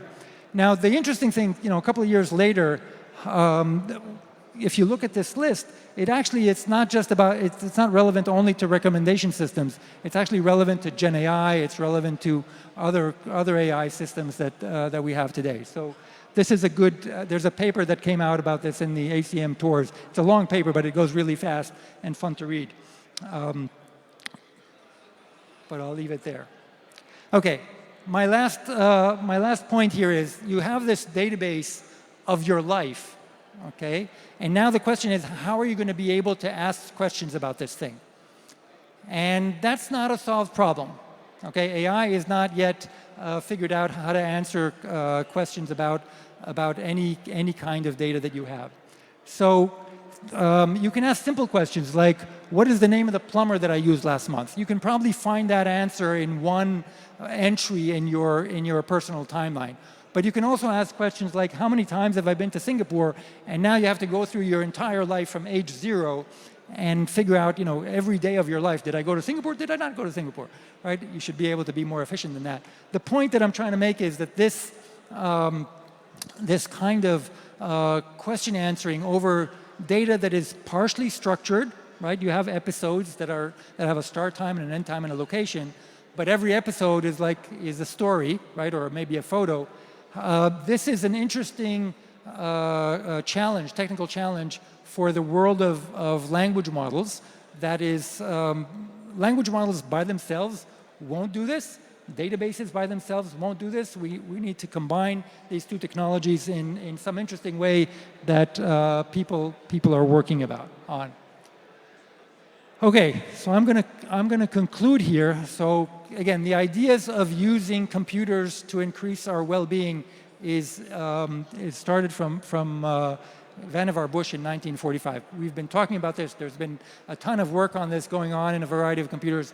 Today, with all the data that is being collected about us and the power of these new AI techniques, it's time to make this real and to create these hyper-personalized agents that will really help you in your day-to-day decision-making. Some people might say, well, Google won't want to do this. Apple won't want to do this because each one wants you in their own ecosystem and they don't want to share data. Well, Bumpkiss is what I'm telling you. Okay, I think there's enough push from users worldwide that this is our data. It should work for us. There are a bunch of regulations that are starting to make that easier to happen. So let's capitalize on that and actually make it happen. I'll leave it here for questions. Thank you very much.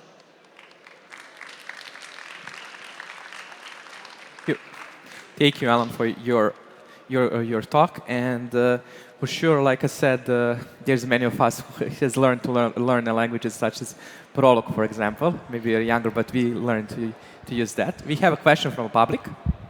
Yes? Hi, Azan Al-Kindi, startup co-founder. First of all, amazing speech. My question here is, where is the stop point in this kind of technology? Just to give you an example, you mentioned about going back to San Francisco and then it will need to read that you went out for a run for it to understand that it's in San Francisco. But the first thing that comes in mind in this case, what if he traveled with his wife and his wife took a picture? And then what if the people on the plane took the picture? And then what if the whole city took a picture? And then how can we connect all of this together? And then Slippery Slope, it's a Black Mirror episode. So there are two questions there. One is if other people in your life, right, are taking, you're part of their experiences, right? So you can actually reconstruct parts of your timeline from other people's timelines, right? So that's an opportunity. Again, privacy and all that notwithstanding. The second is, if I'm, what privacy or what strings are attached to an experience that I'm sharing with others, right? So, we have a simple form in this, right? If I take a selfie with you and I want to post it on social media today, I need to get your consent, right? When your kids are small, you take photos of them, you post. Once they realize what you're doing, they're like, Dad, don't post any more photos of me on social media. So what are the social norms around shared experiences? I don't think we're sort of working our way through that, but I think it's a great thing we need to figure out with time. Okay, we have time for one more question. Please present yourself and ask a question. Hi, I'm Mohammad Nizam. Actually, I'm a mechanical engineer and a tech and AI enthusiast. So I have two questions, actually. I can't hear you. Can you hear me now? Yeah. Actually, I have two questions. One is about collecting the data, and other is about the privacy. So how the data collection works, actually? Like, it should be collected by a third-party company, right? So you said that like our approval is needed for the data. So for example, our social media data or our health data, these all are collected. And this should be in a private repository. Suppose it should be in a private repository. And like, what about like if a hackers hack the data and no third companies take responsibilities like for, no company take the responsibility for the hacking data. Like, what if our data get hacked and used for other purposes, like about our health data and all? So do you understand my question? Yeah. I kind of understand. Maybe it's a longer discussion that we should have later, but the idea is it's your data. It should be stored in a repository that is private to you. Okay? Now, when you create data with the help of a service, right, like Facebook, right? So Facebook uses your data to give you better ads. Okay? So you're still the data that you created on Facebook. Facebook can still use that in order to get you better ads, right? Because that's the agreement that you have with Facebook or with whatever company. When you make a purchase online, that purchase gets recorded, and that company that runs that service is going to give you a better recommendation of that. But the aggregation of the data, the fusion of the data that you bring together into your own private repository, that is private. Okay? You may decide to give summaries of that back to other companies so they can give you better services, but that's up to you. Yeah, but it actually stored maybe in a cloud platform or something like. Right. Oh, so the technical aspects. Okay, it can be stored. It can be stored in the cloud, but encrypted. It can be stored on your device. There are a bunch of technical solutions that would make this work. Yeah. But Okay. even though with all these securities, nowadays company data get hacked, right? So many company data, private repositories, and all these are getting hacked right now. So for this, the common people can make mistakes, can accidentally approve the permissions. These kind of stuff happen. Right. But these are risks that you're already taking today, right? So you're storing your photos in the cloud, so you're already taking the risk that somebody will hack into, Google or Apple, right?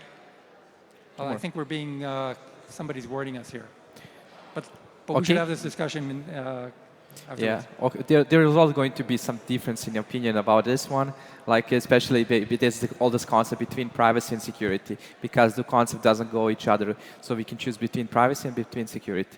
Okay, do we have some additional question? Okay, we have a room for one more. Thank you so much. Alan, please join me to the stage because of the recording. Basil here from Salat. Okay, my question regarding privacy and security is not about the data itself, but rather about the LLM. So we're at the point where LLMs are so big that they are only stored and operated on large enterprise cloud, right? Okay.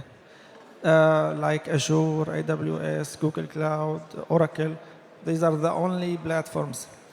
We are obligated to share private user data with the cloud to get generated answer and this. What is the future for this?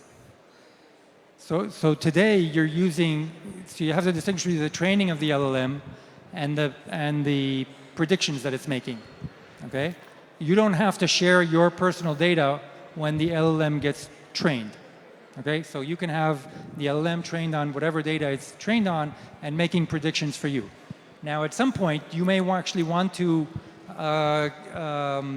have something that is more specific to you, right? Maybe you want to have your own private LLM, right?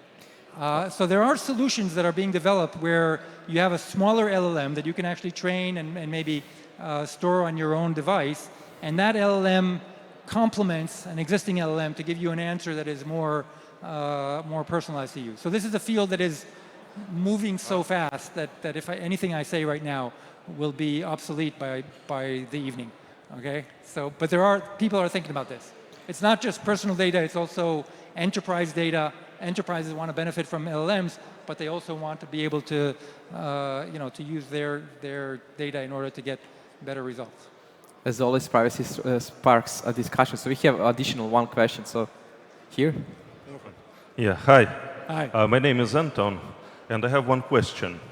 Since we are in competition with mega companies like Amazon, on different aspects, computer vision or LLM, whatever. When it comes to selecting a vendor, there's always discussion about ethical sourcing of data or privacy protection or what is the source of data in general. And by design, I find it very interesting that companies like Amazon or Facebook are ethically sourcing all the personal data, while newcomers to the market are not. It's basically stopping any fair competition from younger companies or smaller startups. And I would like to ask you if you can tell us of what are the exact practices or requirements that we should meet in order to reach the highest level of privacy and data protection that Amazon has. Thank you. I want to point you to an excellent person to talk to about this, Heather. Anything I say will be nothing compared to what she can tell you about this, okay? I'm too shy to say something in her presence. But amazing people are thinking about this and they have answers. So basically, in the previous talk, yeah, the previous talk. Yeah, we have heard the Heather talk about not only principle, but as well as the guiding goals, as well of the pillars of trust, which is very important to establish and understand. So thank you once again, Alan. Please, one more welcome. Thank you. We don't have any more. We can talk about if it's okay. Like I said, can we have a round of applause for Alan? Okay, thank you so much. And for sure, use the time at the break to ask Alan. He is a great guy. So basically, we are coming next to the next speaker, and we, as Machine Can See Summit, are very excited to feature Sergey Tulakov, principal scientist at Snap, for an insightful talk on video generation, past, present, and a new hope. Sergey will take us on a journey through the evolution of video generation, prediction, and animation research in computer vision and graphics. For early niche application to the latest paradigm-shifting approaches, he'll explore how cutting-edge techniques are poised to transform video creation as we know it. Dear Sergey, please join me at the stage. And all the best. Is it working? Does seem it's working. Hi, everyone. Really excited to talk here. So maybe before I start talking about the slides, I wanted maybe to just set expectation. My talk will be a little bit more technical than what you have seen, and here we discuss what AI can do, what AI should do, but now we're going to discuss actually what AI is, at least to some extent. So if something is a bit more challenging, bear with me, there will be fun moments too. So, all right, here we go. So as myself, a researcher, I started working on video generation maybe more than 8 years ago, and I knew this moment will come, and it's here. So I wanted to give a very brief history of video generation, and in particular text-to-video generation, and maybe give you a glimpse in how I think the future looks, and maybe this future is actually not too far. Maybe it's just behind the corner. And so we start with past. And when one talk about past, one might also give a quick overview about, has humanity created images, videos in the past? Is generative AI a new thing, or maybe it has been always with us? And in fact, we've been always creating stuff. And what this stuff was, for example, this is the first image I was able to find, and that's a cave painting. So people have been always creating, well, maybe, the style is not what we like today, but then roughly 2,000 years ago, we see this, and this is actually not far from here, is a mosaic in Pompeii, and you can see perspective, you can see parallel lines, you can see some style. Also, if you zoom in, you can find Alexander himself, and then you can zoom in into his face, and maybe face is actually not very good. So, it's not how a face looks. Some features are exaggerated, maybe on purpose, but maybe there was no skill. And roughly 700 years ago, we invented to do frescoes, and in particular, this is the Last Judgment in Italy. And this is where people invented to do this kind of things. So this is sort of generative AI of the past.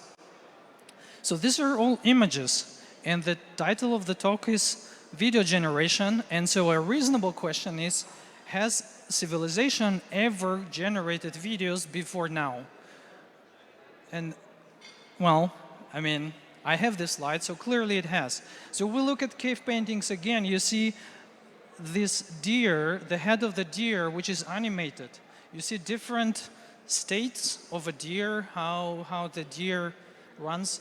Then roughly 4,000 years ago, you see this wrestling. It's really like a comic book where you can see how wrestling is done. It's actually a very low frame rate video. And then maybe 2,000 years ago, we see this column, which is a Trajan column in Rome, which depicts around 150 different scenes from wars. And then we got this kineograph, which is maybe the first kind of moving picture type of thing. But then these were first videos ever maybe created, and these are the first videos ever recorded. So this one dates back maybe 150 years ago. This is Venus. The quality is really bad, but it's cool.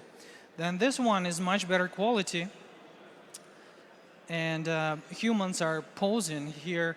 And this is probably the one that is most famous because this is arrival of train, and the first time it was shown to people, people were actually afraid that it will come out of the screen, and I'm sure you're not afraid right now, right?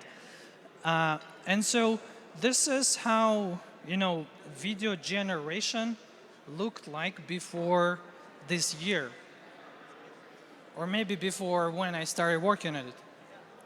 So this was its past.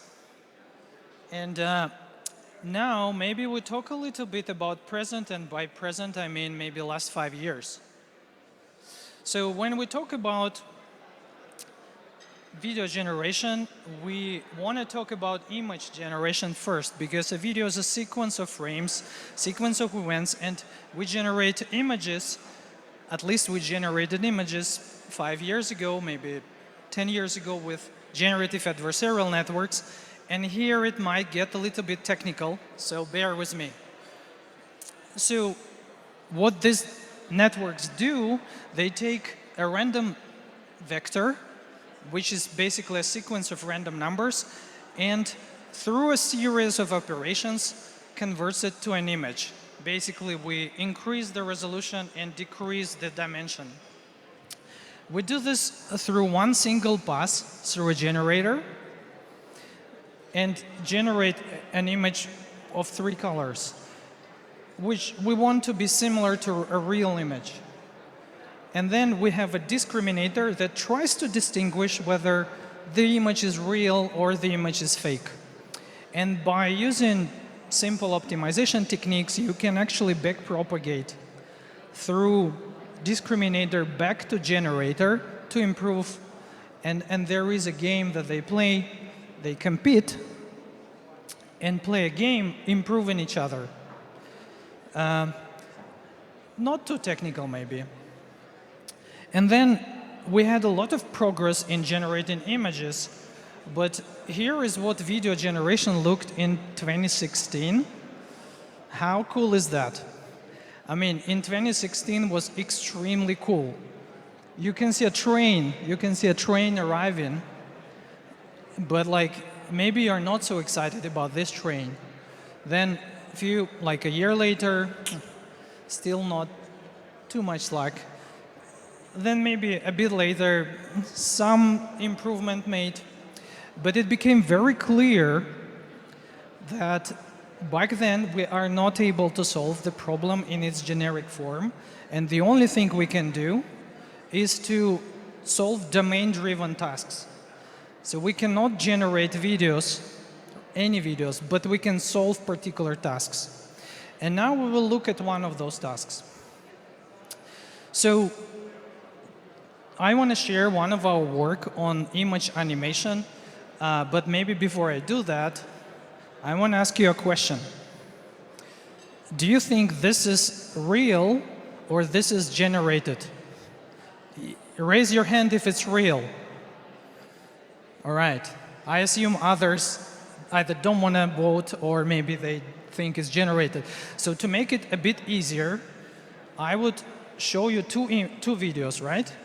So do you think this is real or generated, and how likely is it that we have 2 people doing exactly the same thing? Raise your hand if you think that one of them is generated. Ooh, we have more hands. All right. So maybe I make it something is wrong. 3 people cannot do the same thing at the same time, exactly the same way. And so you're right. The first one is real. We extracted motions from the first and applied to the second. And we built a framework that allows you to extract motions from one video and apply it to another using different videos, like it can work for faces, it can work for bodies, can work for stickers, can work for robots. And this is 6 years ago. So 6 years ago, we were able to generate high realistic videos. And I have to apologize, now I'm going to explain how it works. And it might be a bit technical. So when we talk about animation, we need to start with something. We have an image, and we want to extract, some representation of the image, the representation that we can animate. So we want to animate it by using another sequence like this. We want to extract motions from this sequence and apply it to that image. So we have motion representation, we have appearance representation, and now we need to combine one with the other and have a video sequence like that. So how to do it? First, we can represent appearance by either pixels or features.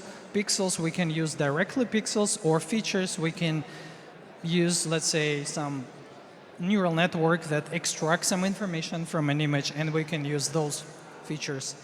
But the question is how to represent motion. And before we understand how to represent motion, we need to understand what motion is. And so if I move my hand, a couple of things happen. So first, the location of my hand changes.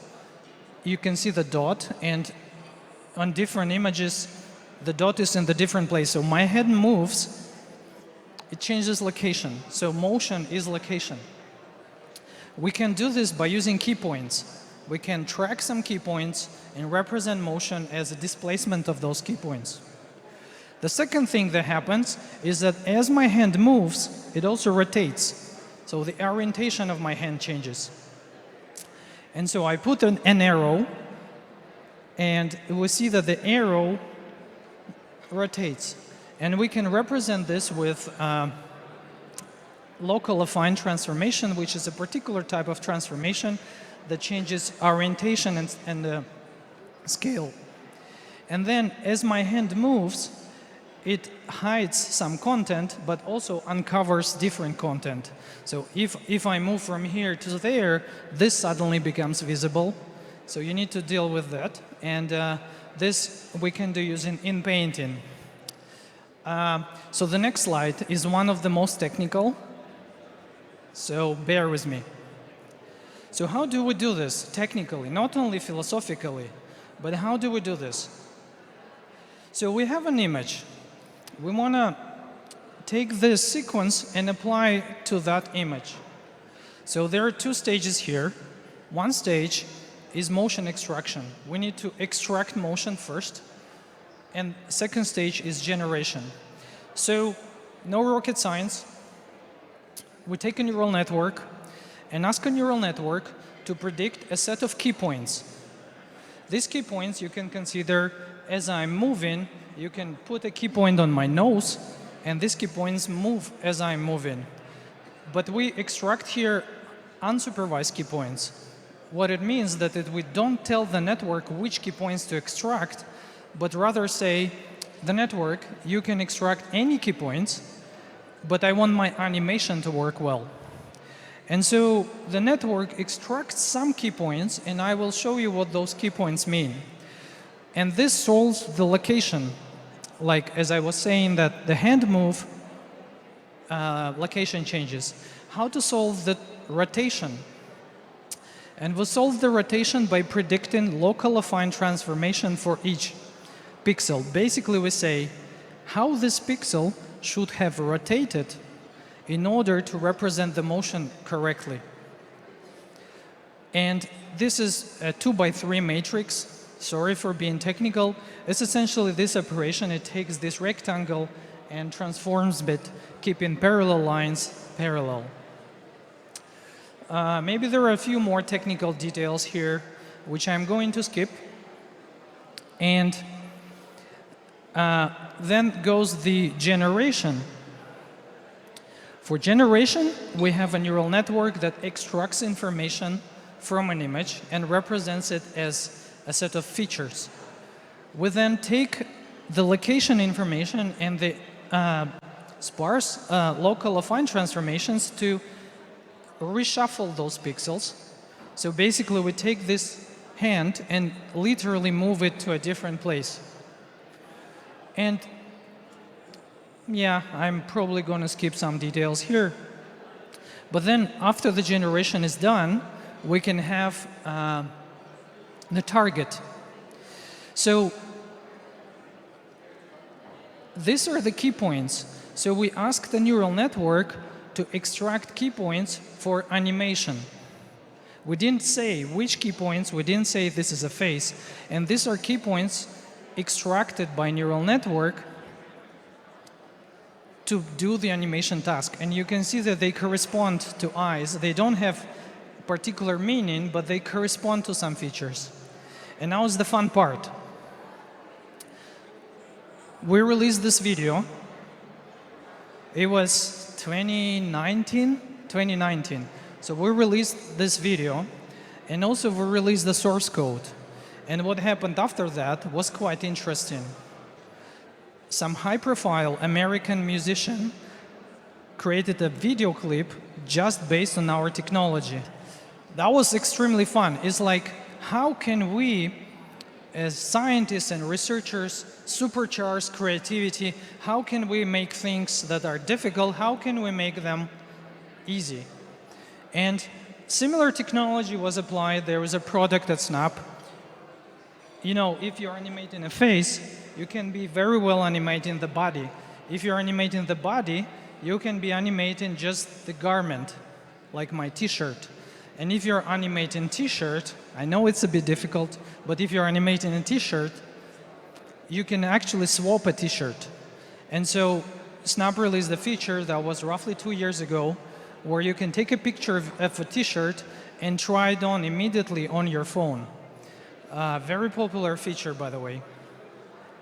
So this is a small kind of story of, you know, how bad things were, and you cannot solve bigger problem, but maybe you can solve a smaller problem, and maybe you can solve a smaller problem really well. And now, maybe we move to, actually this was past. Now we're going to talk about present. And present is all about generative AI. And generative AI is something that is a new concept, which is understandable for entrepreneurs, for investors, but eventually is graphics, machine learning, generative models, learning probabilities. It existed forever, it's just a new name. And now generative AI is not connected to generative adversarial networks. And think about it. In generative adversarial networks, we generate image at once. We take noise, and in one single step, we generate an image. This is a very hard task to do, and that's why they don't work so well. But what is now called generative AI is related to diffusion methods. And why is it better? It is better for many reasons, and there are many reasons that are technical, mathematically more elegant, but think about this. The top is doing a difficult task at once, and diffusion generates an image bit by bit. So we go from the top, we go from noise to an image in one step. In diffusion, we go from an image with noise to an image with a little bit less noise in one step. And this is an easier task. So how do we generate images with diffusion? Again, we start with entire noise, just noise. We generated a sample here. I don't think you see it, but it should be just noise. And then we go from noise to an image using many different steps. In each step, we remove a little bit of noise, just a little bit. And typically, in some models, we use 1,000 steps. In some models, we use 50 steps. But this is the idea. And it trains much better because we actually have ground truths. We don't need to have discriminator. This might be a bit technical, but if we had an image, to go from an image that has no noise to an image that has a little bit of noise is very simple. You just add noise, and you keep adding noise until you get complete noise. And then you can take this pair of images with noise plus a little bit more noise and train a neural network to go from left to right. I'm not sure if you're following with me. It might be a bit technical. But the bottom side is learned. So this side is done by a neural network. The top side is determined. So we can do this just by adding noise. And so these models that we see, the DALL-E 3 and Stable Diffusion XL and all other models, most of them are actually those type of models based on diffusion. They do image generation in many, many steps. And so there were some models, some introduced by NVIDIA, some introduced by Stable Diffusion. These models generate images really, really well. A good idea, which sounds good, is to take these models and make them video models. If these models can generate images, why cannot then they generate many images? It's not so simple, People have tried that, and here is, you take this model, again done by NVIDIA, you take this model and generate a video using this model, and you can see how Panda inserts pizza into their mouth. I mean, it's cool, right? But it's not what we really want. And then if you take another image model and apply and make it a video model, we see that the image is too focused, and the model is too focused on images and cannot really generate temporal dynamics. And as researchers, we started to ask question why this happens. So if we look again at how diffusion process works, so diffusion process is the process of adding noise, diffusing, adding noise to an image. We can see that we add noise and then denoise. And there are a couple of things here. So this is a denoising model, neural network, that actually is generating those images. So as we talked before, going from a lot of noise to an image without noise in one step is very hard. That's too hard. That's what generative adversarial networks do. Going from an image with no noise to an image with no noise is very easy. And going from an image with noise and then a little bit less noise is just right. And so a lot of research right now focuses on what is just right, what's the right noise schedule, how the diffusion process should work. And if we look at, I now understand that I'm also maybe going a little bit more technical.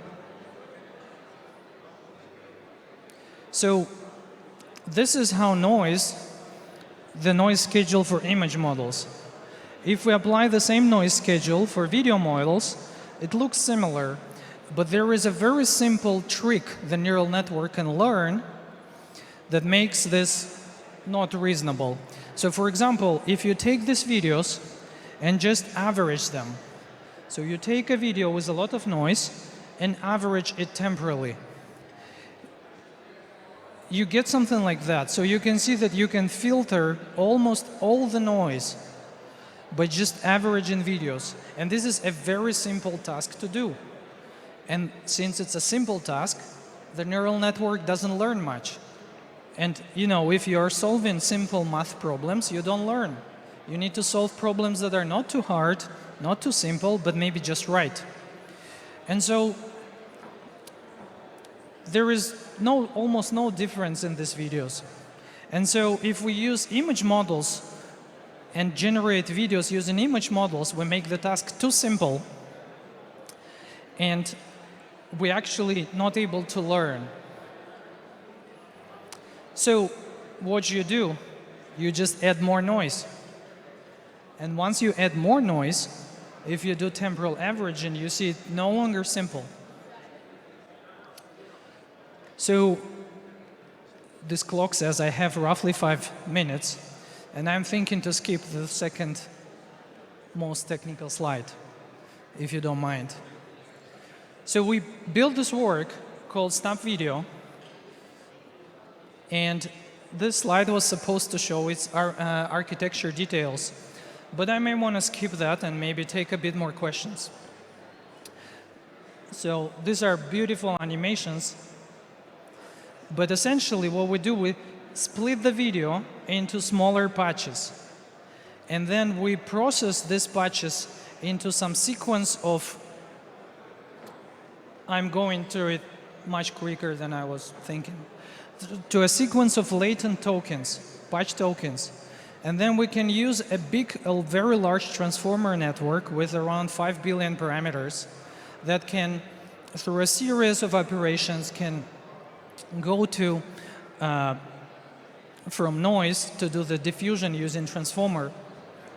And then there are many interesting things how to scale it, which I'm skipping. And then, yeah, it's a bit more technical than probably it should be. But then we actually get a pretty cool videos generated. So when we build the model, and our model is video-first model, so it is not based on images. So we tried to evaluate the model. To evaluate it, we took existing public models, such as Gen 2, and generated a horse running. So this is a video. We took also Picalab, another one from Tencent. And you can see that the bottoms are kind of okay, but the problem is that each frame is a reasonable video, but altogether they don't make sense. Horses just don't run like that. And here is our model. You can see a horse, and you can see some dynamics. You can also do more creative prompts, like an astronaut cooking with a pan in the kitchen. I mean, you see astronaut, you see kitchen. Not sure if this is called cooking, but I mean, this is some burning or something. I don't know if anyone cooks like that. This is our astronaut. You can actually see, well, there is some fire too. If you want to see a dog wearing like VR goggles, this is ours. It's pretty cool.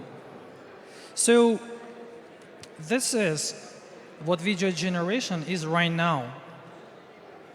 And now I see a very bright future of video generation technique unlocking the capabilities of humans to create.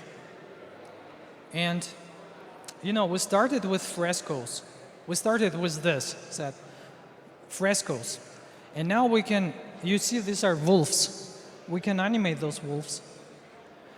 And we saw this column that represents 150 frames. We can do a 360 around it right now using video generation. We saw this train. We saw this train. And now we can modify it. We can put this train on fire. Or we can add big puppies. Or we can add, which is funny. This is funny indeed. This is prepared before yesterday. Just keep this in mind. Yeah. So somehow, you know, I wasn't expecting flooding, but prepared this video of giant flooding. You know, this is one of those moments when you can predict the future. But, like, let's be more serious. I have two videos. I have roughly maybe 50 seconds. I want to maybe show the first. Please turn on the sound. Everything is generated. Even the plot is generated. Even this speech is generated. There should be sound. There is no sound. Should be sound. Ah, that's not funny. No sound. Okay, maybe let me check. It's just much nicer with sound.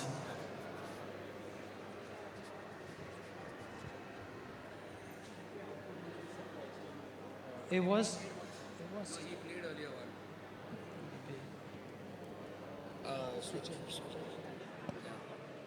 No.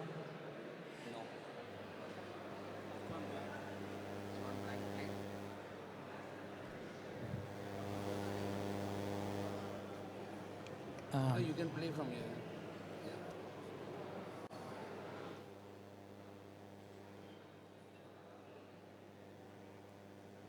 Bear with me for a second. Volume is low of yours, yeah. Okay. All right. All right.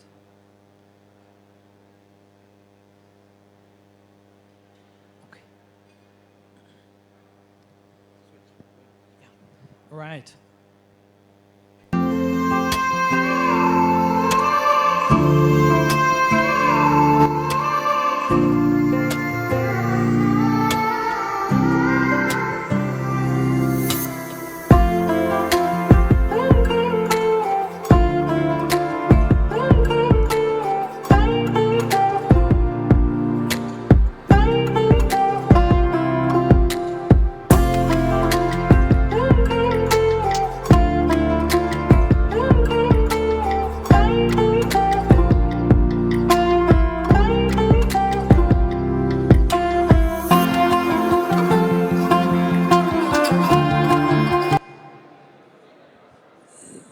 I don't know, I was told I can take more time, so I will probably show the other one too. I just like it.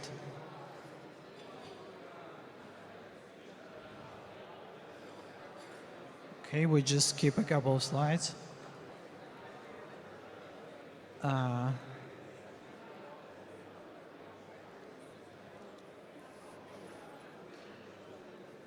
In the uncharted depth of space, Can we make it a bit louder? Dogs embarks on a daring mission. But something sinister lurks in the dark. As the crew investigates, they soon realize they are not alone. Their greatest fear has found them. The fight for survival begins.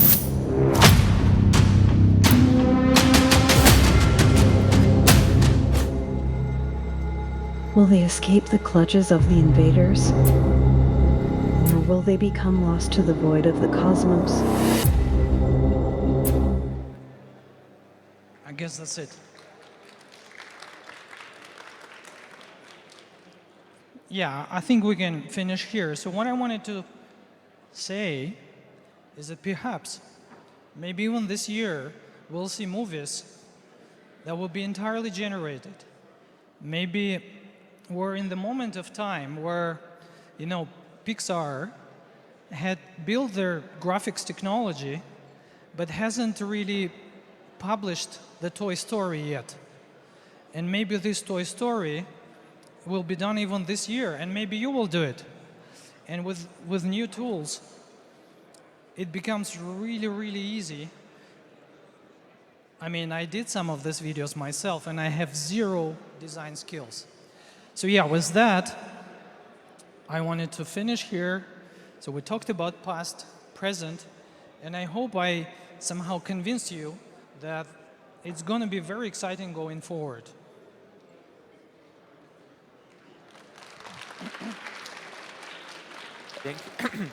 Thank you so much, Sergey. First of all, I want to say that there is not too much technical, because when we are talking about AI, we need to understand that some part we need to learn about it. So for sure, we'll have room for 2 or more questions. But before we get that microphone there, I would like to ask you one thing. You sparked, like, I'm a physician by the vocation, so also turned to be data scientist, event manager.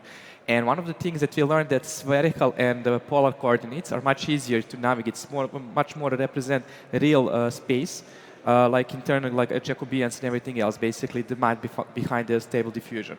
My question is very simple. How much do you develop new ways of math inside of Snap? Is that something that your team is doing? Yeah. To get a little bit technical as well. So our team at Snap, and I also wanted to say that Ivan is here. He is one of the creators of technology that was on the screen. Yeah, we do a lot of math stuff. I mean, the amount of it depends on what perspective you're looking from. If you're a math professor, maybe our math is high school math. Okay. But if you're Fair. doing just engineering, then maybe it's a rocket science. So, you know, but you cannot solve problems using kind of thinking of when this problem was created. So in every time you need to debug math, you need to understand why math is not working and maybe just fix it. And it takes years. It takes years before you do this right, and then it takes years before you actually see the value. So it took us 3 years to do, like, to arrive at first order motion model. Yeah, of course. And then only a year after that, we saw this video that the rapper has created. So only after that time you see some impact on the world.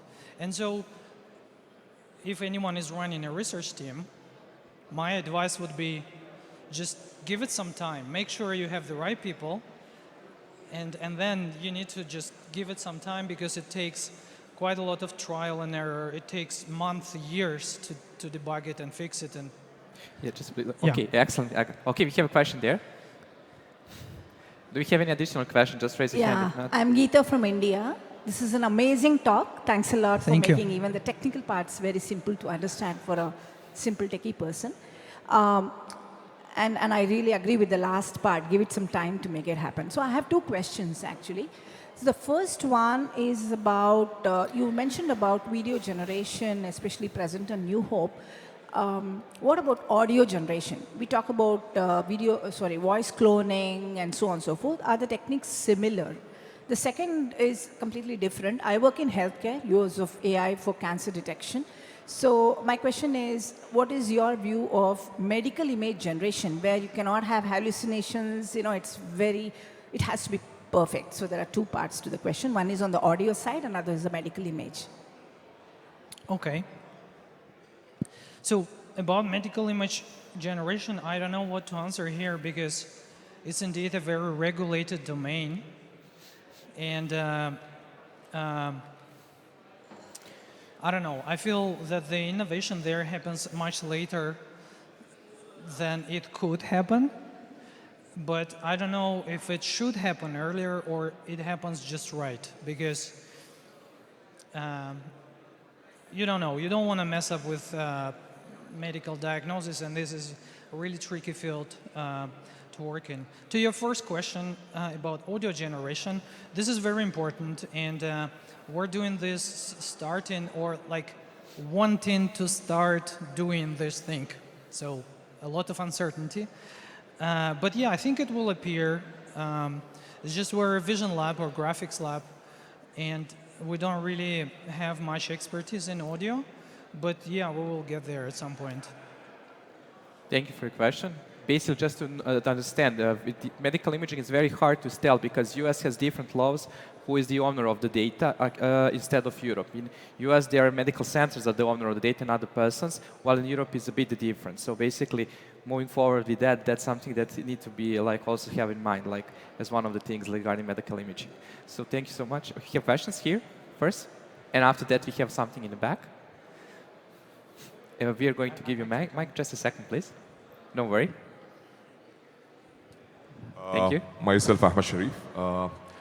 It was nice to see you talk on a very interesting subject. when ChatGPT, I mean, OpenAI, bombarded with Sora, it really changed many people, how the future will look like. Now, the most interesting thing is, I've seen your model, it's interesting. Is there a limitation in your model that what I see is clips of angle that has been limited for a few number of frames, and then you change the frame, and then you change the angle, and then change the angle? Is that you have a limitation, so you create so many clips and join together to create a movie? Why there is a limitation, and why you cannot create continuous, non-stop maneuvering of the angle or the vision? Is there a limitations? Just to understand, where we stand. Yeah, that's a very good question. Maybe we should also check the timer. First time someone mentioned OpenAI in a talk on video generation was about 33 minutes after the beginning of the talk, which I think is a good benchmark. In terms of the stitching, so there is a study that shows that if you take Hollywood movies, the average length of a clip is around 2-3 seconds. So if you watch a movie, just next time pay attention to how quickly they switch. So they switch pretty quickly. It's not that we were, inspired by Hollywood and decided to generate smaller movies. There is a technical problem how to label something that is larger than 2 seconds. So if I do a very sophisticated activity, how do I split it in small pieces? How do I label it? This is ongoing work. This is one thing on the data. On the architecture side, I think our architecture is scalable. Actually, Ivan was working on something like that. We can talk maybe more technically on... Just please close the mic. All right. We can take more technically in the whole, but it's also a computation issue. Like you need to have maybe a couple of thousand of GPUs for this task particularly. So video generation is extremely expensive. And OpenAI spending, I don't know, hundreds of millions. This is a guess, I have zero information, but I would imagine hundreds of millions per year just on this project. So also maybe I should mention that OpenAI maybe targets Hollywood-style quality, whereas maybe the biggest opportunity is in engaging videos that are casual. I'm not sure everyone wants to generate a Disney type of movie for them, but maybe rather wants to get it quickly and maybe often. This has to be proved and figured out by maybe subsequent product design and what's the best product and what kind of model we actually need to ship the best product. But to your question, yes, there are technical limitations. These are not kind of some very difficult limitations. One can approach them. We do it, let's say, as a step 2. Okay, thank you. I don't know if that answers your question. Sorry, we have a question there. Can we just get the mic? Please introduce yourself and ask a question to our fellow speaker. Hello, my name is Eugene Terentiev. I'm a co-founder of Edge.ai. Here's the question. For the training, it's heavily computational tasks, and it requires like a lot of GPUs, clusters, etc. But for the inference part, for example, in order to generate 30 seconds video stream, what amount of computations do you need? That's a very good question. Also because, if we take existing GenAI models and generate something for everyone on Earth every 5 minutes, maybe we run out of electricity. But in particular, this model, Snap Video, takes around a minute to generate a 2-3 second clip. So for 30 seconds would be 10 times more, so like 10 minutes. Our team is also doing a lot of efficient AI stuff. So we have built the world's fastest foundational image model, which is called Snap Fusion, that runs on device under 1 second. and the latest version of it are real time. So you can have a generative model on your phone that just generates images for you once you press the button. And we believe that in the future, we should not only improve the models itself, but also make them more affordable. So I imagine that maybe by the end of the year, we'll have very fast video models, that the inference problem will be maybe not solved, but will be significantly improved. And maybe next year, we will see real-time video generation on device. Okay, interesting. Thank you for this, this insight. We have room for one more question.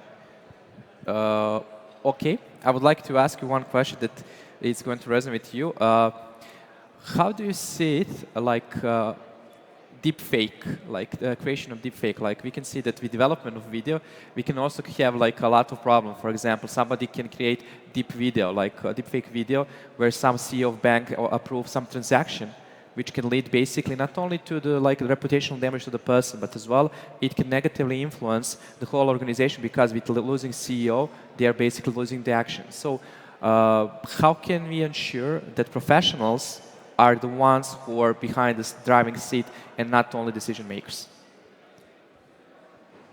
I have to be honest, this is a very tough question. Of course.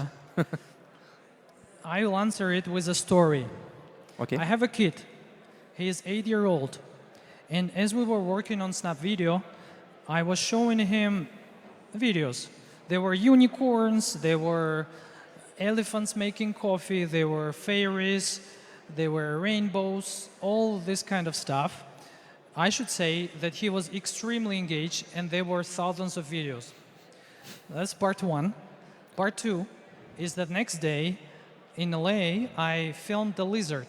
There was a lizard, and I filmed the lizard and wanted to show him just on the phone. And I showed him a lizard, but the day before we looked at these unicorns with rainbows, with magic, with etc., etc. And I show him a lizard. He's 8 years old. And he looks at it and says, is it real or generated? So this is one of those moments when we should be kids. Okay. We shouldn't look at the information and assume it's true. It might be true, it might be recorded, but it still might be misinformation. And this is not generative AI, I think. Unfortunately, this existed as long as photography and video generation. So it's just becoming simpler, so let's be kids. Okay, thank you so much for this insight. Can we get one round of applause for Sergey once again? So, this is the moment I think that we are waiting for as well. That is a lunch break. I know that. So take your time. Speak with our distinguished speakers. You can ask them like during the lunch. We're going to have around 30 to 40 minutes lunch break. I'm going to announce when we are going to come back for 2 exciting panels here. And like I said, thank you so much for attending and have a good meal. Thank you so much. Bye-bye.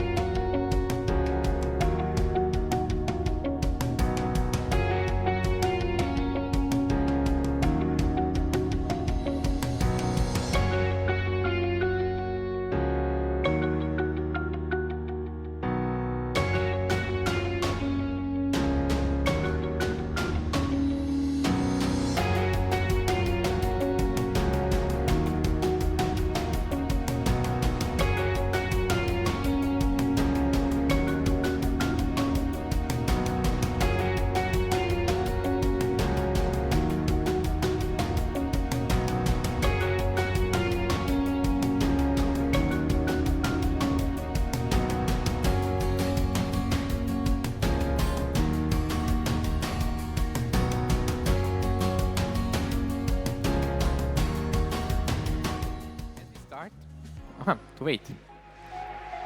Okay, I will wait. No worries. We can. Okay, so Time magazine published a list of the 100 most influential people in artificial intelligence. It included many accomplished women, scientists, entrepreneurs, and policymakers. They have different perspectives on AI. Some new possibility for business, creativity, while others warn about the risks.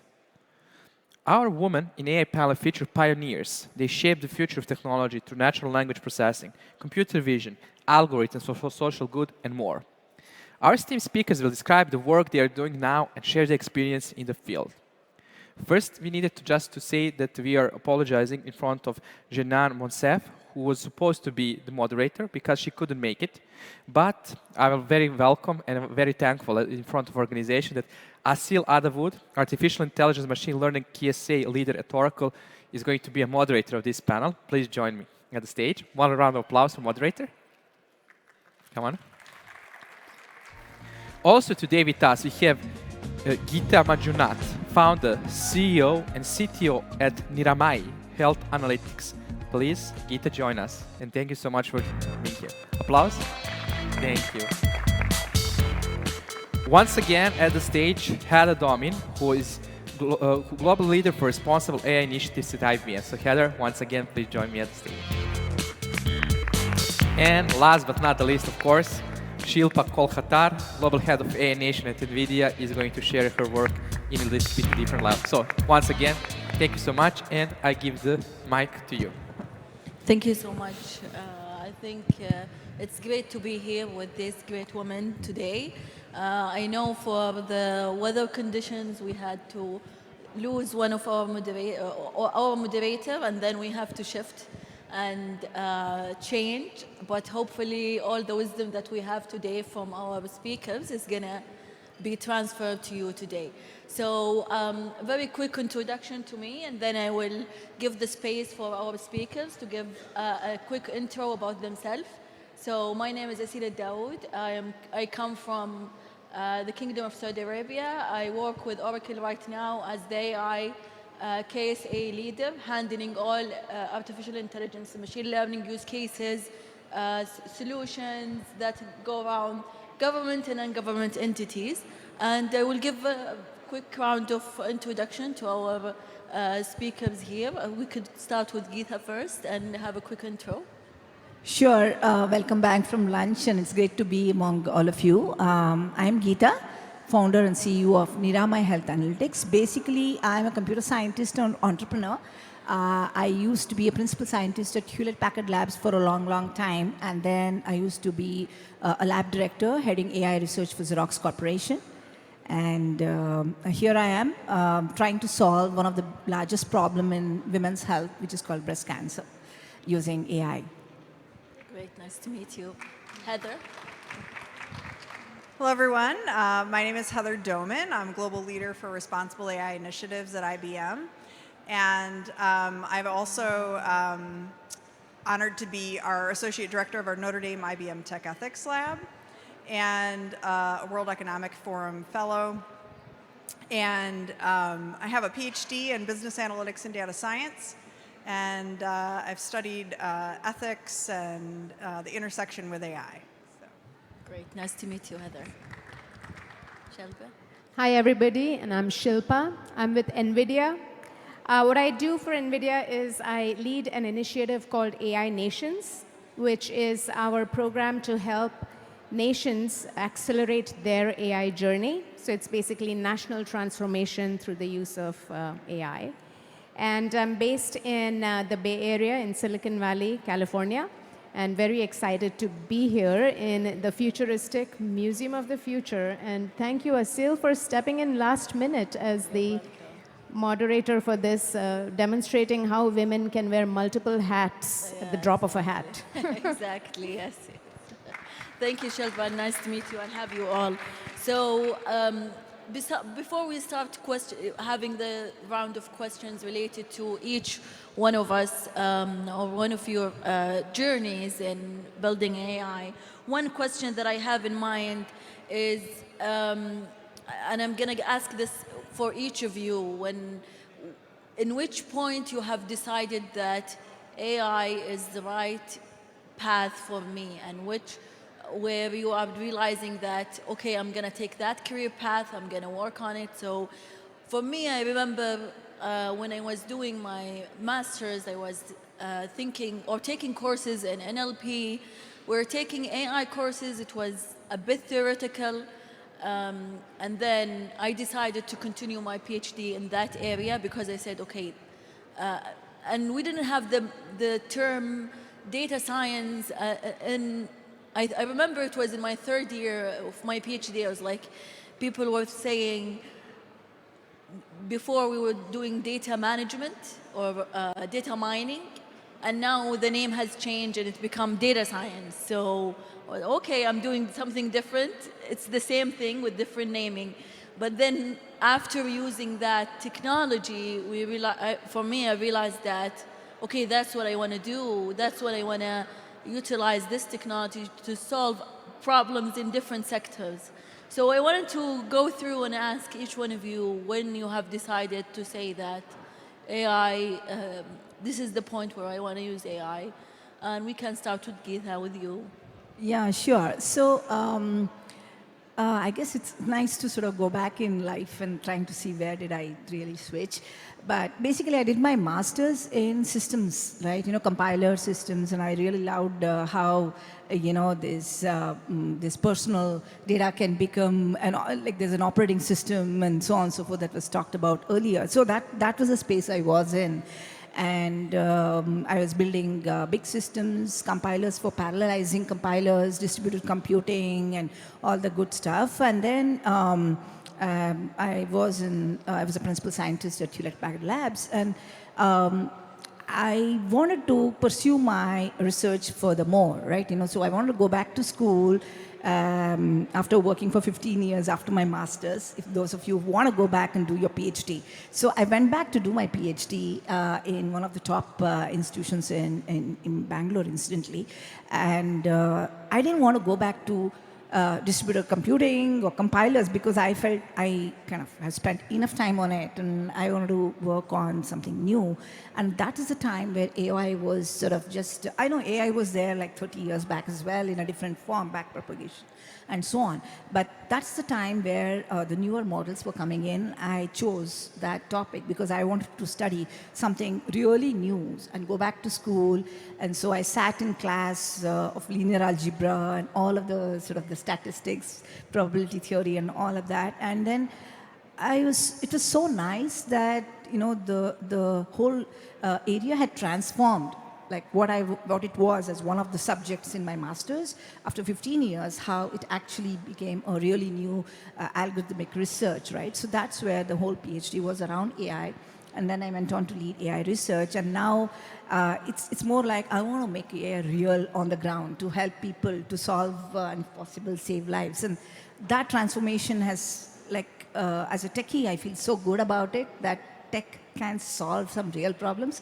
So it's been an excellent, learning journey. Yes, I totally agree. Moving from the theoretical to the applied of AI is what we have seen over the years and the transformation of that. Thank you so much. How about you, Heather? How was your journey? Yeah, thank you. So I think for me, it's difficult to pinpoint exactly one thing, because for me, it's been an evolution over time.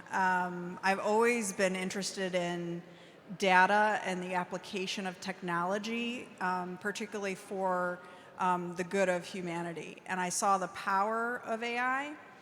And for me, as a lifelong learner, a curious person, it was a natural evolution as I pursued my educational pursuits. So, That's great. Yeah. For me, the journey started long, long ago in a galaxy far, far away. Actually, I say that because I took AI as an elective, believe it or not, in my undergrad. So for my bachelor's in computer engineering, it was offered as an elective. And I've always been a Star Wars fan. I've always been fond of robotics and all the, fascinating stuff that science enables. So I took that elective, AI, but nothing happened out of it for years. I was actually in the networking domain. My previous company was Cisco. And then I was actually working in IoT, the Internet of Things. And IoT then transformed and evolved into AIoT. Everything connected, but also intelligent devices and artificial intelligence of things. And that is how my journey to AI began. And then I joined NVIDIA, and the rest is history.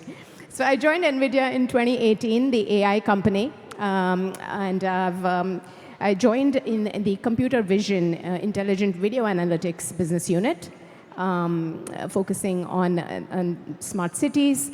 And now I look after smart nations and AI nations. So that's been my journey.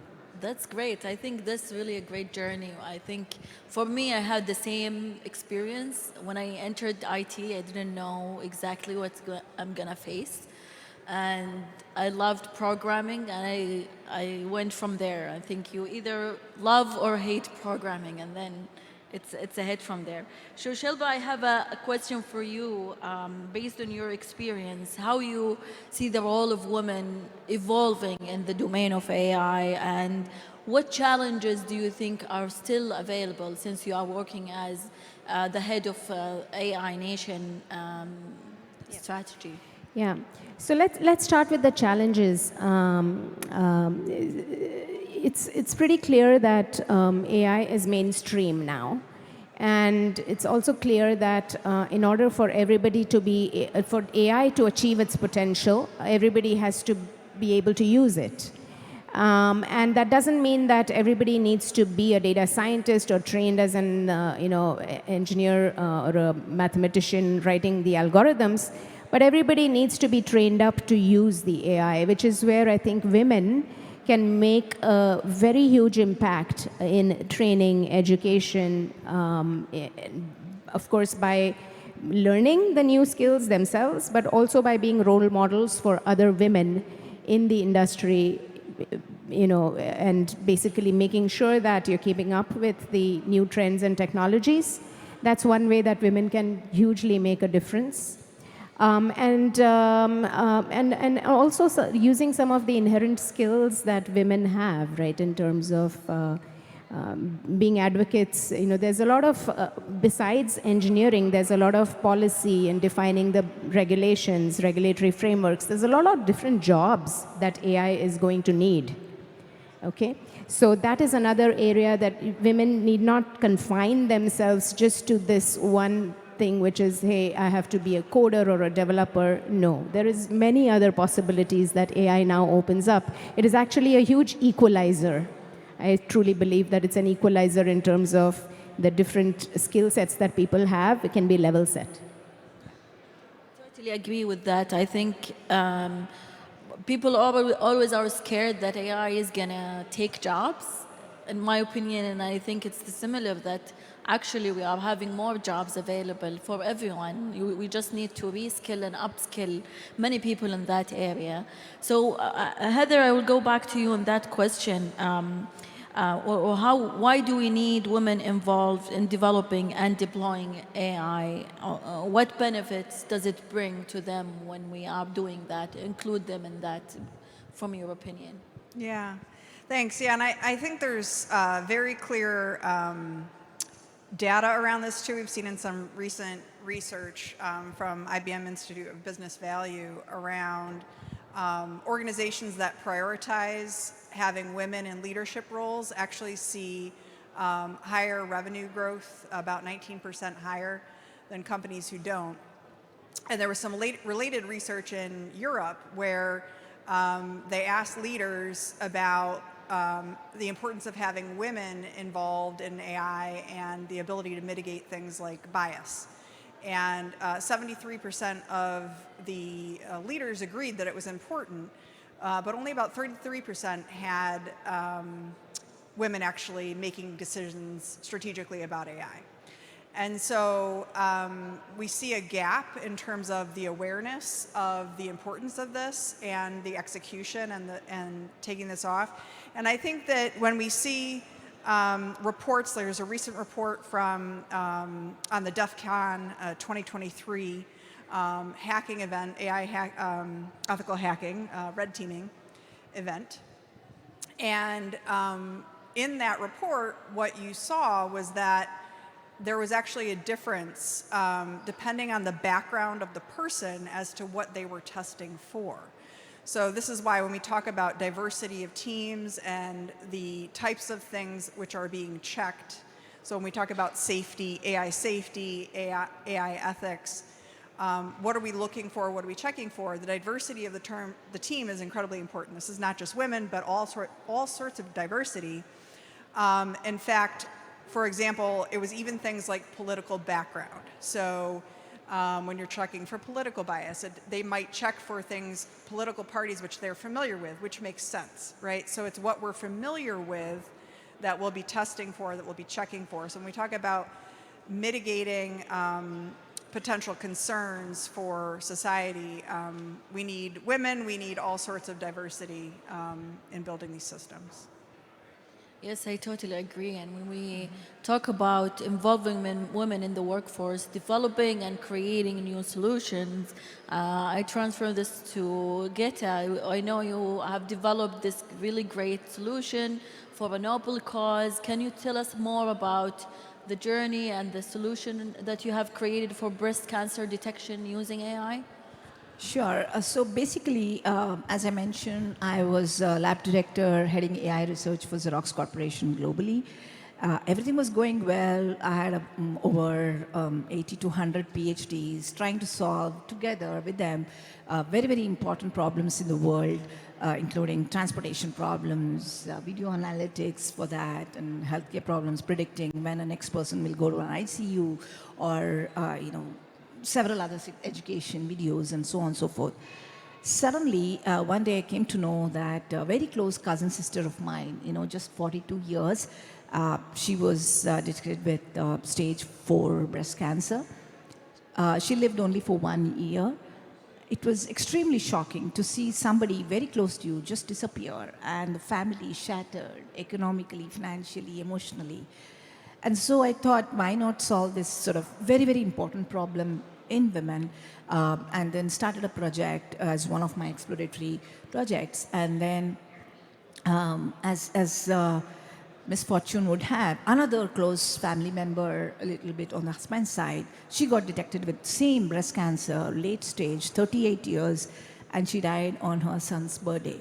This was a huge call for me. I said, why am I solving the world's problem? There are so many others who can solve this, and here is a deep problem that's affecting so many women, and who's going to solve this? And I just quit my job and started the startup Niramai, which means being healthy in Sanskrit, which is the oldest language from India.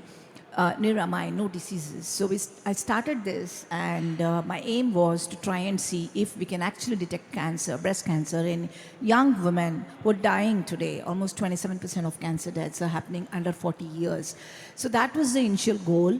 And then it turns out that now it's been 7 years, and I'd never run a business. I was just a techie, like many of you here. But I just had the deep intent to solve the problem. I learned, I got a lot of help around, raised money, all of that, and I'm very happy to share that right now.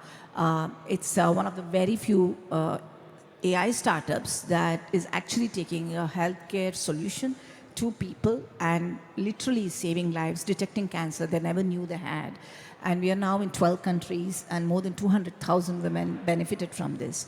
So exactly what we do is not AI on mammography, which many of you would have seen in books and papers and so on and so forth.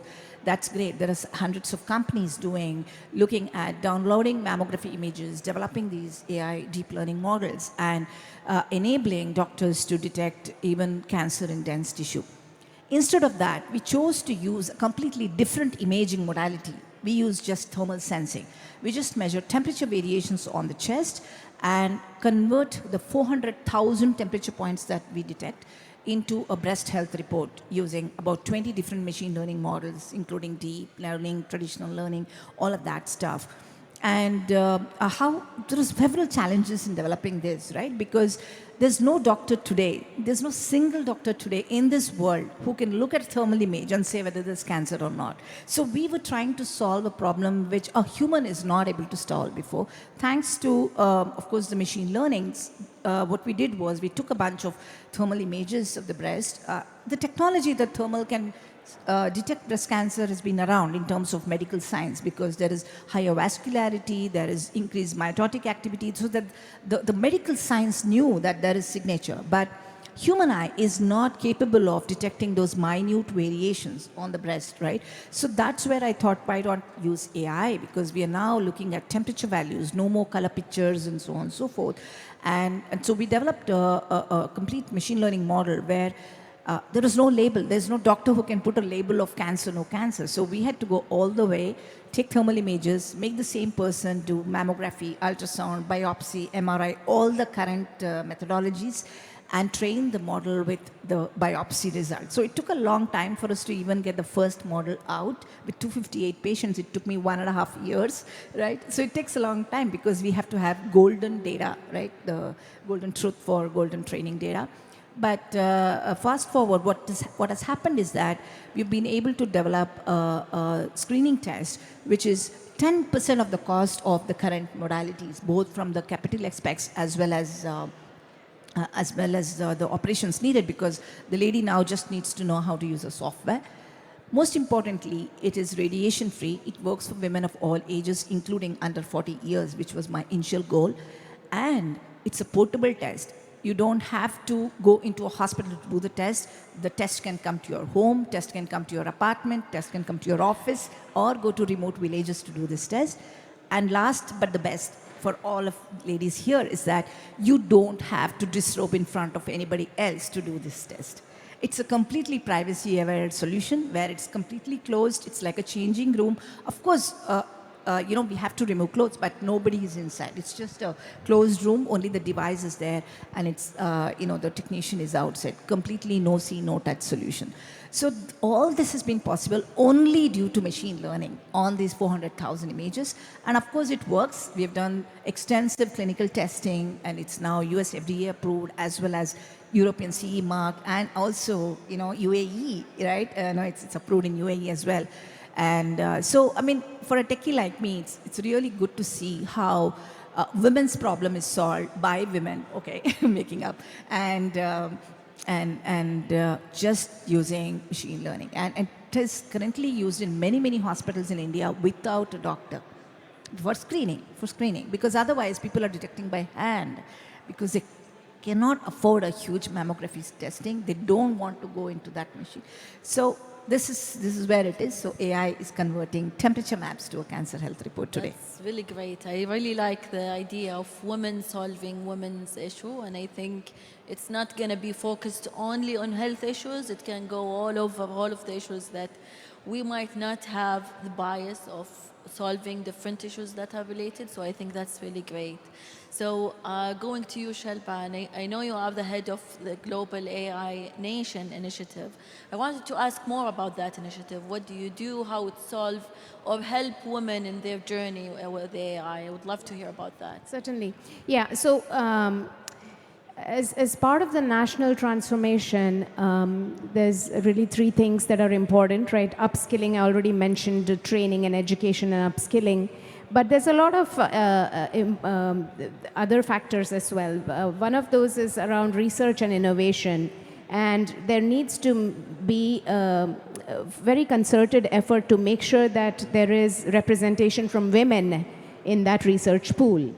The third pillar is actually around the ecosystem and entrepreneurship. But coming back to the second one, which is research, at NVIDIA, what we do is we make sure that all the voices of the women are heard. There's a lot of different communities and research forums where our male and female research scientists are publishing papers regularly, participating in a lot of open forums and discussions and research on GitHub. We also celebrate the contributions of women. So I think these are some of the techniques that, of course, we do at a company level, but there's no reason to limit it just to companies. States can adopt this, nations can adopt this, in terms of highlighting the achievements and accomplishments of women serving as role models. And that is what the emphasis, as even as part of AI Nations, when we really triangulate between industry, academia, and government to bring it together, while at the same time making sure that, because it is AI that we are talking about, to make sure that the AI is built in an inclusive and diverse fashion. Addressing some of the concerns that, Heather, you mentioned around bias. That's the only way to make sure that can be addressed, is to make sure these are diverse and inclusive data sets. So I would say that, we have to, first of all, begin to think within the company and then expand that over to, take that across to different communities, research, entrepreneurship, and then at the national scale. I think it's important to, when talking about AI in general, it's very important not just to diversify the team, but also looking into the outer area of research, academia, organizations, governments, also other countries that could have certain problems that they might go through, and they will need some help with that. I have a question for Heather right now, is what are the technical methods or strategies that can help women to be involved in or treated fairly by AI systems? We talked about the challenges, we talked about what has been done in the area right now. What do you think there are multiple strategies or methods that can be done in that area? Yeah, so one of the things is you have to start with the data. So you obviously need data on women. You need to have representative data sets. You also need to be collecting gender information when appropriate. Now this is a tricky space because of privacy laws, and people often get concerned.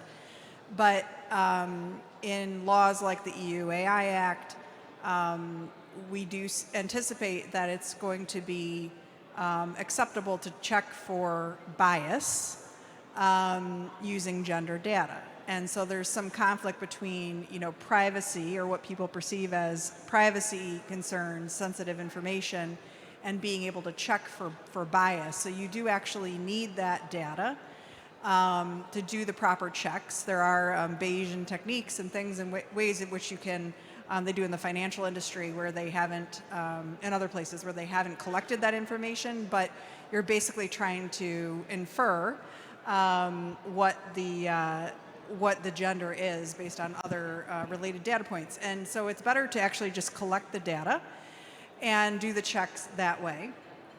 And so we do,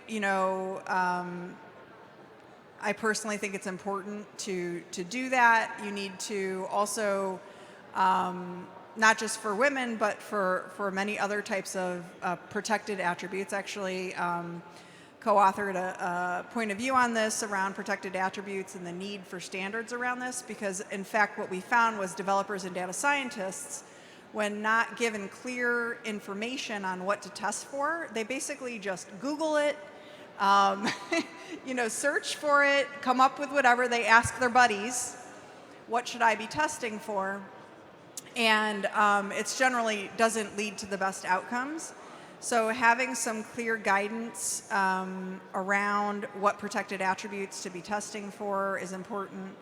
And we also at IBM found it important to actually provide some guidance around what metrics to use. In certain cases, like if you're doing hiring and promotion in New York City, and you're governed by the New York City Automated Employment Decision Tool law, you actually have to do disparate impact analysis, which is a particular type of bias metric. And so depending on your jurisdiction in which you're operating your AI system and the population in which you're using the AI system on, you're going to need to check for different things. And so having guidance around that is important as well. Yeah, I think it's different even from, not just from state to different state, even from a country to a different country. It's the case. From me, I always say that in the kingdom we have a unique culture, and that's why we need to build AI solutions that can fit our culture, not just utilizing what's available. Yes, it's useful to do that, but also how can we customize it to our needs, to our culture, to our environment. And a very quick example is detecting clothes. In the kingdom, we don't wear clothes that are unique outside. I would say women always wear hijab and abaya, so it's different. And then men usually wear like the thobe, which is also similar here in the UAE. So how can we detect that? And then one of the things that I wanted to do before is how can we detect such characteristics from how they wear, from which country they are. And there is no data set for that. And I know people who have tried to collect that kind of data, but it's really hard because you have to go outside, take pictures of people, take consent from each one. Can I take a picture of what you are wearing, etc. And it's a hassle. But yeah, we'll see how that goes. I will take the question for you, Gita, also here is, because you are focusing on healthcare and AI in healthcare, there are very few systems today are using AI to diagnose cancer in the regular care, we could say pathway. What are the challenges that were faced?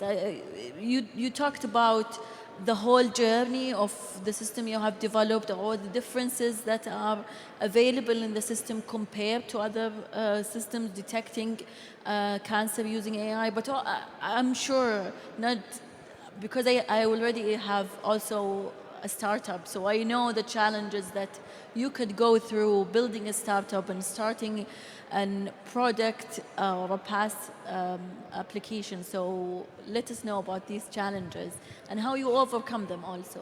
Sure. I always say that startup journey, because having spent 20 years in the corporate versus startup, it's like an adventure. Like, if you like hiking, you're fine. But if you like adventure, mountaineering and all that, that's the kind of feel of challenges you feel. You don't know what path you're doing. You have to make your own path. It's amazing. I would say learning every day. Having said that, all of us feel that once an AI model works in our lab and it's showing, let's say, 90% accuracy, or area under the curve is 0.9, 0.85, hey, it's done. Like, I have an AI model which works. Sorry, that is stage 0. When you have reached a AUC of 0.9 in the lab, that is stage 0. You have a long way to go. This is what I learned, because till then we thought, it's fun to, develop the AI models, go to the next problem, give it to somebody. Why don't the business group take this and then make it a product? Those are the kind of things I used to think about, and not only me, like several of us, because I was in the research group. But when I actually started, I realized that that's only the first point, right? There are several things. The first point is, the next point is really how does the end user use your AI model? How does your AI model get into the current, care pathway? That's the term used in healthcare and similar current systems, right? So to understand that, you have to talk to many of the potential users. What is the current methodology? How does yours fit? One is, of course, figuring out how it's differentiated, which I already talked about. But assuming it's differentiated, assuming it's working at a very high accuracy levels, how does it fit into it? What is the tangible way that your end users, who are probably doctors or healthcare workers, will use it? So that product form is something that we have to think about. And so that was the first thing that I had to sort of do. And then, because people had never used thermal, and the main biggest challenge was when I go to a doctor and saying, here is a model which is 90% accurate or sensitive and so on. They'd say, I have never read about thermal imaging in my books. How can you say it will work? First. Second, I don't believe in AI, and how can you show that it actually works? So the basic first question to convince a doctor, convince a potential user, depending upon whichever domain you're working in, is most important. So I used to go to the doctor and say, okay, how can I convince you? What is the test you want me to take in order to make you believe that this works? And then I came to learn about the clinical studies, and there's tremendous work and literature available about how new drugs are developed, new medical devices are developed. So I had to sort of go read up a lot about clinical study protocols and prospective studies, retrospective studies, ad hoc, post hoc analysis, all of those kind of things, and say that, okay, I know how to, what is needed to prove to make it work. So I had to actually go to ethics committee in a hospital which has 15 different disciplines, and they come in and say whether the protocol for testing is correct. First of all, before even testing, you have to say, this is the methodology I'll use for testing to prove that it works. Are you agreeing with that protocol, first of all? The testing methodology. The testing methodology was the person takes our test, the lady, she doesn't know whether she has cancer or not. None of the doctors know. She takes our test and we have to give the result. And after that, the person goes and does a mammogram. Sometimes it may not be conclusive, so she does an ultrasound. And if either of them is positive, she does a biopsy. And the three results, the last three results, are reviewed by a radiologist, and then the radiologist says whether it's yes or no. Our test is already said yes or no, right? And this we have to compare, not for every person.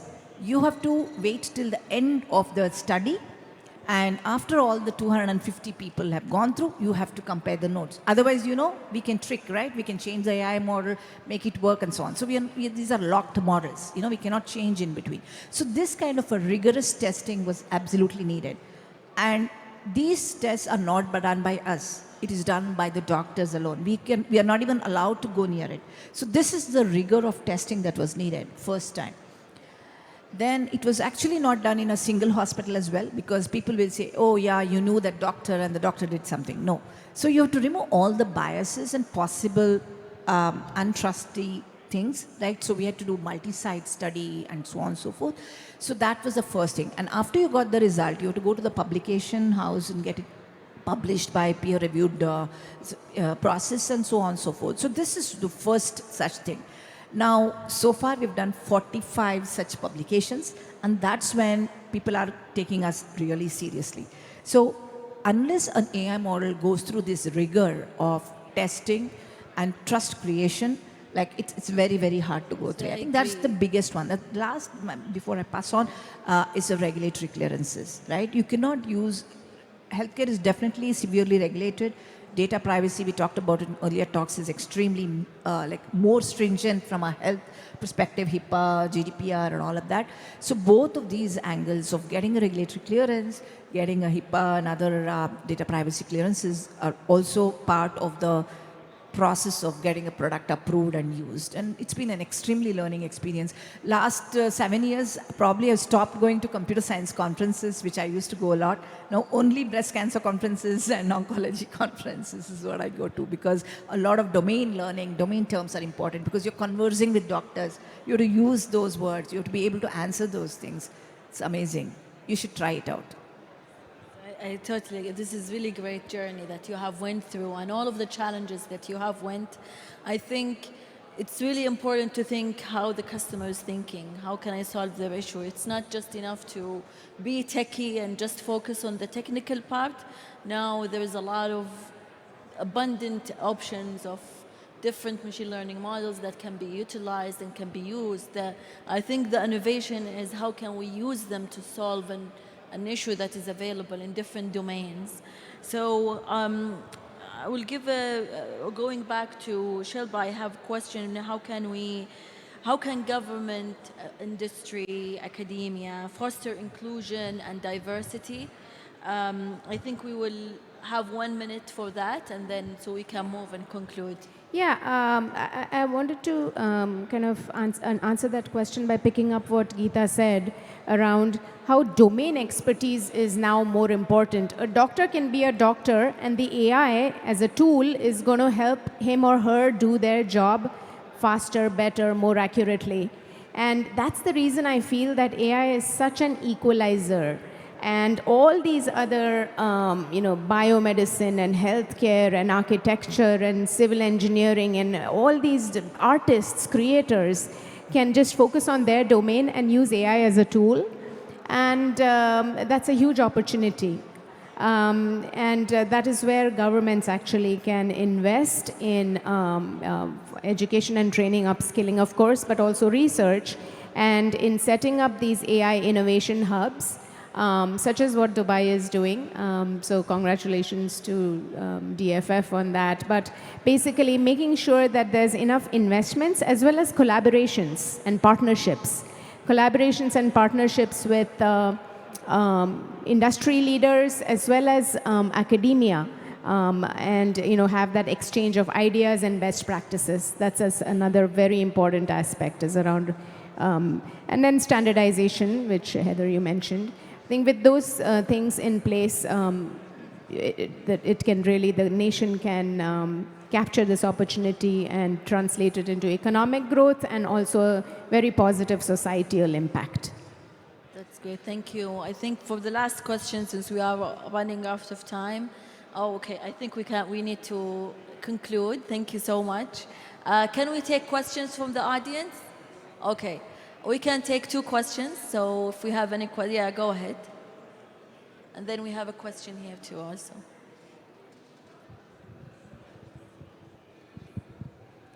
Congratulations.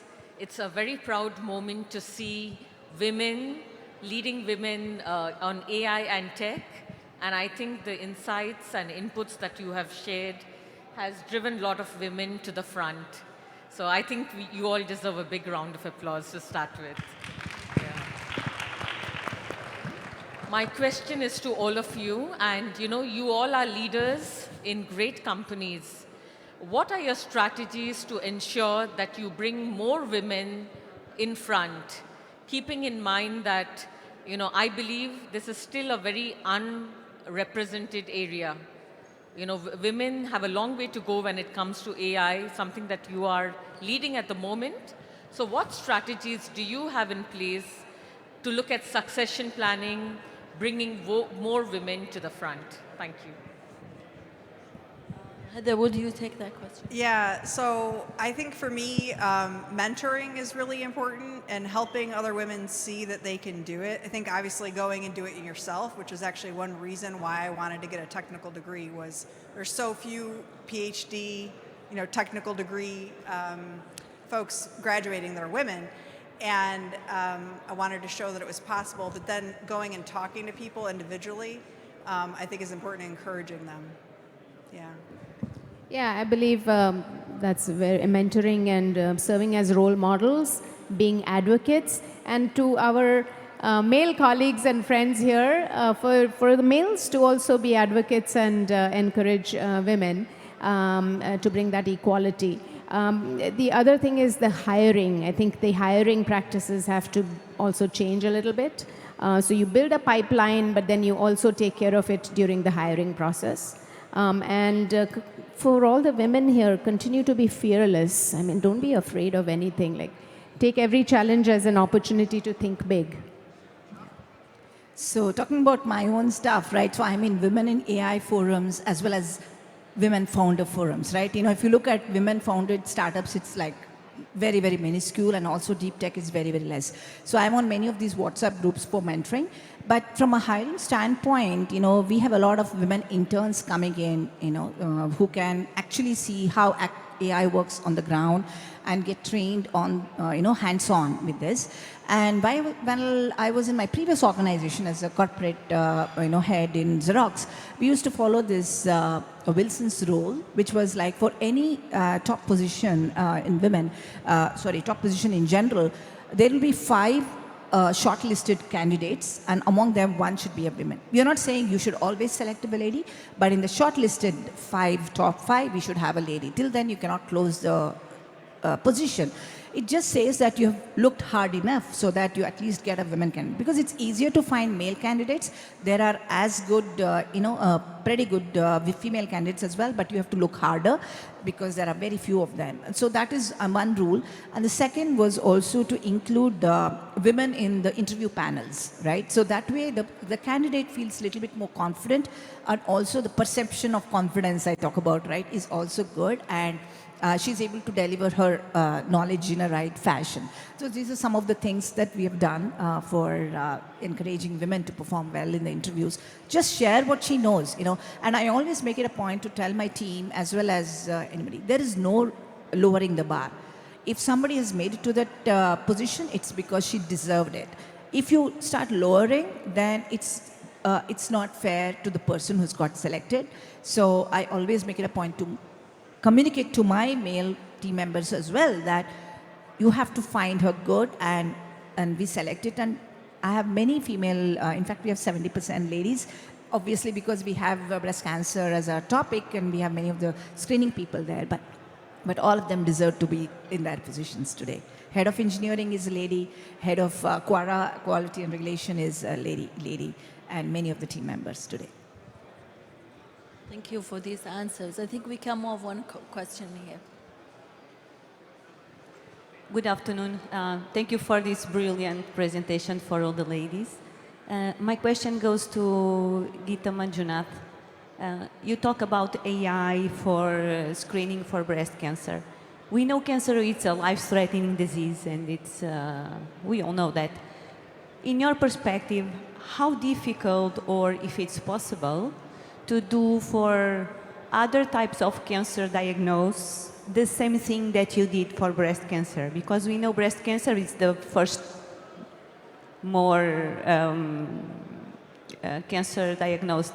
Is it possible for others? Is it harder, or is it just do the same? Yeah, it's a great question actually. The technology we have developed can actually be used for other type of cancers as well, but the time part of it is to clinically prove it, that it is actually working. So we are working on a whole body scanner where we will not claim whether it's cancer detection or not, but we detect abnormalities in the body. Then the doctor decides whether it's cancer or not. But to get to every cancer, you need like 400,000 women to be proven. That's the only part, but technically it is possible. I'd love to partner with anyone who is interested in partnering to make it work on other diseases or other cancers. Thank you so much for this question. Thank you, everyone. I think we cannot have more questions, but I want to thank our speakers today, Shilpa, Heather, and Geeta. Thank you, everyone, for joining us today. Let's have a round of applause for everyone.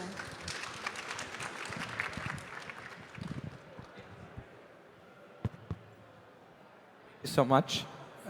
And thank you for your time and for a very lovely, inspiring talk. So basically, with this, we are coming to the last panel of the day. And of course, who other than Sasha Karin is going to introduce this, because this is the final session of this conference. So Sasha, please take it.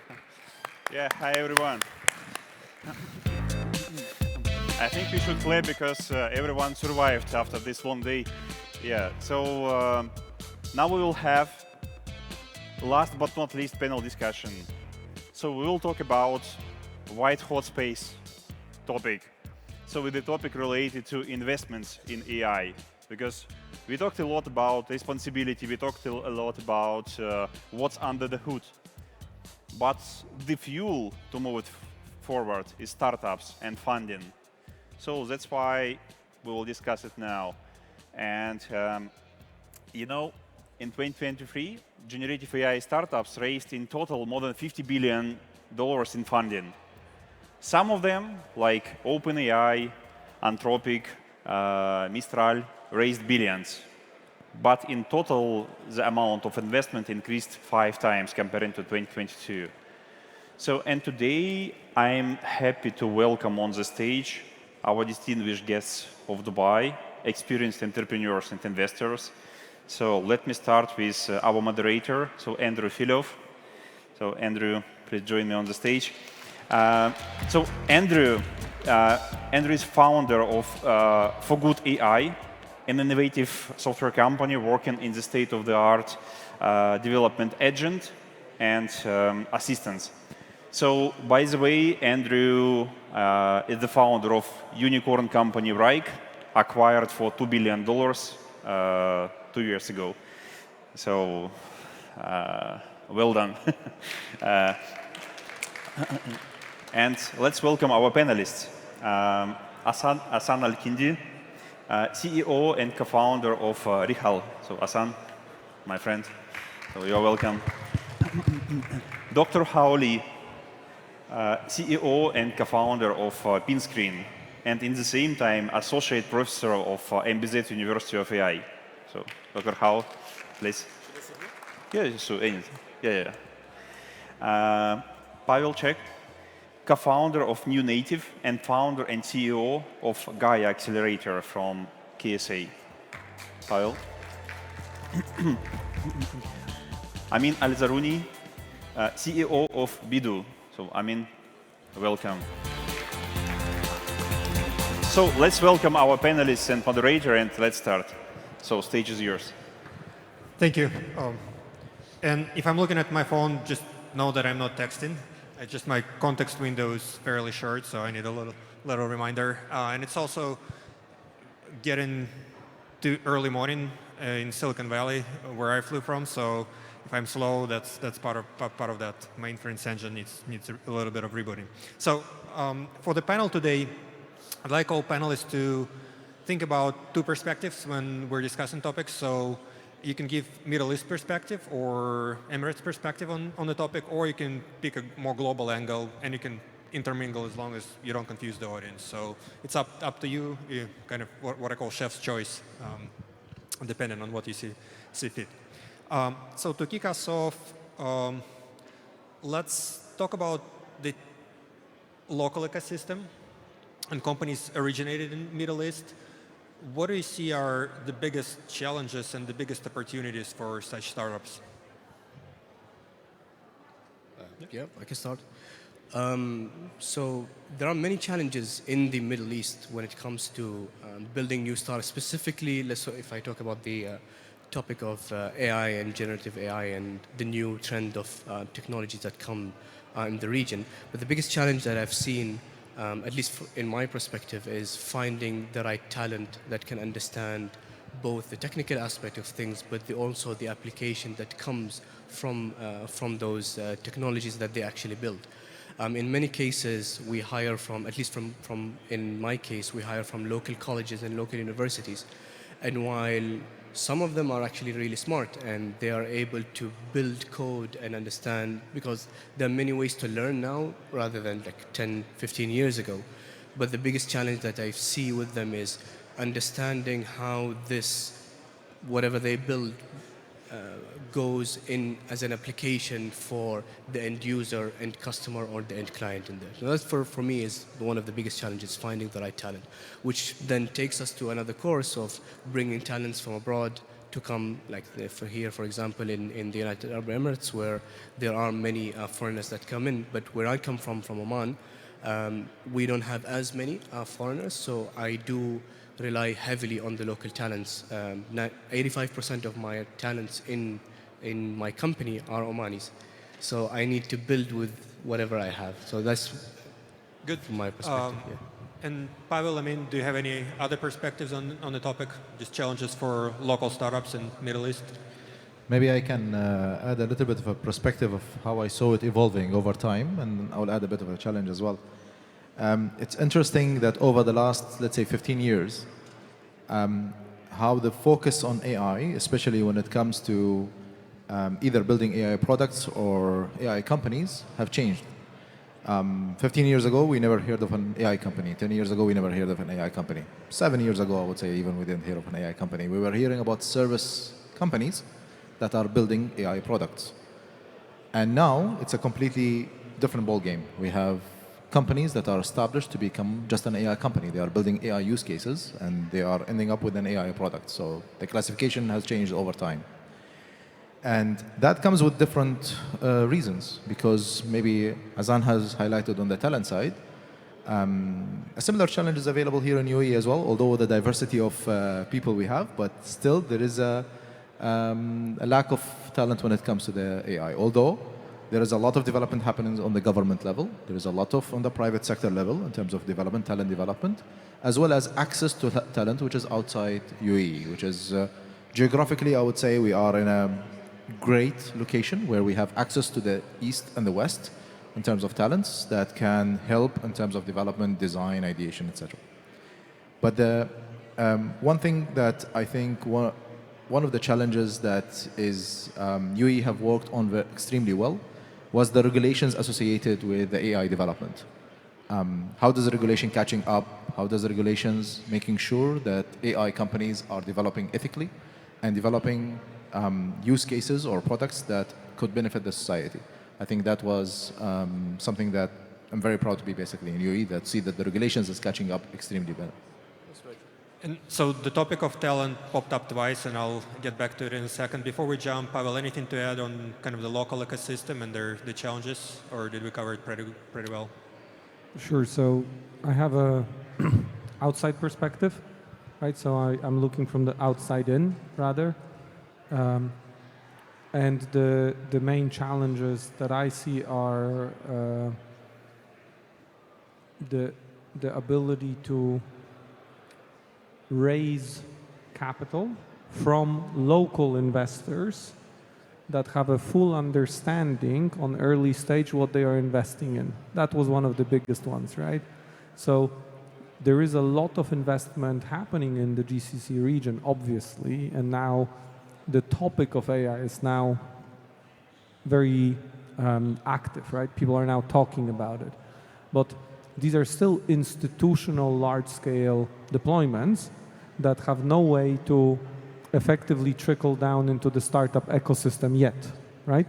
So I think this barrier will be removed, but I've noticed that very advanced deep tech companies, AI deep tech companies, will have an easier time to raise in Silicon Valley than they would here, because there's a barrier of understanding and the investors are not educated yet, right? So they don't understand the returns and they don't understand fully they don't have the capability to do technical due diligence in many cases. I've seen that. A lot of VCs or a lot of angel investors, they will, completely rely on that personal component, right?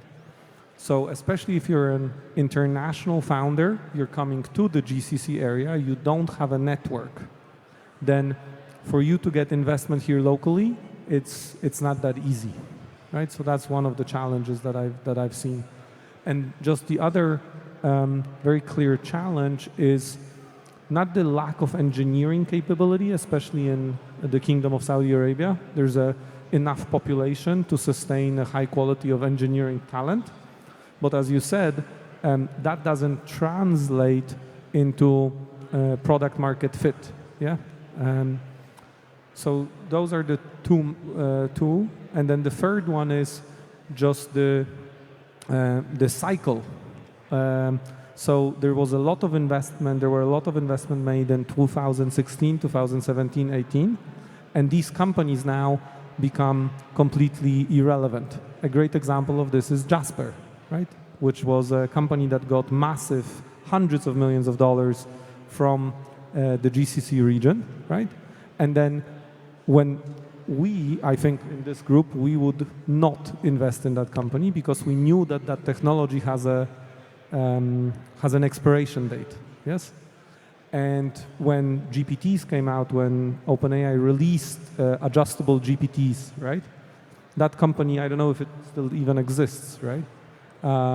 So that I think is the challenge is that there's a bubble, there's hype, and in order to remove the hype, there needs to be investors that understand exactly what they're investing in, that have a deep understanding of the technologies, and simply that's not where we are today. So it's then easier to go and get financing in Silicon Valley if you're a really deep tech founder. So ultimately it means that even if you have extremely high quality companies here, they might not stay here. So that's one of the things that I want to address. I think that's the biggest opportunity, is to bring companies here and make them stay here and build businesses here on a global scale. Yeah. Great. And then how we touched the topic of talent twice already. Are you preparing the new crop of employees? Yeah, I think that's a really interesting setup, right? In some ways, we have kind of a complementary type of challenge than Asan and Amin, where, to us is like, so first of all, let me take a step back. So I'm CEO and co-founder of a startup called Pinscreen. We formed it back in Los Angeles. And since 2 years, I arrived here in Abu Dhabi as a professor at the Mohammed bin Zayed University of Artificial Intelligence. So in some ways, we don't really have the issue of where do we find talents, because we're producing them, and they're extremely talented students, fresh out of school. They know all the state-of-the-art, skills in artificial intelligence, in generative AI. But for us, it's interesting because when we started the company here, the first question is, how do we connect with the right people? How do we connect with the right investors? And to be honest, exactly 1 year ago at this conference is where we actually met some of our first, investors that are local who were like, this is like going to be big, right? We need to do something here. So it's interesting because we have the exact opposite challenge. Yeah. And from my perspective, I think a little bit like what I think, our first investors were from Silicon Valley and also in the California area. So I think it's a very different approach, right? Also, the timing is different. Back then, when we started our company, it was people were just like, throwing money. It's like, the big days in Silicon Valley. And here, there's a slightly, we're not sure approach, right? So it's a little bit, people are less risk-taking, I think, but more careful. And I think it has something to do with it's very new in the region. But I think it will change, right? I think it's going to take a lot of momentum and things will change. If you don't mind, I would like to add something here. If you're not a startup in energy, oil and gas, or real estate, then you are facing a challenge raising money. In tech, until now, there is a difficulty in raising money. You would raise, but it's not as smooth as if you are in Silicon Valley or if you are in another region. And there is a reason. One of the reasons is not just an awareness and education for investors. It could actually fall in that category. It's because investors are scared of your exit strategy. They are scared the moment you're going to cross valuation of $100 million, who's going to buy you? Right. How are you going to exit? Unless you are a copy-paste model. Unless what happened to Kareem, unless what happened to other businesses that are a copy-paste of another mega unicorn, this is a different story. Investors will not hesitate. But if you are a completely unique startup... But do you think it should stay like this? Or do you think it has to It will change because there is multiple reasons why it will change. Politically, one. Second, economically, we see the shift happening, how it is moving to the east more. And geographically, we are in a location that I think we are blessed. And I see that it's changing over time. Do you think maybe putting my perspective here is that because we haven't gone through the cycle of entrepreneurs exiting, making a lot of money, and then they coming in and investing with the startups, that is why we don't have those sort of investors, I think, because at least where I come from, all of the investors are traditional businessmen where they made their money from real estate, they made their money in energy, and then they come into a technology sector, into AI. They want to invest into this sector, but they are a bit afraid, not understanding what does it mean for it to scale up that quickly. And I think that is also one of the other reasons why we are not there yet. We haven't gone through 2-3 cycles of exits so that we can have those sorts of investors coming in. Great. And by the way, there's another path as well. The path of taking a global idea and bringing it locally definitely worked around the world and in Europe and in APAC and here. An alternative path is if you have a company that targets a global arena, you can incubate it locally and then export it. Like a lot of quote-unquote Silicon Valley companies were not necessarily born in Silicon Valley. They're So that's also kind of normal way to tap if you want to unlock those larger exit markets. And so from that perspective, the seed investment is fairly protected. Good. So we talked a little bit about talent. One other challenge that a lot of startups face is finding their product market fit. Wanted to hear the panelists' experience with that and any advice that you can give to new founders. So I'm happy to start it. So I think, especially if you look at AI companies that I would specify as AI native companies, so companies that natively started and built their technology stack and their social media stack and sales stack completely on AI-driven augmentation, right? So all of their internal processes are completely run using different available AI tools, and the products that they build on top of that are addressing a specific niche in the market. So I think these teams can now get a lot further in their product market fit process with a lot less money. Yeah. So my advice is to go as far as possible without either external capital or try to get your revenue in, because you can build so much more with the right team than you could ever in the past. Yeah. So the level of product completion on early stage gets you, in my opinion, can get you to product market fit, verification, validation before, so you can show traction in many cases before you need to take massive investment.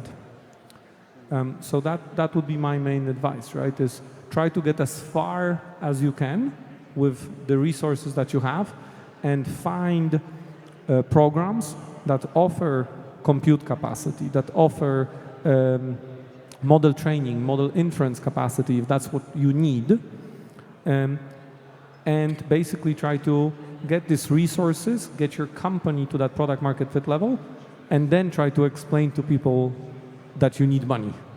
Yeah? I would like to go second because we had this chat before the panel, and it's interesting. It's a completely opposite business model. He goes as far as possible. We try to do it as early as possible.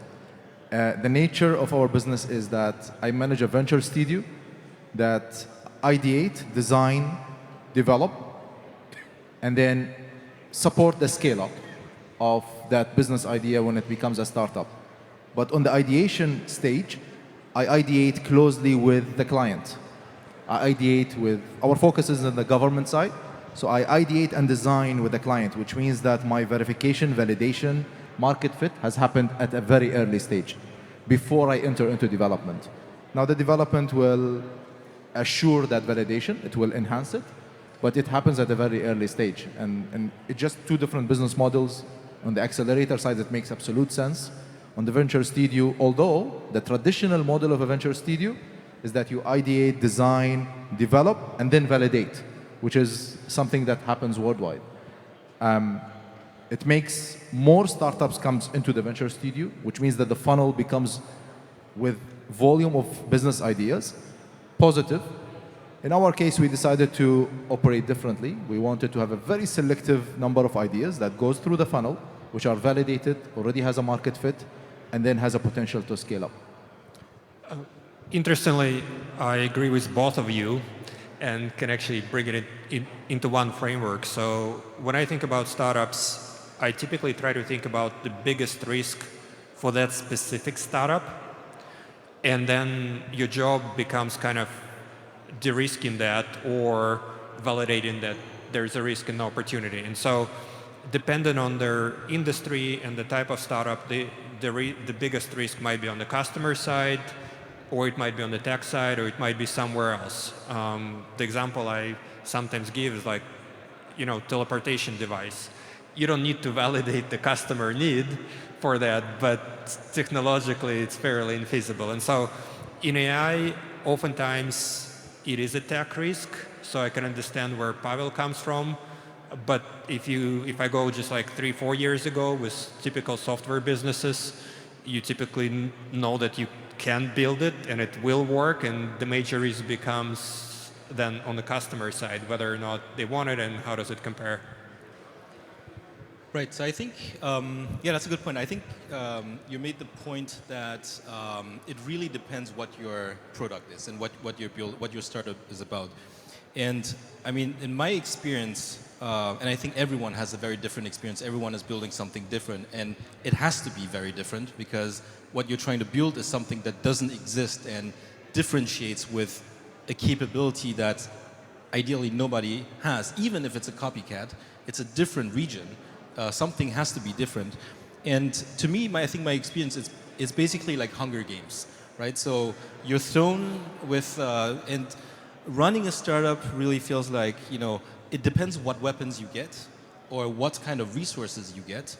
And you have to see what you can use to navigate through this jungle and how to survive and to thrive, of course. That's ultimately the goal. And I think, you know, to us, it took us years until we have figured out that, hey, there is something where there is a product market fit. In the beginning, and you know, in our case, it's also very different because we are a very R&D focused deep tech company. We started off with that, and there was, even when we raised funding, there wasn't even expectation from our first seed investors to what is your product. It is basically like, you guys are, you know, rock stars in your area, you will figure something out, or you won't, doesn't matter. But if you figure out something, we'd like to know what it is because we want you to tell us what is your product of the future. So do you think in the last 6-12 months, right, the way that people build and develop software has changed? Yeah? Looking at, and I completely agree with you, like 3, 4, even 2 years ago, if you had to do very heavy R&D, you had to raise a lot of capital prior, right? But I believe that today, the validation that something is possible, to your point, yeah, just to check whether it's even possible, whether it's an optionality on the spectrum, I think that's achievable with extremely highly qualified people and very little money. I'm not saying no money, right?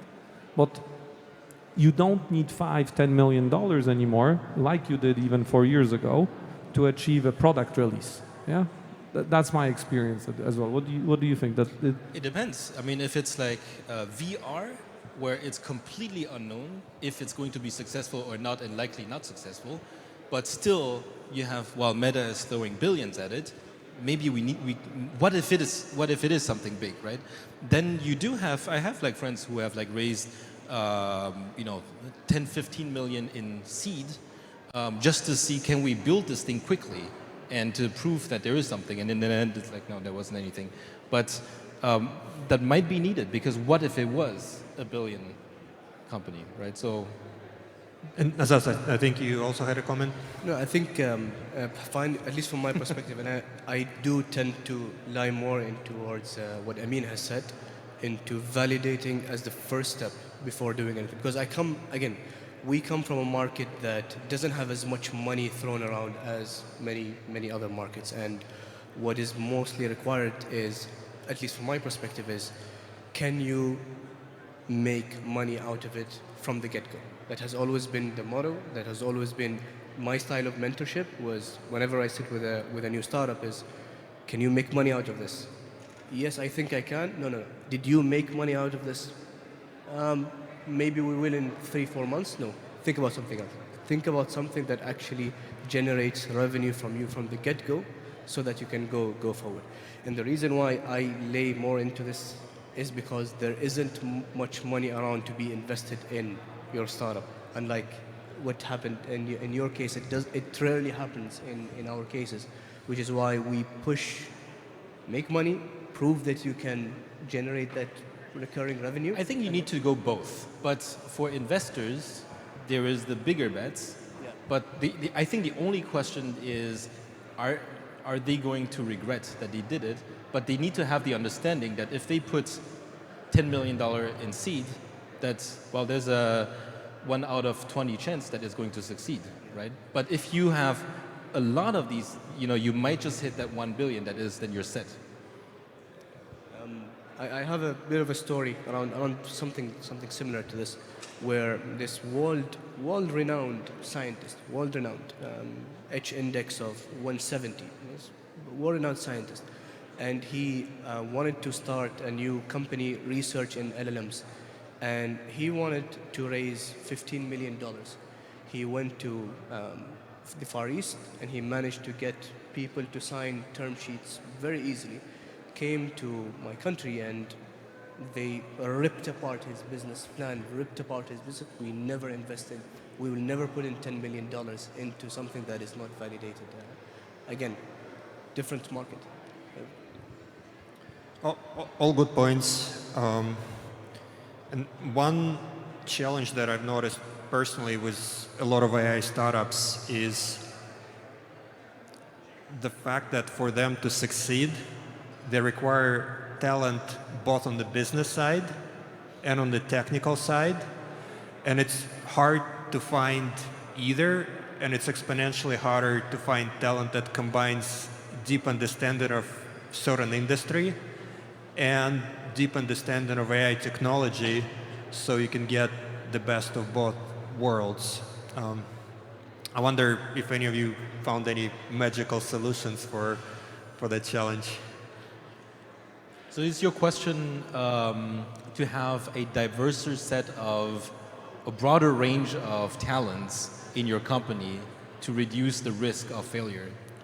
That's one approach. Although again, in my personal experience, which is limited and biased, I found that you also need people that combine the two. If you just have a very strong business person and very strong technical person, sometimes they will collaborate and find a solution, and sometimes there's still kind of be a little bit of a wall.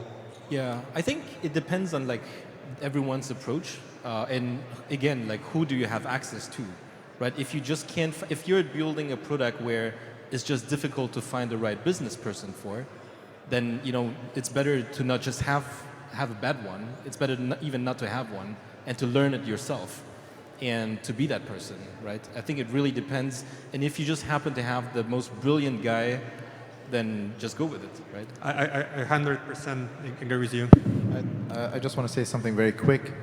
I don't see this as a challenge in the next 5 years, because it will be overcome very quickly. If you look at the UAE strategy when it comes to AI, objective number 1 is to make this destination as an AI destination, the hub.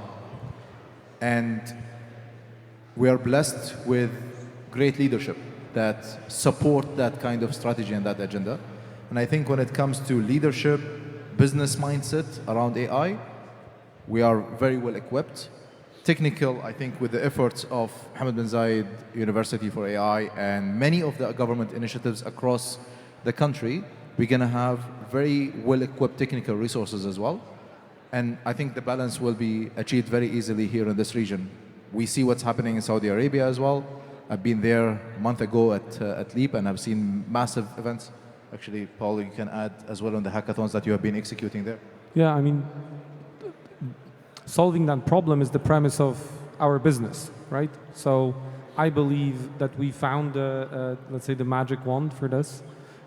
If you put 4 data engineers in a room and lock them there for a week, you're not going to come out with a better mousetrap. Yeah, there's no idea that's going to get formed. They're going to make things go faster, for sure, right? But there will be no business that comes out of this. So what we've seen on a sample of over 115,000 people, right, that we've seen go through this process. We've created about 11,000 teams in the last 2 years, right? So I actually have the behavioral analytical data and subject matter expertise rather than business acumen. Yeah, to your point, you can Google certain things, but if you're a lawyer and you are an entrepreneur, if you get together with the right team of talented engineers, with today's advancement of performance of systems, you can solve really large problems really fast. But you just don't, usually from a technical perspective, most people don't know which problem they want to solve at all, right? So putting a doctor in a room and 4 data engineers and a designer will give you magical outcomes, yeah?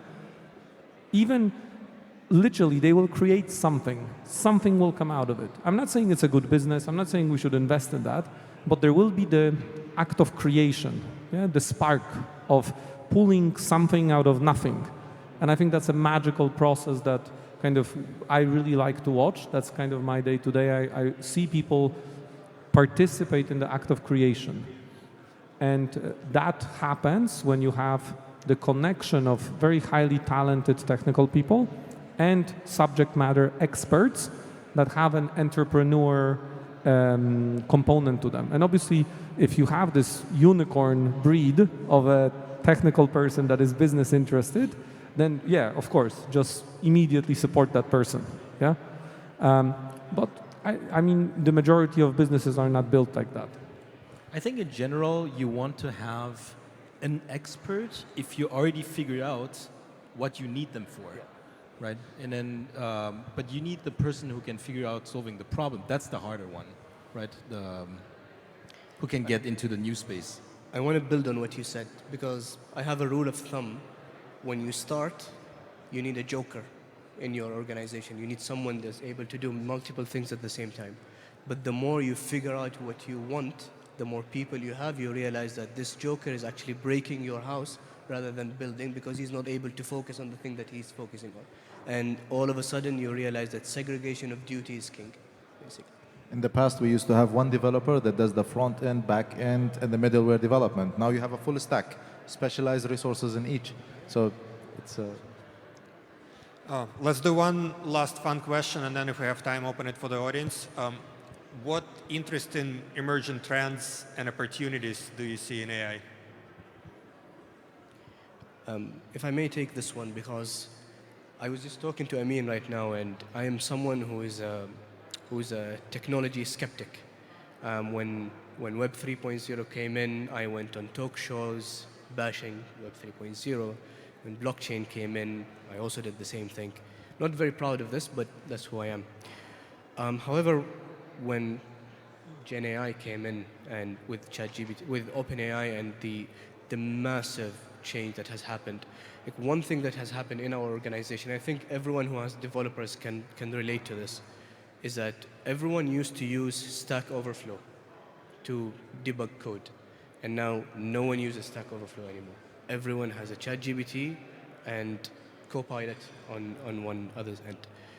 And one of the big opportunities that I see currently in the market that is becoming more and more prevalent is not really building the LLMs and building the base model, but building the applications on top of the base model specific for different sectors. For example, I've met with this company in Saudi that use Lambda models to help reservoir engineers in the oil and gas sector to find where oil is, which is fascinating because we used to use very expensive simulation programs to do this kind of work, and now the cost has gone dramatically cheaper with these base models. So building the applications on top of LLM specific for specific sectors, I think is going to be a game changer. And before we go to other speakers, I wanted to add to this, kind of extend it. So we're getting to the point where with the current stack of LLM architecture, the biggest increases in their capabilities come from their data.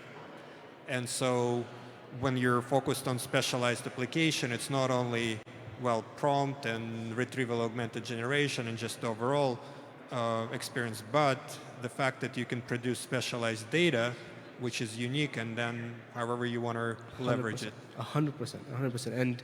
And we used to do this before LLMs came in, and we realized just how difficult it used to be. And now, all of a sudden, 3-4 months in, you build a full-fledged product that is actually useful, and it pays the rent. Great, wonderful.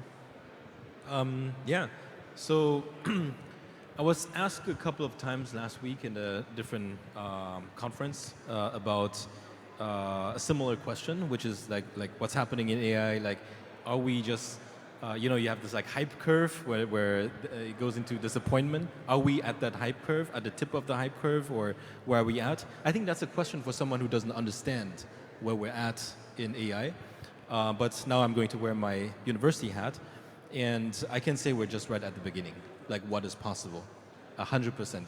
It's very different than what we've seen with different technologies like blockchain or VR and metaverse, and you know, it's a bit different because there you can kind of tell that the problem is I mean, look, it's very difficult to build VR headsets that can fit on this glass. It's just like, it's too hard for now, right? It will take years until you get there. But yeah, I mean, for the kind of LLMs, Gen AI kind of technologies, you do need a lot of compute, but it works. And what people are showing is that it's really the beginning because you can show incredibly impressive things that weren't possible before. Like, and they weren't possible even half a year ago. And every time you see is, your entire focus is about like, well, how is it going to evolve in the next 6 months? How are we going to change our product and what we need to aim for long term? So that's really incredible, right? And you know, more specifically, the thing that is you know, going to be a big change for us is like, you know, all these like text to video generation technologies. It's very hard to control and to apply them now for the kind of, you know, applications that we're aiming for, like in film industry and in film production. But again, right? So these are the tools where big companies like Adobe, NVIDIA, they are all like trying to build tools so that people can control the content, because whatever it generates, not only is it something that could be done by a human, they can also generate things that could hardly be done by a person, right? Like, and we're even talking about highly creative, what we used to perceive as creative content, right? Like when you look at image generation, video generation, text generation, I mean, these are like, you know, what it can generate now. The question is, what is the interface going to look like in the future? How are we as humans going to interact with that kind of, I mean, there's a lot of open problems that suddenly appeared. And I think that's going to be something that is quite interesting to look into, but also how it's going to disrupt and change, you know, the industry, right? Yeah, so agree with both of your points for sure. I mean, I have this opportunity to review a lot of new technologies that come out, right? So the question is, as you said, it's funny, right? Because there's easily 4 to 5 noteworthy big technological breakthroughs happening on a weekly basis. Yeah, we're talking 240 to 300 important development cycles that happen every year. That's the stuff that we know about. That's the stuff that's kind of public, right? Then there's a whole layer that's happening behind the veil. Yeah, probably 10x that. Yeah, whatever it is. So that's a super funny question, as you said, for people that don't know. I try to, and I can give you an insight to put it into a little bit of a structure. So I look at it at four layers, right? So there's a hardware layer, there's an infrastructure layer, there's a data layer, and there's an application layer. And I think the trend is that there will be massive integration with hyper-local data sets, proprietary data sets, and the application layer will drive down all the way to bare metal, and that will then connect to, for example, edge computing cases. That connects to robotics, right? And the automation of whether it's glasses, or it's the light, or it's the camera, or it's your drink bottle, yeah? So those are things that will all be infused. But there are constrictions. There isn't enough compute capacity to address all of the use cases. There isn't enough talent to build all of the use cases. And whatever you build, 1 week later, it might be obsolete. So it's a fascinating, super fast-moving environment. So I think that nobody can really say what's the next big thing? It's very, the next big thing is be ready. Yeah, be ready, innovate, adopt new things, and try to integrate all the way down to the chip architecture, whatever you're building, to benefit on cost, to benefit on delivery, and to benefit on distribution. That would be my recommendation. There's something that, if I may interject here, Sam Altman did a podcast and he said something that sent shivers down my spine. He said that 5-10 years ago, we thought that automation and AI will replace blue-collar jobs, and white-collar jobs and creative jobs, that's in the next decade. And now, in the span of 2 years, white-collar jobs disappearing one after the other. It's, yeah, getting scary. Again, I agree with everything that has been said. For sure, we are just scratching the surface when it comes to AI. But I would like to add on the metaverse topic. We spent almost 2 years building our own version of a metaverse, or our own understanding of a metaverse. We realized that it is extremely costly, takes a lot of time, a lot of efforts, a lot of resources needed to basically build. So we made an attempt almost a year ago on generative design AI, where basically an interaction with Gen AI, I can end up with a fully functional 3D asset in a virtual world, or I could end up with a completely functional virtual world with the interaction of Gen AI, which is extremely difficult to do. And I can tell you, over almost 6 to 7 months, all what we succeeded on doing was through an interaction with existing AI tools, I could create a 3D avatar that goes into my Unity engine 3D model and then get drops in my virtual world, which is not even good looking. So, and it's really tough to do. It's not something easy. And I believe that generative design AI will be a trend, but it's not now. I guess maybe it's going to wait until the hype of the metaverse comes back. But I see also industries being affected by AI. I've spoken about in several panels, I have a passion in the education sector, and we also do certain engagement and partnership on that.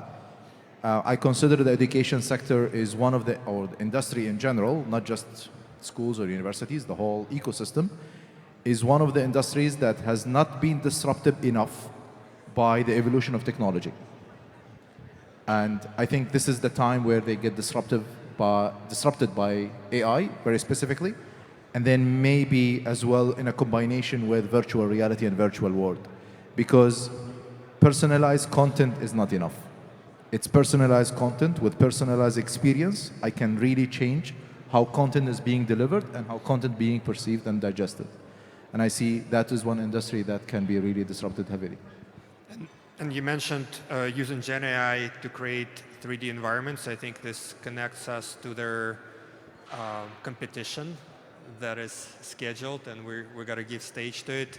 I just want to wrap up this panel and encourage everybody to think about all the opportunities that AI technologies in general and Gen AI specifically brings to literally change every single industry. And whether you want to approach it as an entrepreneur, as an investor, as an employee, as a researcher, as a professor, I think there are tremendous opportunities for everybody. Thank you. And thank you, panelists. Thank you so much. Thank you.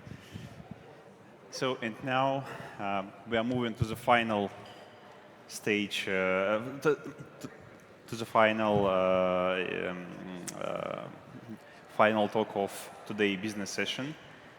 So, you know, one of important parts of this event is the competition.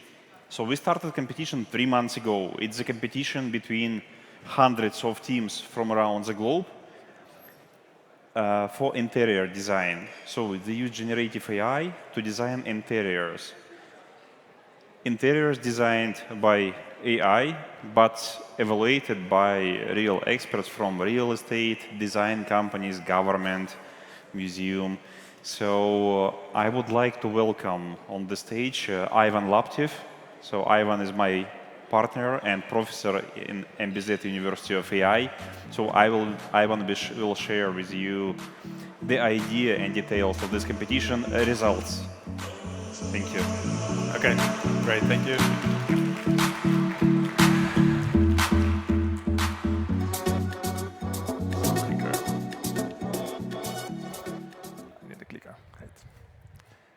Right. Hello, everyone. So as Sasha said, it's now a tradition that every year we organize a competition to showcase what is the recent technology can do with the help of volunteers or teams who are participating, and they participate for a prize. So at the end of this session, we will have 3 teams who were selected out of many teams that will receive the prize. So let me tell you a bit about the competition. So next slide. Yeah, right.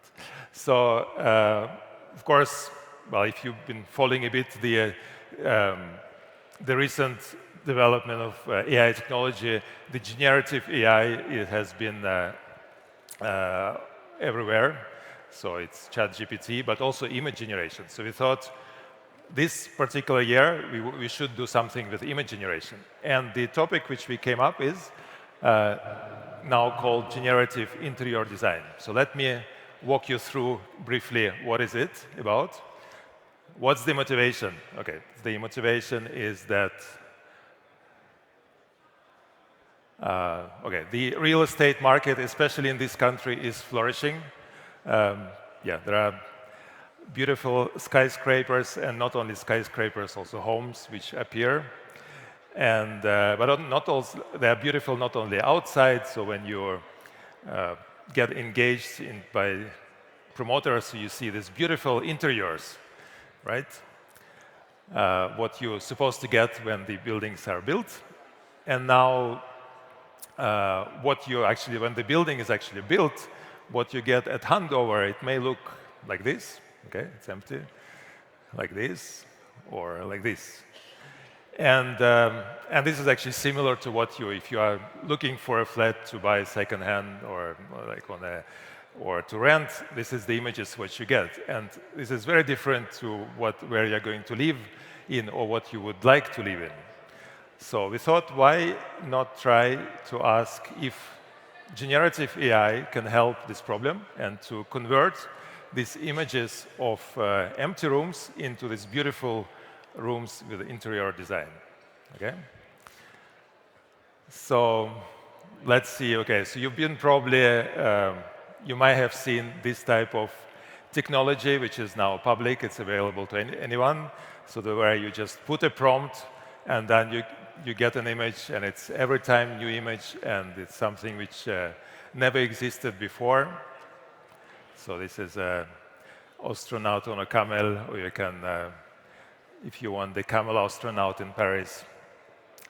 Right, so the technology is clearly there. So it's been developing really fast in the last 2 years, 2-3 years. So now the question, okay, and it's not just for fun actually. So lots of designers, I imagine, are using this technology already. Maybe not directly to make products, but at least for inspiration. So if you type some very short prompts, you can get quite amazing results like this. So it seems that these networks, they already know quite a bit about design and what we people like. So what about that we try to apply this technology to this particular problem? And now this problem is a bit more constrained, and that's the part of the competition. So what are the constraints? Constraints is not that we just want to get a beautiful room. We want to get a beautiful room, but for this particular apartment, right?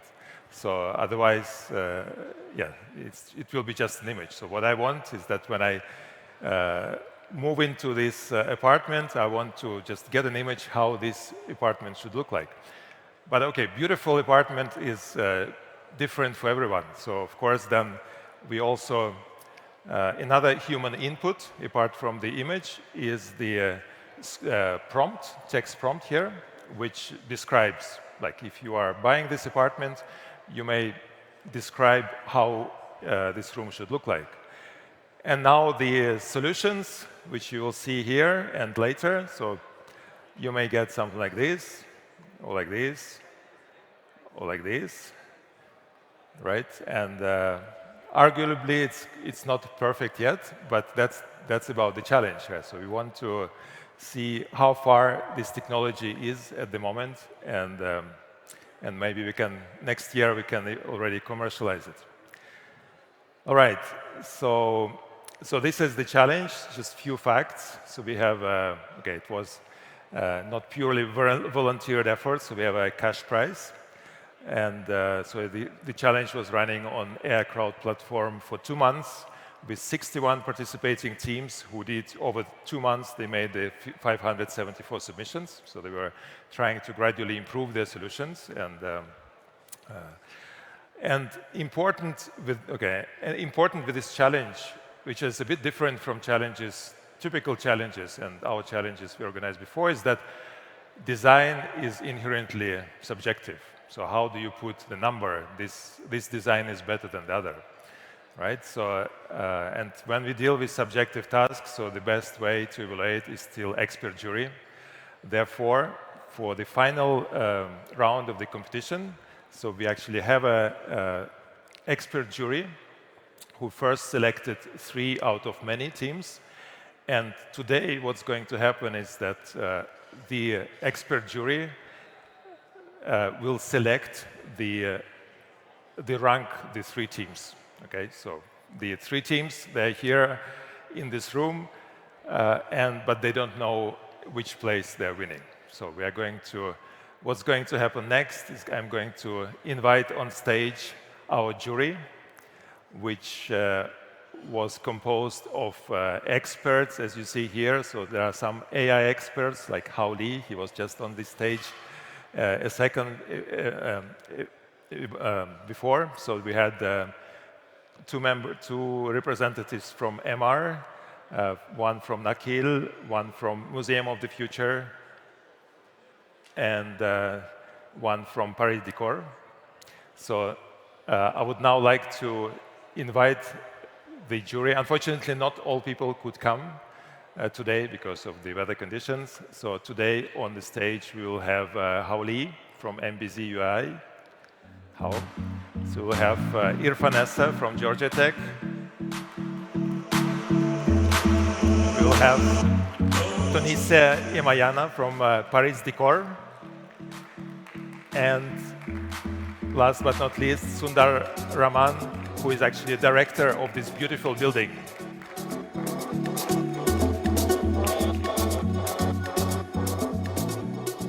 All right. So, okay, please have a seat. So what we are going to see now, so we are going to see results of 3 top teams for image generation of the 3 categories which are on the screen, and the jury can see this, hopefully can see it on the screens. Okay, so we have competition in the bedroom, categories bedroom, living room, home office, dining room, children's room, and the kitchen. So, so evaluating this task again, it's a very subjective. Nevertheless, it's not. There are some criteria. And so here I will just briefly outline the 5 important criteria which we were looking at. So one is a room layout. So we don't want that AI can do anything, right? It can generate whatever. So we want to constrain it. And the constraint was that we don't want to move. We don't want to make a huge renovation. We don't want to move the walls or windows or doors. So these elements should be preserved. So this is the room layout constraint. Realism is very important. Again, the generative image models, they can generate beautiful things which can never exist. Flying chairs,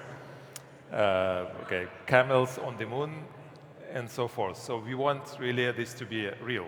Okay, at least it should look real.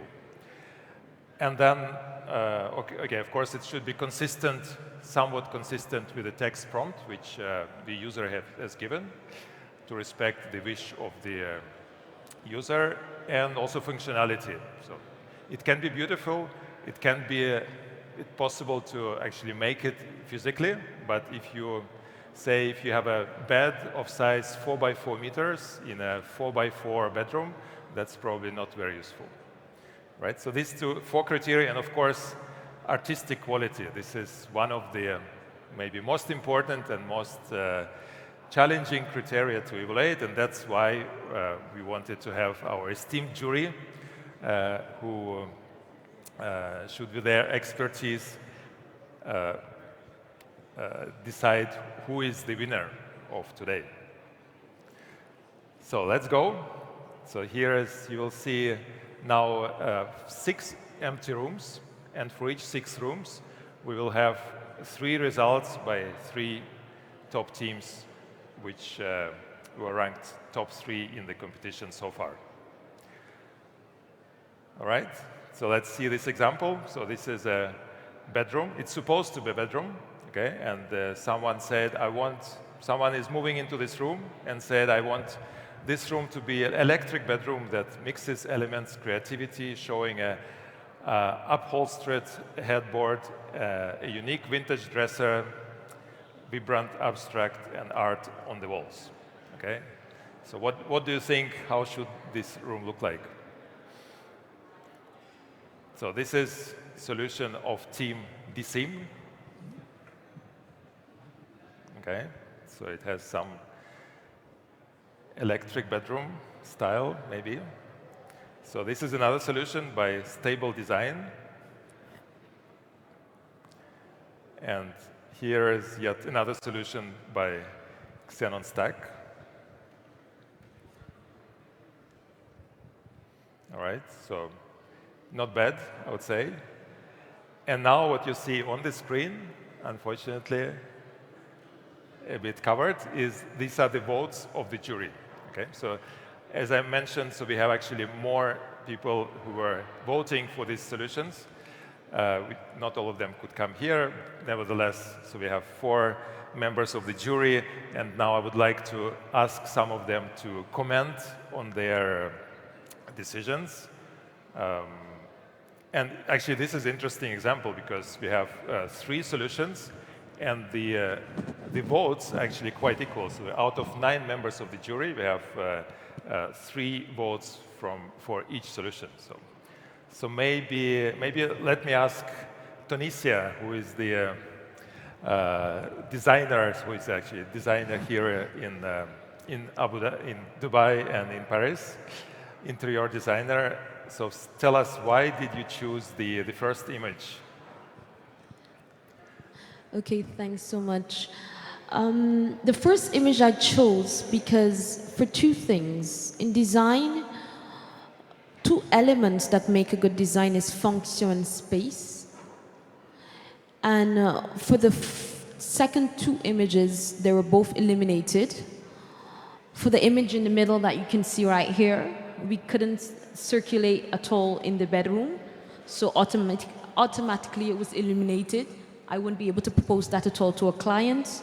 And for the third image, it wasn't practical at all to have a bed up against a window. Those 2 were the very easy eliminations, although the first one that I voted for was missing 1 criteria, which was in the brief. It was the closest to what I would probably produce to a client today. And it did really respect the eclectic style theme that was prompted and a touch of traditional dresser. So it was the closest to what the human input was. All right, thank you. So you see that so it's subjective. Some people choose one over another. So maybe if someone else wants to comment, maybe how?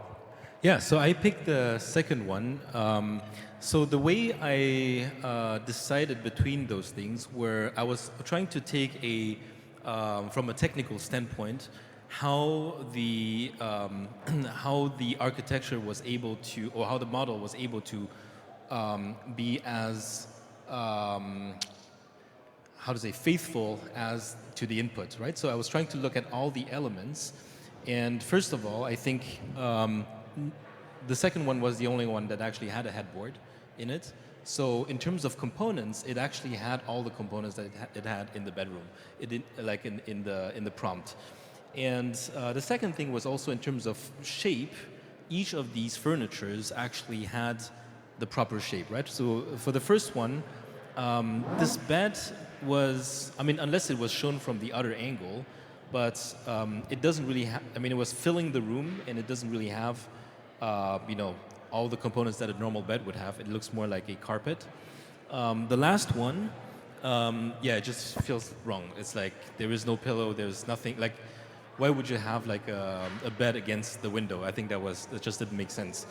I did like the I mean, none of them really had a proper dresser, I would say. So I think just in terms of consistency, at least the minimum requirement for a generator, I think the second one accomplished that the best. All right, thank you so much. I think that's interesting. So we have two opinions, one interior designer and one a computer graphics scientist who actually works with shape. So maybe this some influence on the decision. Okay, so let's move on. So we have a few more images to look at. So here is a children's room. Okay, so this is a cozy and charming children's room styled with farmhouse flair, featuring practical turnable bed. Okay, and some more prompts. So let's look at some results. Okay. Something went wrong here. Okay, so you see, this is a real. This is not manually touched. Actually, the teams, they just gave us the algorithms, and we run the algorithms without editing. So what you see is the real results, not unedited results of algorithms. Okay, so here's another one. Not bad. 2 beds, for maybe they have 2 childs, maybe. And here's another one. So, okay, it has bookshelves, pastel curtains. No pastel curtains, okay. All right, so 3 solutions. And not surprisingly, okay, no votes for this team, for this particular image. And most of the votes go for the right image. Right, so maybe Irfan, if you want to comment why do you choose the second one? Sure. The second one, I mean, again, followed more of the requirements of having a trundle bed and for extra sleeping. And, you know, I guess, I mean, I'm not particularly crazy about the color choices and stuff like that, which I must admit is better on the third one. But the second one, as I said, just seemed to have a much better trundle bed for extra sleeping space, which at least visibly I could not see in the third one. All right. Great, thanks. So let's move on. So we don't have much time because we also need to select the winners and actually award the prizes. So this one you actually have seen already. So this was example in my previous slides, which should be a dining room, a Scandinavian dining room, minimalist and inviting design featuring a simple yet stylish wooden table, and so on. So here is the result from DSIM. Here's the result from Stable Design. And here is the result from Xenon Stack. All look pretty good to me. And here are some votes. So we have now a few more of these empty rooms. So maybe for the interest of time, we just skip to the next one. So this is a home office. A home office that embodies a minimalism featuring a sleek white desk, a functional rolling chair, minimal decorations. Let's see what it gives. DSIM, Stable Design, and Xenon Stack. Okay, this is minimalist, maybe a bit too minimalist to me. So let's see what our jury thinks. Yes, the Xenon Stack is a bit too minimalist. So maybe Sundar, maybe if you could comment, so why did you choose the first out of the 3, DSIM? I think mostly this was a functional decision because it was like, in terms of minimalism, yeah, I really was actually heading towards the Xenon stack, but it didn't have the chair. But I think in this particular case, like even the fact that it has 2 tables, that definitely, I mean, kind of violates a little bit of the minimalism, but it kind of meets the basic requirements. Well, I think one of the things that I was thinking about in a lot of this is, if there's a practical application for it, it's like going to your hardware store and then asking for this to happen, right? So what are you going to fill in from let's say, IKEA? So I want inspiration. So most of how I was judging it was based on what are the pieces that it's going to put in that I can think are, feeding to the final outcome. Okay, thank you so much. So let's move on. We have 2 more images to look at. So this is supposed to be kitchen. So sleek and sophisticated modern kitchen featuring streamlined cabinets for clutter-free look, high-tech, integrated appliances, seamless aesthetics, and stylish bar stools. Okay, let's see what's the imagination of the 3 solutions which we've got. This is DSeam. Okay, it has got the stylish bar stools, modern, high-tech integrated appliances, all there, pretty good. Stable design, the elements are there, and Xeon Stack, also very good to me. I could go with this kitchen. So here are 3 solutions side by side. Okay, so maybe any of you, if you want to comment on your decisions. Sure, I'll go. This was a hard one because all of them seem to like fail in different ways. But I was like, okay, you can at least take the artistic license of going, yes, the door is where the door is supposed to be. And you might say those are cabinets on the wall, which it's violating the principle of, but that could also just be a decorative element of like having the door handles there. So at least it has the bar stools and the space and the appliances that look like they're embedded into the walls. Whereas in the other cases, it seems like potentially even more violation of the rules. All right. Anyone else? It's actually, yeah, so the jury actually was able to select not just one best, but several. So, so you see that some people have chosen 2 best. So for the interest of time, maybe let's move on. So this should be the last one. So this is a living room, a bit different, a cozy, rustic living room that exudes warmth with the comfortable leather armchairs, a sturdy wooden coffee table, and a striking stone fireplace. Okay, so let's see where does AI put the fireplace here? Okay, this is the solution of DSeam, actually 2 fireplaces. 3. Right, so this is stable design and Xenon Stack. Again, to me, all look pretty good. Maybe some better than the others. And the majority of the jury actually go for stable design. With Tunisia, so who is voting for DSeam, maybe Tunisia, you could comment. Why do you like this one better? For me, it was quite simple. The second choice was really too heavy, really too heavy. All 4 walls was fully loaded. So for me, the first image was a design that was more balanced. I also thought that there were some elements, it had a lot more texture in the design, it had more warmth. Yeah, it was a lot more thought out than the second one. All right. Yeah. Anyone else? Yeah, I picked, oh, sorry, you wanted to go? No, I was just, 3 fireplaces in one room were the one that threw me. And all 3 of them look different, which would give me a headache instantly. Maybe it's cold there. It's cold. Maybe it's not UAE. How? Yeah, I was mostly focusing on the flaws of each of them. So I think the fireplace was one of them. And then on the other side, let me see, I think it just didn't have, here, you needed like a wooden coffee table, right? So the red one just didn't have that. And the left one also didn't have a wooden coffee table.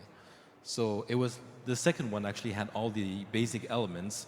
And again, right, so I think the way I was choosing was, because if it was cluttered or not, it could have been an additional information we could have provided in the prompt. Whereas here we let it do, so it's nice that the AI can generate, you know, something that might or may not be aesthetically good, but is it actually doing what you're telling it to do? So, but I also think that, I think your perspective is very important because, you know, is it generating something that's even pleasing, right? Yeah. If it's always bad, then it's useless Yes, as well, right? Yeah. Exactly. But this is one of those things at least the designer would have said is, have you seen the windows? The country style doesn't go with that. Right, right. All right. So I think we come to the almost the end of the session before we actually go with the prizes. Right. So, well, as I said before, so these 6 images which we've seen, were not all images which were evaluated by the jury. So actually, we couldn't have all the time to look at all of them now on stage. So actually, there were many more images with the votes. And by accumulating these votes, the results are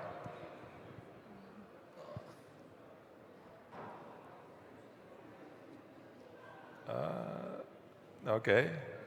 So it seems that this team got the first prize. Let's congratulate them with a stable design going on after, and Xenon Stack going on the 3rd place. So fantastic. So let's now invite on stage the 3rd prize winner, the team Xenon Stack. If you are in the audience here, so please come on stage.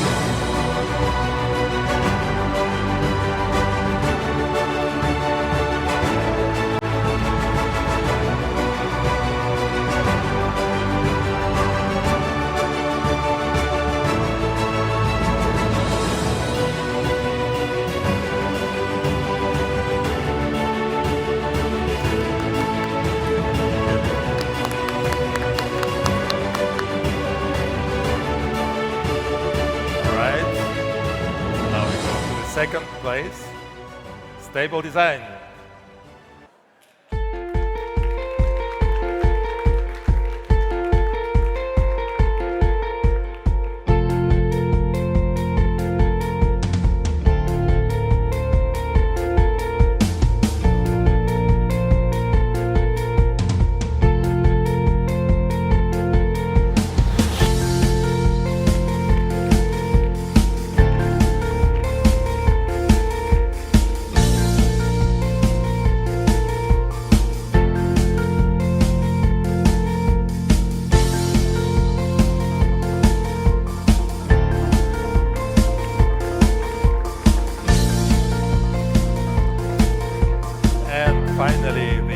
Prize goes to Disim with Yizhang, who unfortunately been rerouted to Oman this night and were not able to come here yet, unless I'm It's not mistaken. mine, yes, Yizhang, are you here?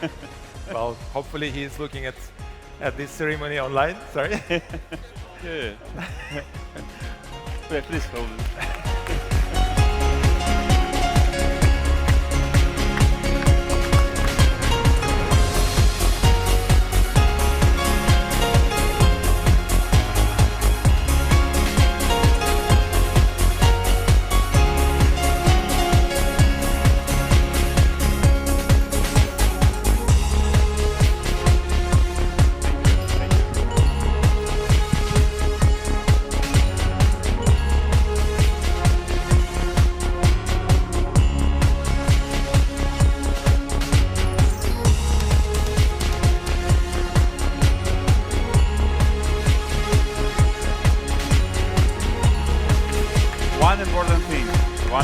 As you can imagine, this work takes lots of time, lots of human resources.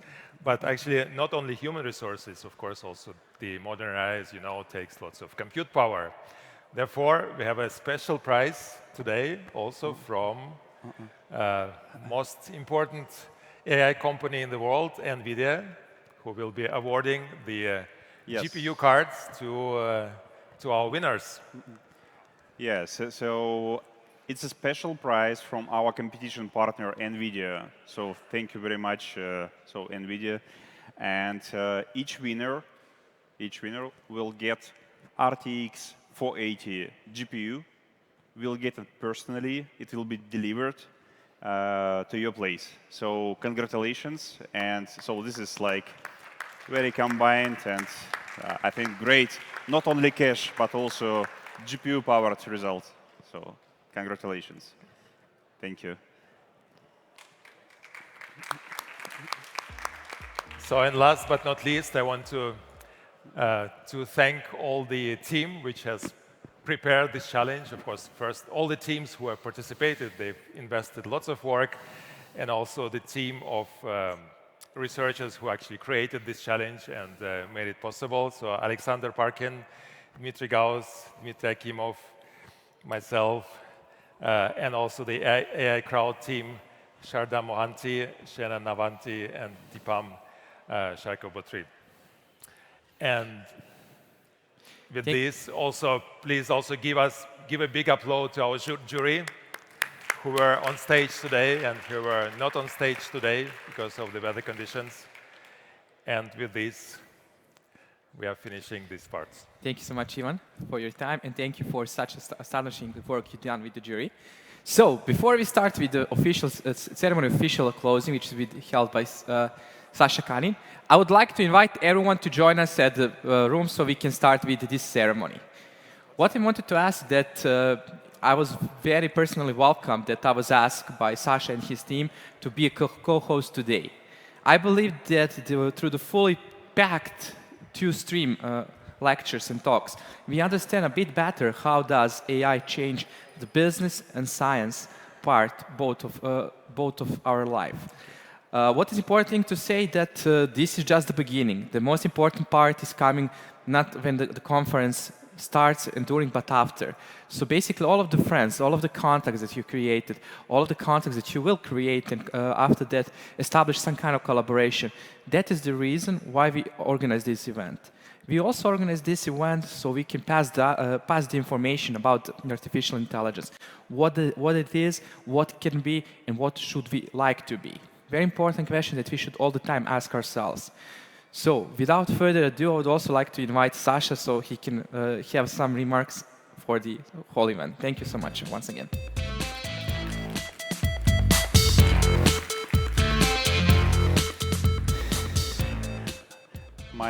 I cannot switch on the mic, sorry. So actually, what I can add for such beautiful speech, you know, we talked a lot about AI. We tried to check what's under the hood, what applications, but let me focus on the most important part of all this industry and this event especially. So this is people who are behind, the people who are driving this event, people who are driving these startups you saw, corporations, invest funds. So it's the fuel of all this industry. And let me finish our event with welcoming you to continue support event, to be even more enthusiastic than today. By the way, we had several thousand online visitors, so it's our hit. So we hit the record of previous year, and yeah, thank you. And the last but most important, I ask you to applaud to my team because so these guys, so I love you. You make it happen.